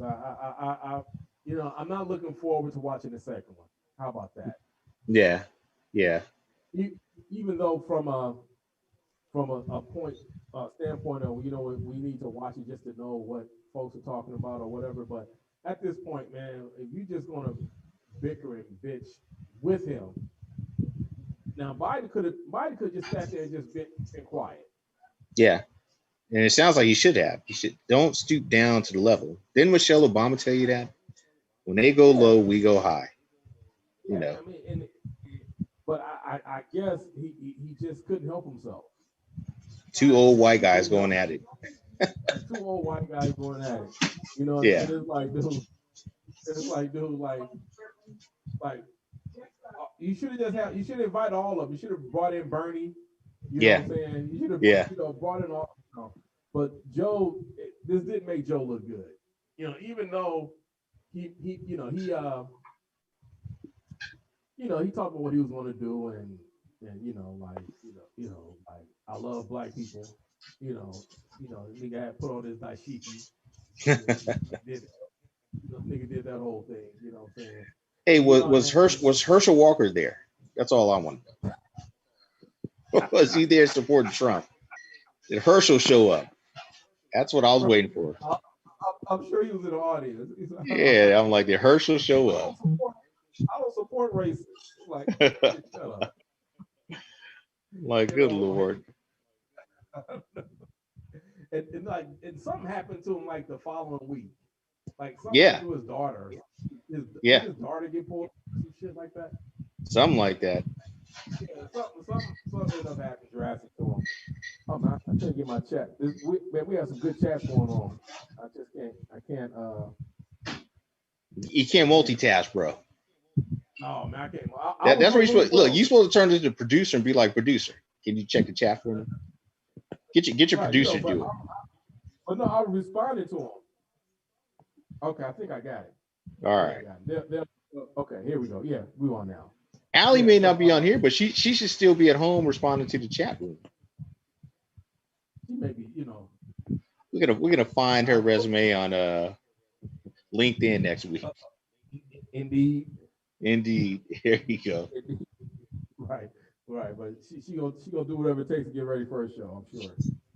But yeah. So anyway, but yeah, man. But no, what an embarrassment! It was a straight embarrassment. I heard it was. And no, I didn't watch it, but I know at some point that's all I'm gonna see clips of it tomorrow or later on tonight or whatever. Yeah, you know they're gonna, and you know, if you staying up late, I hope you don't, but they'll, like MSNBC will be running, and you know it was just a shit show. Look, on the lighter note, do we have 2 LA teams going to a finals? Yeah, you just read my mind. Yeah, man, we in the playoffs, dude. We're gonna be active for the next few months. Yeah. Yeah, man. Hey, well, no, Dodgers go every year. I mean, it seems like they keep going every year, but still won a World Series since 1988. Yeah. But no, but Lake has been 10 years. Yeah. Yeah, it has been. It's been 10 years since we've been to the finals. Right on. So I think it's been like 7 years since we've been to the playoffs. Yeah. You know, when the last time we was in the playoffs, Dwight Howard was on the team. Oh yeah, he was. Yeah, that's when he fouled out on purpose. Yeah. Oh, okay. Yeah, the chats are back, dude. We got a guy say the Dodgers choke every year. Well, we got cheated one year, dude. So we did get cheated one year. But let me tell you this though. Hold on, let me tell you this. The Dodgers are going to win the World Series this year. And you know why? Because the Dodgers are always hot the first part of the season. And we're still in the first part of the season according to baseball and how many games you play. Okay, I don't know how true this is, but one of our somebody in the chat room said Black Lives Matter's top leader is arrested and facing life in prison. Are you aware of that? I have no idea. Okay, no, I don't have any idea. I love baseball. Okay, somebody said they love that. Well, I love. You know, I was, before you came in, Callie, I was talking about the relationships that I had as a kid with the police growing up. Now, when I was growing up, they used to hand out baseball cards. Yeah, I remember that. I remember that. You know, that was our relationship. You know, so. I remember that. Listen, I remember that until I turned 18 and started driving. And then my relationship flipped. Now, okay, and I brought that up. Now, I was saying that you think because you became an adult that happened, or the time has changed, or was it both? No, the time didn't change. Once again, you and I are both the same age. When I turned 18 and I started driving, then my relationship changed. Then I think police officers looked at us differently than when we were younger, when we were kids. Because yes, I do remember that. I remember police officers up at school during elementary at school and passing out baseball cards and all that. And as soon as I started driving, 18 years old, out in the streets, you know me, I'm like you. I mean, how out in the streets are we? We're going from each other's house or something. You know what I mean? Right. I'm over your house mixing, or you over my house or something like that. But yeah, I mean, as soon as I hit 18 and I was out past 9 o'clock and I'm driving my car, I'm on the freeway, the relationship changed. It just changed. I mean, I've been pulled over. I've been set on the side. I've had my car searched. I've had, that's how I started. I had my car searched one of the first times. And I don't think I didn't have receipts on my stuff. After that, I remember going to a gig to DJ. I got stopped in front of my homeboy's house and sat out on the curb, searched the car. An officer asked me about receipts for my mixer, like my DJ equipment. And I said, flip it over and you'll see the receipt right on the bottom. Because I started taping the receipts to the bottom of my equipment. Even like, I don't care how old the equipment was. I started taping receipts to the bottom of my equipment. Yeah, my relationship totally changed. As soon as I hit 18 and was out driving around in the evening, the relationship with me and the police changed. Sure did. Sure did. Wow. I mean, I'm still, once again, do we need law enforcement? Oh yeah, most definitely. Well, most definitely. But I noticed the relationship change. Me driving a car, having a light flash on me, pulling me over for, just whatever, But yeah, it totally changed as I started driving the car. I turned 18. Wow.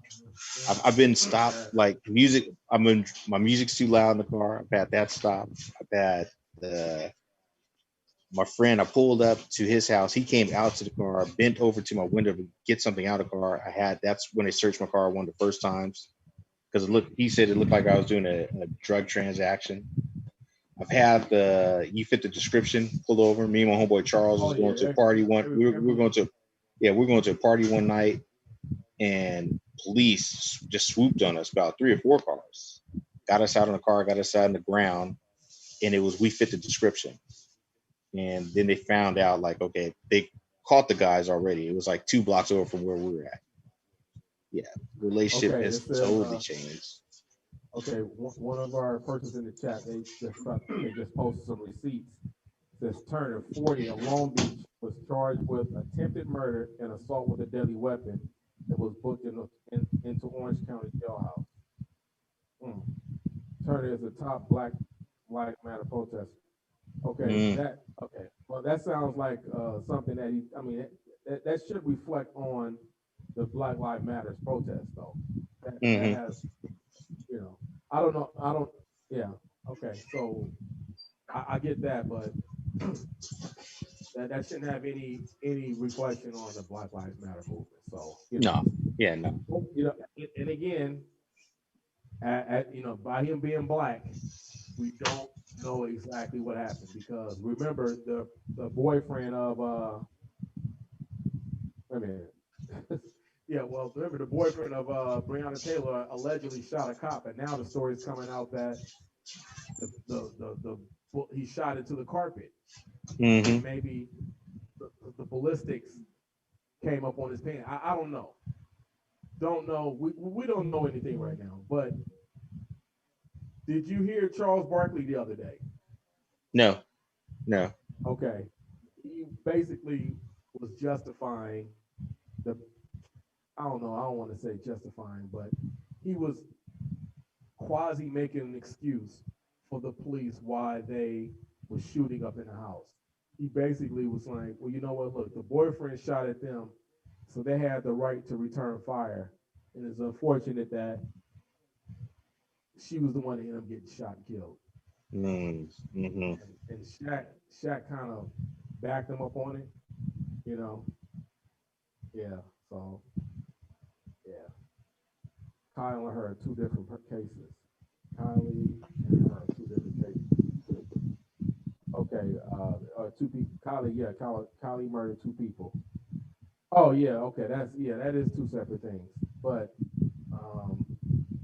one was they're right. They are 2 different things, but apparently what you're trying to do is tie this person with the Black Lives Matter movement. Mm-hmm. That has nothing to. It wasn't like we was protesting. It wasn't like the protest was in Orange County, and while they were protesting, he murdered 2 people during the protest. That's something separate. This Kylie, the Kylie situation, that was him out trying to stop people from protesting and shot and killed 2 people. Now that's tied into the movement and all what he was supporting. That is totally separate. But the murder that this guy did and getting arrested in Orange County has nothing to do with the movement. This kid Kylie was carrying this assault weapon and went out and killed 2 people. That is tied into the protest. That's totally different. And yes, it was only self-defense after he'd already killed somebody, and they tried to they try to obtain him and grab the gun from him, and then he shot somebody else. Mm-hmm. I mean, you're describing one half, you're describing the second half of it, and you're trying to justify this kid killing the second person. Well, had he not, first of all, had his mama not driven him to the state line and had the kid cross the because his mama was the one that ended up driving him from Illinois to what's that, Wisconsin? Where did that murder take place? I forgot, but yeah, it was his mom that drove him. Yeah, but I know it came, what was the I know she came from Illinois. I think it was Wisconsin though. Yeah, I think it was Wisconsin. Mm-hmm. Yeah, it was Wisconsin. Yeah, but yeah, it was only self-defense after he killed somebody. If I went to a white neighborhood and shot and killed somebody and then try to run from some white people and trip and fall and they try to obtain me, then I kill somebody that came up on me. Yeah, it's self-defense, but it's self-defense from you. I mean, yeah, you're cutting it and you're making it two separate things. Yeah. It's, I mean, it is two separate things, but it's not. Had you not did one, the other wouldn't have happened. Mm-hmm. You know? Cause and effect. So, yeah, exactly. Cause and effect. You kill somebody, they chase you down, you tripped and fell, and you got up, and while you're on the ground, you shot another person. Mm-hmm. That's not self-defense. That's not exactly. You may want to call it self-defense, but that is not self-defense. No, not at all. Yeah.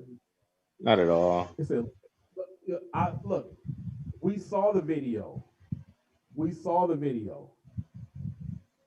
That I'm sorry, that doesn't qualify for being self-defense. Mm-hmm. I'm sorry, that doesn't happen. I mean, you might why not? How come Dorner? Remember the brother that was yeah, man, that was self-defense. Him up in the woods. Right. Well, how come that wasn't self-defense? They were trying to shoot and kill him. Yeah. Yeah.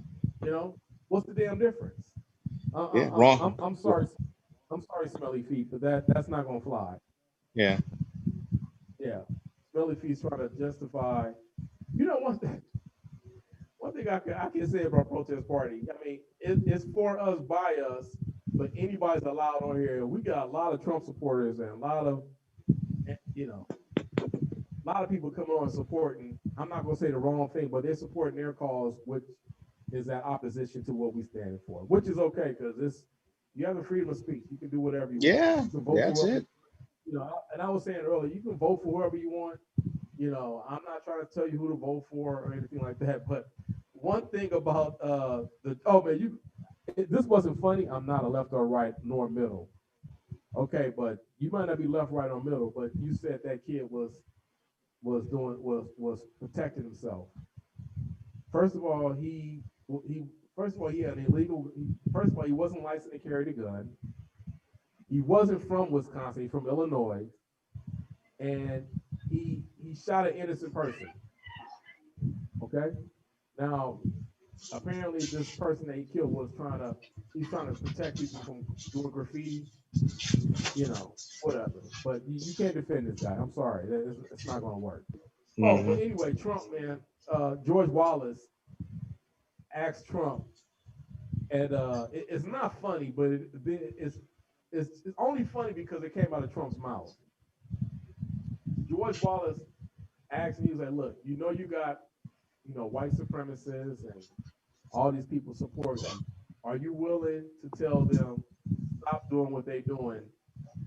He was like, sure. Well, what do you want me to say? He said, what do you call them? He said, the white supremacists. He goes, all right, guys. He said, stand by. Oh, Lord. He told them to stand by. And then basically, today Trump basically said, if I don't win, it's going to be some shit. Mm-hmm. Basically what he said tonight. All in a nutshell. Yeah. Well, he said, what was that, a week ago? He said he wasn't leaving peacefully. I never said Kyle was or Herb or anything. I never defended him. Well, you said it was self-defense. I mean, well, you know what? You saw that. That's one thing. It's very similar to reading the Bible. you can read or see one thing, I can read or see another thing, and sometimes we come with two totally opposite, different conclusions. You saw the video and saw self-defense. You saw the last 20 seconds of the video. I watched the whole video. Him murdering somebody, trying to run, people catching him, he falls on the ground, and he turns around and kills another one. Okay, that's what I saw. But apparently you just saw the part where the kids rolling on the ground and some people trying to grab the gun and shoot somebody. Well, if I only saw that part, I would probably say it's self-defense too. Yeah, well, we shall see. Mm-hmm. But man, you know what? We got 10 o'clock. We gotta get out of here. So check this out, man. Are you ready for some Rick James stories, dude? Oh Lord, yeah. Some unheard Rick James stories. Yeah. Well, in 2 weeks we got Maxie from Mary Jane Girls. The Mary Jane Girls, yes. Oh yeah. Maxie's gonna be here in 2 weeks. That'll be good. Yeah, that'll be good. Yeah, man. So I was like, I don't want no Dave Chappelle, Rick James. Oh no, you're gonna get some stories you ain't never heard before. She's like, I got a bunch of them. I want the real deal. And I was a white girl of the group, so all kind of shit was done to me. I was like, wow. I said, you know what? She's a chef now. Yeah, I think I saw that someplace on Where Are They Now or something like that. Yeah, she's a chef now, man. Her cookies are great too. She makes great cookies, and her thing are like her specialties are like sweets. Mm-hmm. That's her specialty. Cakes and. That's gonna be cool. Yeah, that'll be good. I'm looking forward to that one. Yeah, man. That's gonna be dope, man. Yeah, man. And so I'm gonna send you a reminder on Monday night. Okay, yeah. Please do that. Let me see.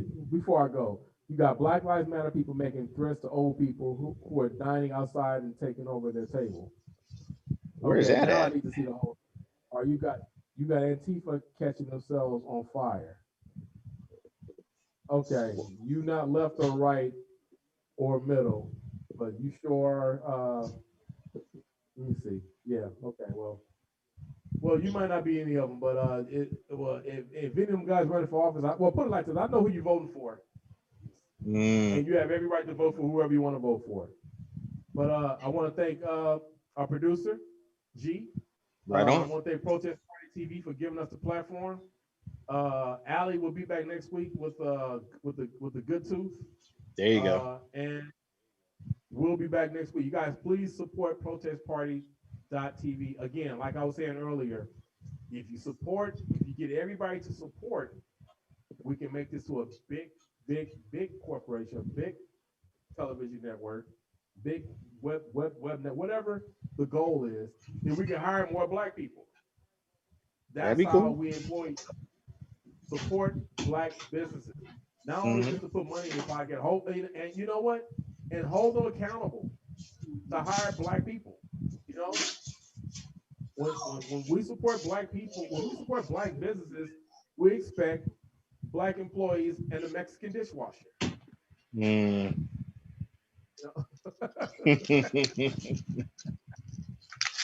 All right. Outhouse Radio Show, protestparty.tv. Please support. See you next week. Peace.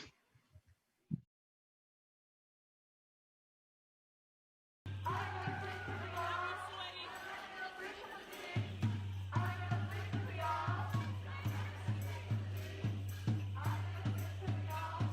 I was drenched in sweat.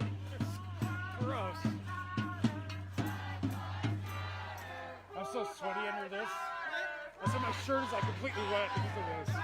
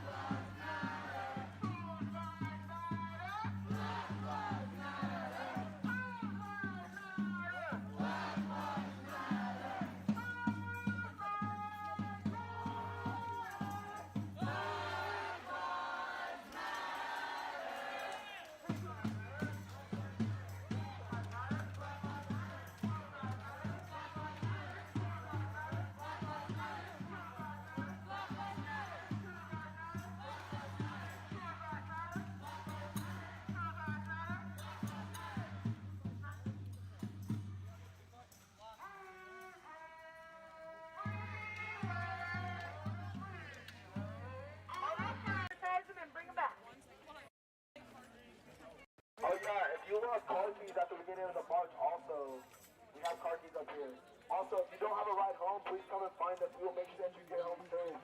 Especially if you are a woman, especially if you are a black woman. If you do not have a ride home, come find us. We will make sure you get a ride home. Toyota keys. If you lost your keys, it's the Toyota. Oh, if you wanna know more about the youth organization, come and see me.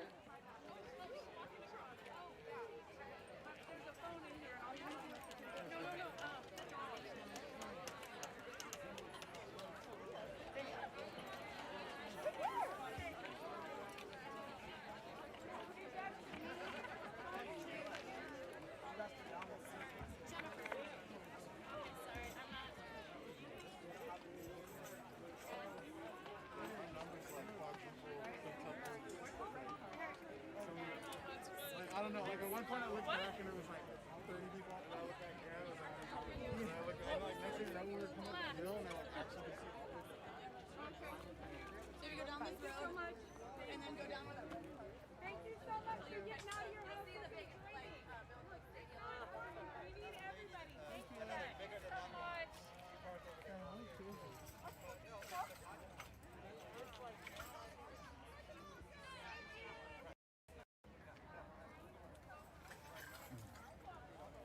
Alright, so the march has ended back here at University Park in Eugene, Oregon, where it started.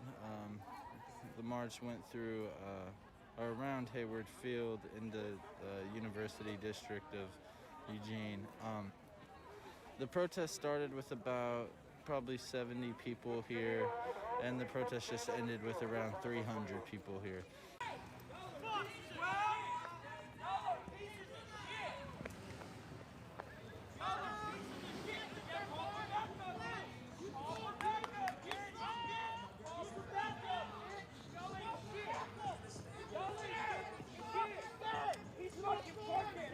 They're waiting for a jump. Car is dead. Waiting for a jump. Shut up, copper. No. Waiting for a jump.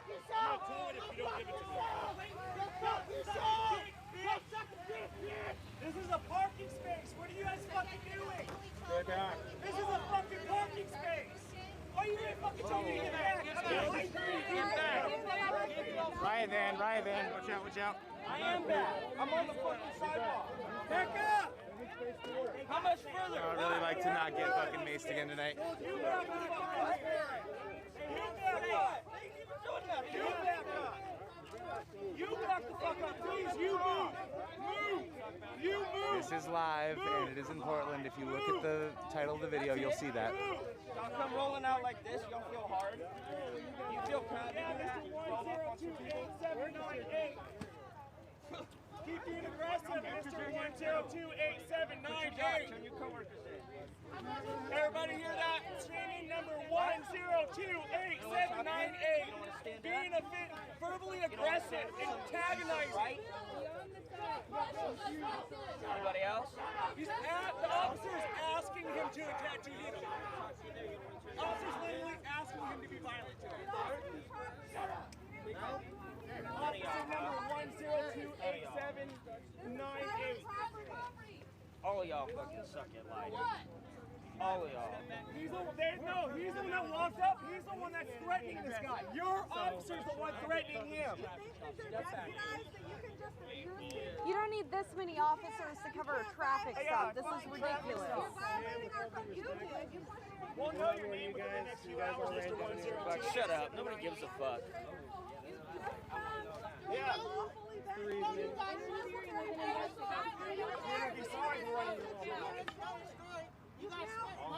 You see that now a riot line has been formed over by where we were just standing. Where you guys be getting your food at? We're not stupid. You spent half of our taxpayers' money on Red Robin, bro. You think we spent half of all of your taxpayers' money We've on seen Red the Robin? story. We've seen the story. Okay. You guys are a bunch of fat asses. All you do is eat. Okay, Justin, chill out. I'm not Justin, dumbass. Okay. So why don't you get my name straight? Okay. That is not why did you engage I'm not jesting. You ugly ass cracker, and your wife's probably a cracker too, bitch. Okay. I verbally heard you. So that way there, you could arrest him. No, you said hit me so I can arrest you. I apologize for the quality of the stream. It's the lights end up fucking making it chunky. That's nothing I can really do about it right now. And got the attention of all the media. I don't see your number. Exactly. How about they vote for you? Yeah, you like that, because if you die, 102-8798. How about you go get it right now? No, it's not gonna happen. You're not breaking the law every night. Okay. So good. That's my own. That's my own. He says about doing this. Not on your vest. Yeah, you can't take with your number, dumb bitch. Where's your number? So where's your number? Answer it. You little white cracker. White salty cracker. You're not a cop. He's covering his badge. He's covering his badge. Videotape that. Videotape that. Get a picture of that. How many bikes? Look at that. How many fucking bikes does it take for one fucking car? Illegal search. How many? Shut up. Could have took We know one. who you are. Shut up. Shut up. We know who you are. Shut up. Who cares? We can get it if we want to. We can get it if we want to, bitch. I don't care. We can take a picture of yours too if we want to. Where do you know who I am? Yeah, we do. Everyone knows and who we'll you soon are. Get to know all these officers' names. Oh, who's this one? Who's this one? That's Brent Taylor right there. I mean, I know he's Brent Taylor. And that's Brent Taylor right there. That's Brent Taylor. Who's Brent Taylor? The guy in the back. He's the tire popper. He likes to slash tires? Taylor, why do Okay. you always gotta beat people up and hurt people? So we just heard someone tell us that that cop in the back, that's Brent Taylor. He likes to slash tires. That's what they said. That's just relating the information I was just giving me. And you got evidence, bro. Exercising our First Amendment right. Called you a cracker and then you hope that you will kill him the next time. He said I hope I die. He said he hopes while I go on my duty somebody shoots me and kills me. We have a right to protest. Why are you guys using it? Hey, keep your hands off of her. Hey, keep your hands off of her. What happens when we try and keep your fucking hands off of her? You must be one of the guys that hit your fucking wife. You wonder why These folks want to kill America so they can build their white ethnic state. Right? The white kingdom of God in the Pacific Northwest, right? That you see escalation and let that shit happen. They're shooting officers, they're throwing stuff at them, they're running them over, whatever. So it appears that they rolled out because there's a car just stopped. You know you fucking gave me a shove. You know you gave me a fucking shove. Don't fucking lie. I don't understand why the fuck you do that shit. I should take that baton. The fuck have I done to you? Out of you. What You have I beat done us to you? with it. How did you I like didn't it even if come we out beat here you with and it? actively fucking protest. I It'd come be out like here an and ass whipping, 'cause I know you got an ass whipping fucking anyway. waters. The people who are getting What you looking at? their asses beat by What you looking at? your motherfucking ass. Oh boy, we got DJ No, you're not out fucking that shit. Right out You must be fucking proud of yourselves. Small dick. Small dick. Real fucking proud of yourselves. You guys come out here with no fucking I morals, can take clearly. you one-on-one. Drop your gear right now. I can take you one-on-one. Let them fucking push a woman that ain't did shit. Drop your gear and everything right now. I'll take you Fucking piece of one-on-one. I feel sorry for your fucking wife. I'll take I know you you're fucking one-on-one. probably beating her. I don't care if I'm short. I don't care if I'm tiny. I will fucking fuck your ass up. Hey, if you could please stop threatening the officers. I don't care. I said fist fight. Did I say shoot? But you I can don't just care. shove Shut the people fuck fucking up. randomly, Shut up. right? I Shut don't the care. fuck I do up. what I fucking want, bitch. You Shut can the fuck fucking up. randomly just You little shove dumbass people Brent though, right? Taylor. For nothing, Don't give a right? fuck But what you don't you want say. him threatening Shut your officers. ugly ass up. But you can put your fucking Shut hands up. on somebody and fucking assault them. Can I slash your tires, It's please? past My your name is fucking Brent curfew, Taylor. Brent Taylor. It's past your curfew.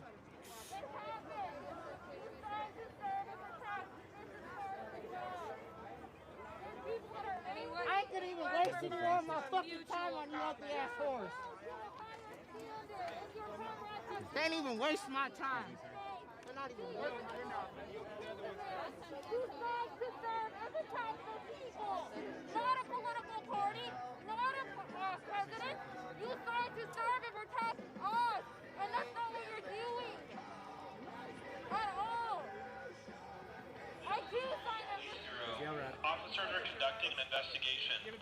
Do not interfere with officers. Maintain a safe distance from officers so they can complete their work safely. Failure to adhere to this order may subject you to a citation, arrest, and crowd control agents, including but not limited to OC munitions or impact weapons. You want to raise your car all right? You got the Jeep for the car. For what? Because it's the leasing part where it's allowed to be parked. Did you get a photo of the location? Because if they say it's more than 12 inches, that's not good. Away from the curb. This is the Portland Police Bureau. Officers are conducting an investigation. Do not interfere with officers. Maintain a safe distance from officers so they can complete their work safely.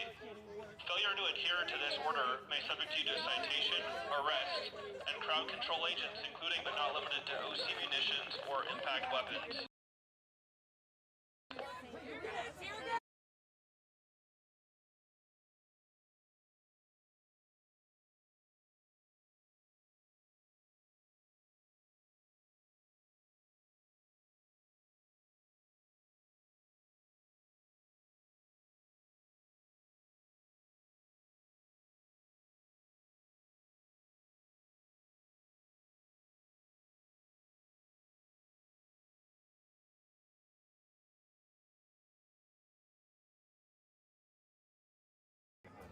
It's a really small crowd tonight, so this is kind of just extra for no reason.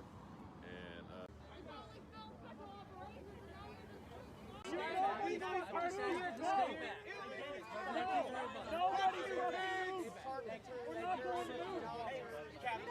You have no reason to make us. Thanks, Scuba Steve. Thanks for coming, showing your authority for nothing. You gotta just use some power, right? You just gotta feel tough for a second, like you're in control. Would arrest them. And escalate the situation. Is there a reason you're not wearing a mask? You're within 6 feet of people. That face shield doesn't cover your mouth. Yeah, that's you. Yeah, I'm a public health professional. You need to wear a mask. Okay. Okay. Good job. I feel covered. Public safety at its finest. Everyone's holding you right now. Kidding me? Look, any of them. Any of the last four.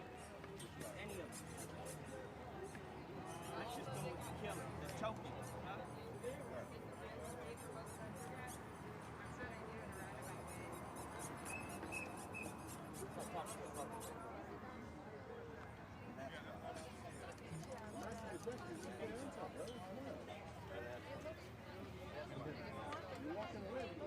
That's why.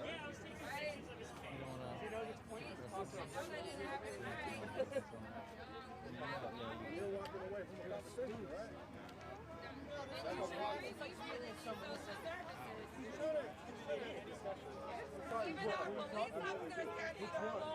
Somebody help us! Let's talk about it. You want to talk about it? Somebody call the UN! So the situation here is that they came to search a car that was, I guess it looks like it was either broken down or parked suspiciously. I'm not sure, but Actually, I had a hypothesis. We're at this precinct. but there's I don't know if they're searching. I can't really see. I don't think they're searching it, but yeah, it's just there's a lot of them here now, and there's a bunch of protesters, so it's unfortunately just a big standoff at this point.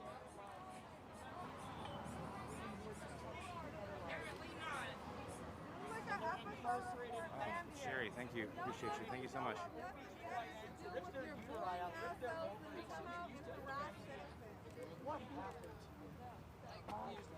Yeah, I appreciate you, Cherry. Thank you so much. What happened to you? You would defend the government that carries out force still. Tired? What? I appreciate the support, yeah. Looks like you're a little tired, bud. What goes through your mind? Do you have a heart? You defend the government that carries What order you got? What deep immature Texas? My God. My God. What a Well, it sucks having to come out here every night. What a You know what's going to happen right now, so share the stream so we can get get as many eyes on this as possible, as always, you know. Let's count how many caps. Put a follow if you haven't followed already, and help subscribe and all that stuff. It helps a lot. So we'll see. Yours is actually it's been proven that the face mask doesn't do shit. Okay.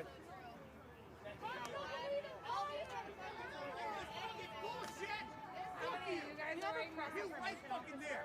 A PIO? No, we don't. Okay. Is there anything that is going on that I could tweet out about why you're investigating the car? I wouldn't know. I'm not one of the traffic officers investigating it. Okay, just that it's an open investigation in the vehicle? Yeah. For a parking violation, maybe? Do we know? Okay, you don't know. All right. We don't do a press information release every time we pull over a car. No, but the riot cops also just don't usually show up to secure. I was just curious if there was more information about why they were investigating the vehicle with riot cops around. I don't know anything about that. Okay.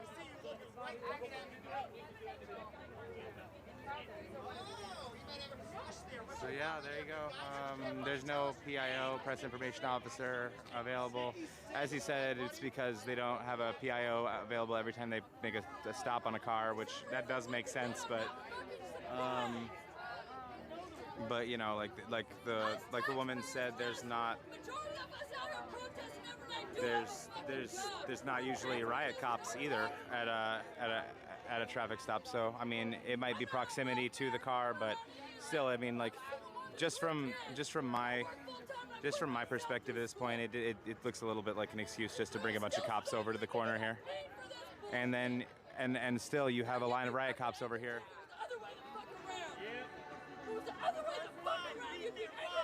Something like this, especially when... Anyone got a flag to burn? I'm feeling extra anti-American right now. Yeah, fuck Donald Trump too! Sounds pretty pro-American to me. White supremacists he sent out! These guys came out as soon as we all came over here.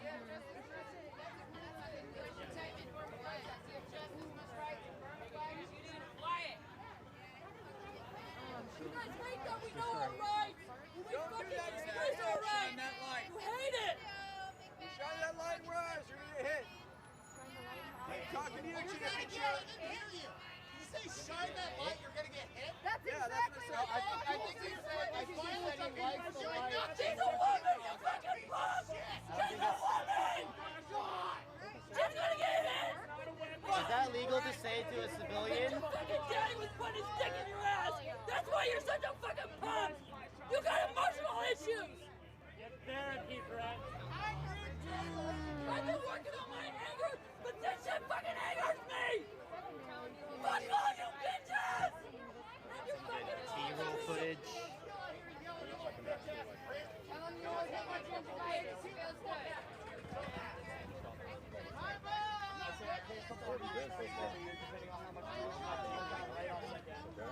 So yes, one could argue that I'm contributing to the federal government in that way, and it's unfortunate. There's going to be penalties if I don't.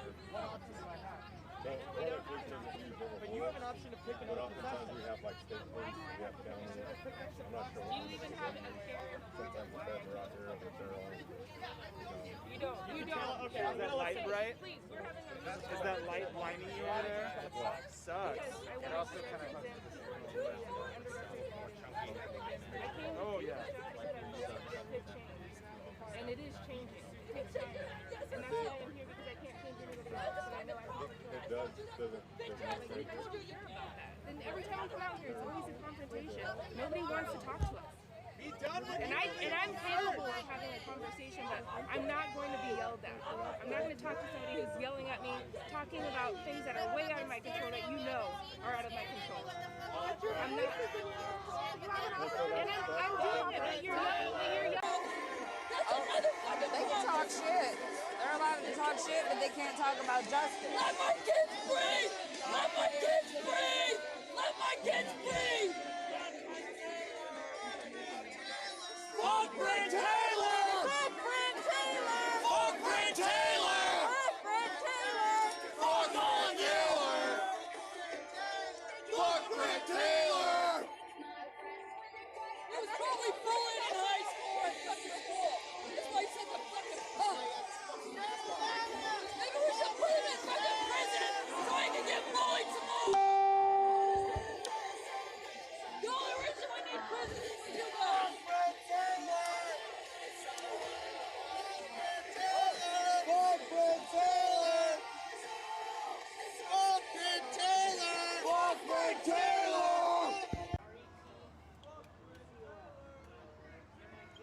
Taylor! Fuck Brad Taylor! Fuck Brad Oh, he looks like he's gonna cry.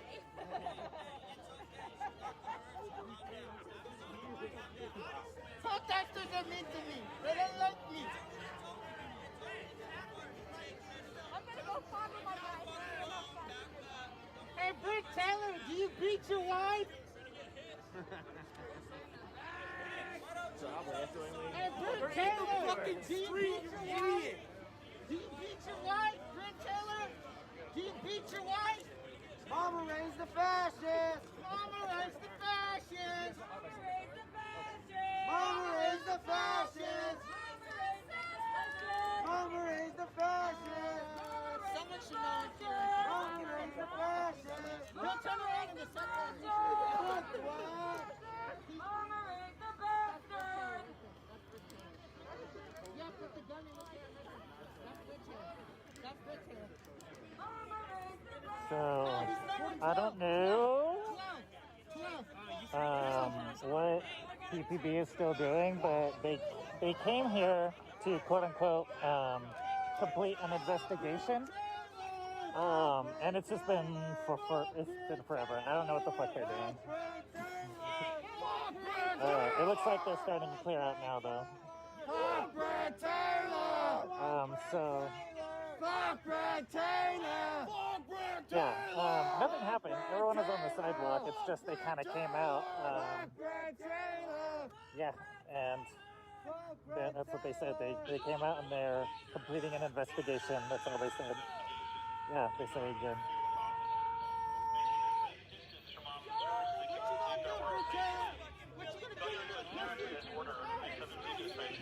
Arrest, and crowd control agents, including but not limited to OC munitions or packed weapons. Fuck Brad Taylor! Fuck Brad Taylor! Fuck Brad Taylor!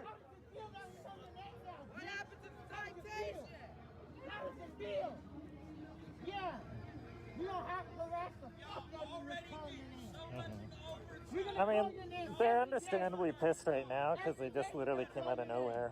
Every day we're going to say Brad Taylor. Every single day. How does it feel? And yeah, these are the same people who've been out here for over 100 days. So yeah, for sure. It is what it is. Hey,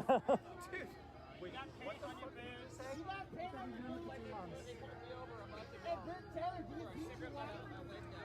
Do you beat your wife?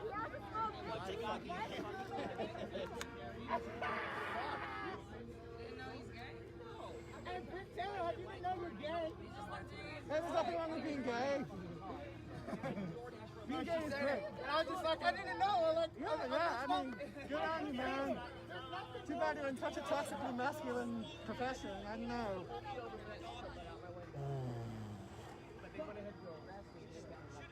Taylor, you're so ugly. You're so ugly.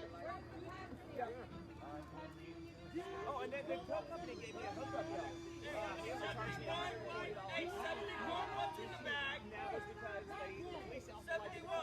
Still no. What is in the bag, sir? Okay, yeah. So whoever they were investigating must have been arrested because they got a tow truck here to take the car away.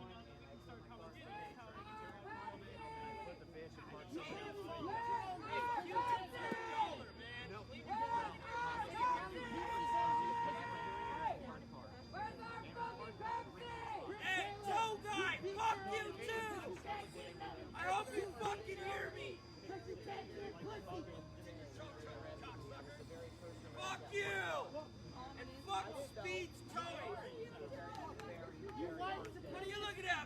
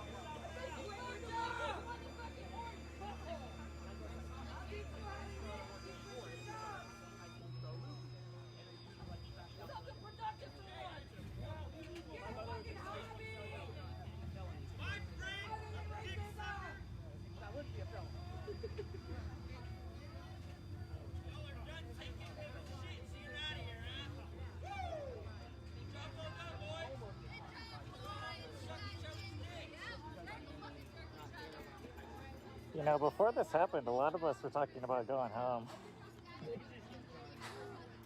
And then they just kind of came out of nowhere, conducted an investigation, arrested somebody, and impounded their car. Like, damn, I was about to go have a glass of red wine and settle into some... I don't know, I'm not really watching anything right now. Probably YouTube.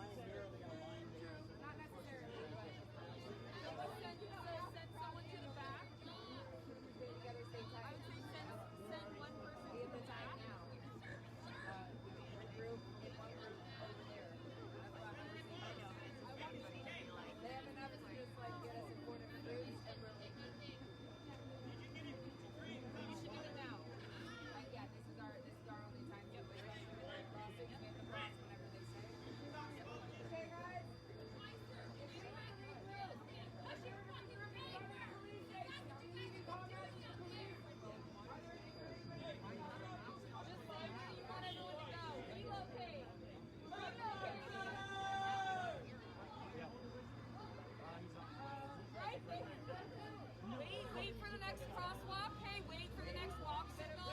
Wait.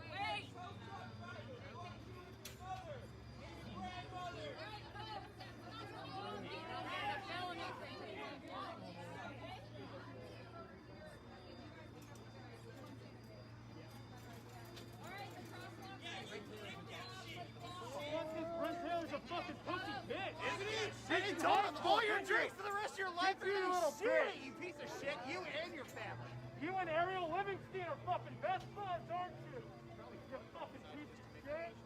Hey, doggy. Stop playing the victim. You guys literally choose to be here. How many rocks are you gonna say we're throwing right now? You gonna go pick up some rocks from some fucking bushes over there and say they were throwing at you? How many times did your mom drop you on your head? Yeah, you fuck boy. See that video of them literally like picking up rocks from both sides, right? Yeah.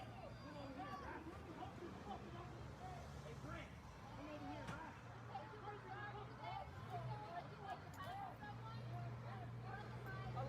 This is the 4-1 Police Bureau. Officers are disengaging. You must remain on the sidewalk. If you follow officers, you'll be subject to arrest and/or use of force. This is the 4-1 Police Bureau. Officers are disengaging. You must remain on the sidewalk. If you follow officers, you'll be subject to arrest and/or use of force. Disengaging? I think what they mean is divorced. This is the 4-1 Police Bureau. Officers are disengaging. You must remain on the sidewalk. If you follow officers, you'll be subject to arrest and/or use of force. Fuck you, Brent! Hey, Brent! Your mom sucks dick for milk money! Go home!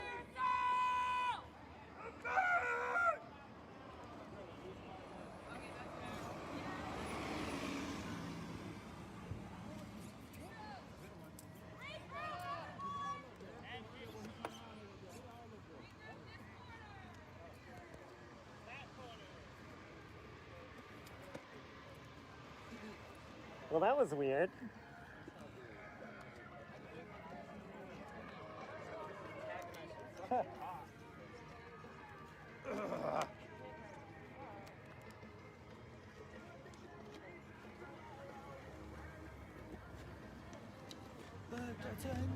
Yeah, sure. Or hey, is this anybody's car?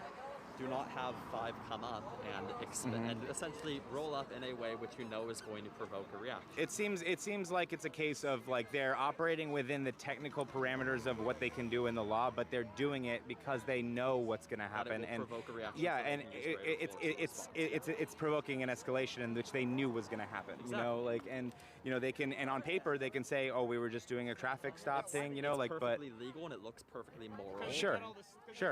But you know, when you look at the situation in detail and what exactly happened step by step, You know, like you can see that it's not a de-escalation, it's escalation for no reason, you know? Exactly. You know? And again, similarly talking about their union, the fact that he's willing to say, yes, I want, you know, a form of defunding where we have to stop responding to like mental health problems. Exactly. And which we can both agree on, but then he will not say that his union is the contributing major factor behind getting politicians to oppose these things. Exactly. He tells us it is our duty to talk to these politicians, Attacked a but parked car. his union is the one who is preventing these politicians from listening to us. Parked in a legal parking space, by the way.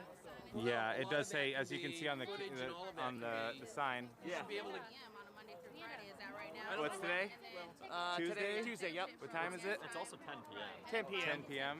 And it says from 4 to 6. So yeah, it says no parking from 4 to 6. So I mean, I think they said the issue was that that it was too far off the curb. Which I know. But that's not a reason to consent to search. That's a parking ticket. Yeah, exactly. And that's like, not a lawful reason to search a vehicle. did they actually search it? I couldn't see. There's too many lights. They took the vehicle. They took the vehicle. Yeah. That's a parking Yeah, I was ticket. gonna say, and at least in my experience, it's I think 18 inches that you have to be away from the curb, and that might have been on the borderline. Yeah, I mean, it's like the smallest reason ever to create a situation, and that's what happened. You know, I mean, it's pretty obvious. Even Like, if it is illegal, you it's know, escalating to bring 5 And they cops came out over and with their cut. video crew. sure, and I mean, he's not wrong that it creates a safety issue probably when we rush over like that, but you knew that was what was going to happen. I mean, if anything, you know, you're creating a safety issue because I don't know why, but you know, isn't it just you creating a safety issue for your own officers if that's the case? But they're confident that they can overpower us because there's not that many of us out here, so they do it know anyway, that right? If they provoke a response, they can use force and we can't. Exactly, and then that kind of gives them their end goal of dispersing us while we're trying to peacefully assemble and getting a reason to do it. Especially because if they get the chance to use force, now they can declare it a riot. Right, because didn't they get federally deputized, basically? I think like 56 of them did. 56, yeah, okay. So, and then you know they're here, so. What were we going to say? Now it got. What were we going to say? I don't know, like, I wonder if just calling the tow truck and then coming as the tow truck is arriving. Yeah, right? Or if people would have lashed out. I don't know, man. You know, like, it's hard to say. It's hard to say. I mean, they could just simply have like. Anguish. Yeah, like, have you ever had any? Sorry, go on. No, I was done. Okay, I was gonna say they could have like unarmed liaisons who are wearing civilian clothes who come over and say, "Hey, this is violating the code. Could you please?" I'm sure they would say because they're not geared up, that's a safety issue for those officers. You know, they could say whatever. That has to, at a certain point, be a risk associated with the job. They have to. We're not in gear. I mean, I'm not worried about getting fucked I up. think some of the narrative around, like, quote unquote, like Antifa is part of the issue too. Oh yeah, they're definitely scared to a certain extent. Like they actually think we're a threat. It's like, fucking look at us. And it's like, look how the general, like, news, like, portrays, like, Antifa. And it's like, no, like, why do you have to call it Antifa? It's not, Somebody- like, actual, like, some chud in the chat is trying to give excuses for why they would search the car. It's like they said like a car bomb or some shit like that. It's like, dude, snack van. It's like, what are you talking about? Like, this is a car that we were standing right next to, or they were standing next to. Cases are there of these things happening? Like, yeah, technically any of these cars could be a car bomb or something. But how often has this actually happened? There is no historical precedent. Yeah. You haven't seen something like that happen at any of these protests, not once. So I mean, that's not really a rational thing to think that that's a justification for anything. You know what I mean? Like, for the most part, like, people understand that if we were to do something like that, it would look really bad and then take us a few steps back. Oh, there's a reason, like, despite all of the repression we face, none of us have killed a cop. Like, people, there's been one killing associated with the left from this entire time, and it wasn't a police officer. No one's even shot at a police officer. no one in Portland. Yeah. But after 113 or whatever nights that's happened, the fact that not one person in a state where you are allowed to legally concealed carry has shot at a police officer shows that people aren't going to. That at the end of the day, the bottom line is we have tactics which sometimes are less peaceful than they could be. But we are not violent people. We are not out here to kill cops. I think that's important. And I always appreciate when I come over to a line like this and someone like you is sitting there and actually trying to have a discourse, because it's a nice break from all the, you know, just screaming, you know, like we get to hear them say something and then we can retort on that, you know, like we can figure out where to go from there. I think there is a fine line too. I do agree that you don't want people who are being buddy-buddy with the cops. No, I'm not going to wish a cop good night. I'm not going to tell a cop anything that will assuage their conscience that what they're doing is wrong. They need to. I agree that you need to be critical with them, and that conversation does have some inroads. Similarly with right-wing extremists, you can talk to them to a certain point, but at the end of the day, what they understand is violence, and they're going to use violence on us. I understand that whether or not he was willing to be civil with me then, as soon as his commanding officer told him to, he would have attacked. Yeah, exactly. Yeah. It's just, you know, like at what point, you know, does the yelling get us anywhere? You know, I mean, like, obviously, you know, we've been yelling for what, like over, like you said, 115 days or something like that. You know, like at some point we have to, like you said, not be buddy-buddy, but like we have to talk about something so that we can figure out where to go. Like maybe there's a way that we can like figure out how to, you know, get our point across in a way that actually they start agreeing, you know, at least even one of them changes their mind and actually quits their job, or, you know, like, you know what I'm saying, like or something. That hopefully one of them becomes at some point leads the PPA or something and has a conscience. Yeah, or like you said, planting the seeds of rationality, you know, because that's what I think that we all understand and know, that we're speaking the truth, like we believe in what we're saying, you know. Why is it? They're not stupid either. They have to know, you know, they have to know deep in their hearts. I mean, that, some of them are. Well, yeah, some of them, yeah, but even just like putting their neck out to like call out a colleague if something happens that's like that they feel is immoral, and then if they face the repercussions for calling out a colleague for something that they did was immoral, maybe that's a hard lesson that needs to be learned. But like, it's because they know. If like we're able to like change that kind of rhetoric and have something like that happen, that'd be great. Yeah, and like at the end of the day, I do not believe the system will be changed within. That's why I'm not becoming cop. That's why I'm not going to do what that guy says he's doing. No, that's a waste of great energy. And But it's like, yeah, but as long as you can get some people within the system who are, I mean, I think they're not going to be the ones who change it, but if they have a conscience, they're going to do better than the people who are in it, who are just bullies, who want to fuck us up. That was the clue that things are going to happen. it's kind of sad that sometimes I think like, oh, maybe that cop will just hit somebody a little lighter, you know what I mean? Like, it's sad that that's the win, you know, that's the winning position, but you know, it's kind of the reality where maybe they'll actually bounce the rubber bullet off the ground instead of shooting somebody straight in the head. You know what I mean? Like, that's sad that that's the goal, like at this point. But you know, exactly. But you know, that's where we're at. So you know. Anyway, thank you for talking to me, and I appreciate you. Wait, are you both coming from Seattle? I am. I'm based in Seattle. I split time between here and there, and I go all across the country. I was in Louisville this week, and I got arrested there. Nice. Yeah, well, it sucked, but yeah. Yeah. No, I've been arrested twice since it started. Yeah, they just drop your charges. Like, yeah, it seems to be the case. They just want to inconvenience people and break their spirit, pretty much. Yeah, it's definitely harder in the places where they actually go forward with the charges. Like LA County is pretty fucked with all of it, but in the Bay Area, I'm gonna roll a joint. yeah, that's what I was thinking. I've been to Washington D.C., New York City, Austin, Texas, Louisville, Louisiana, and you know, like there's a lot of commonalities. There's a lot of differences, and there's a lot that we can learn from each other. You know, especially Seattle and Portland. I've noticed we've been learning from each other a lot. You know. Yeah, So, I'm just moving back up to Seattle. That's why I asked. I used to live up there. Oh, nice, cool. Yeah. I love Seattle, man. Yeah, I'm excited. There's an action on October 3rd. Yeah, I heard of that. Is that the 3rd or the 10th? I think it was the 3rd. It was like a specifically, I forget what it was about. There was a specific topic. There's gonna be a town hall meeting this Thursday, or in 2 days, and it's gonna be with the mayor and a bunch of with all the black activists. With all the black leaders in the community, Nikita Oliver and all them, Omari Salisbury. I talked to him today. You know, and so I think it's gonna be really interesting. If you're interested still in Seattle politics, I'd tune into it. You know.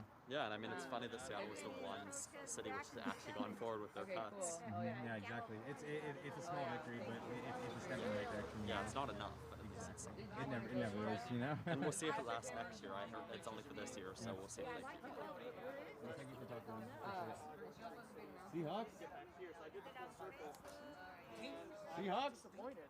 Like the Northwest right. really throws down. Seattle and Portland, y'all fucking throw.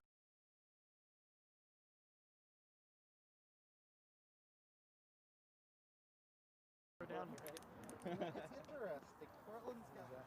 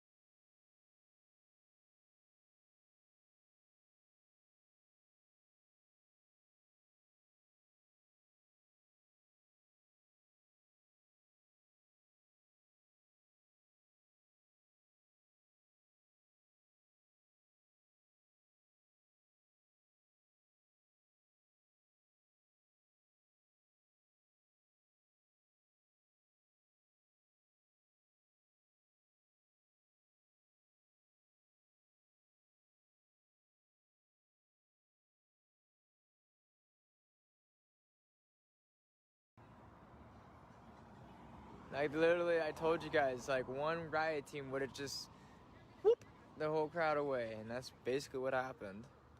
What kind of phone is that? iPhone 8 Plus. Boom, Oh, boom. you gotta step up your iPhone game, Boom, baby. boom. This one's an 8. This one's an 11. Gang, gang, gang, gang. Oh, just a regular 11?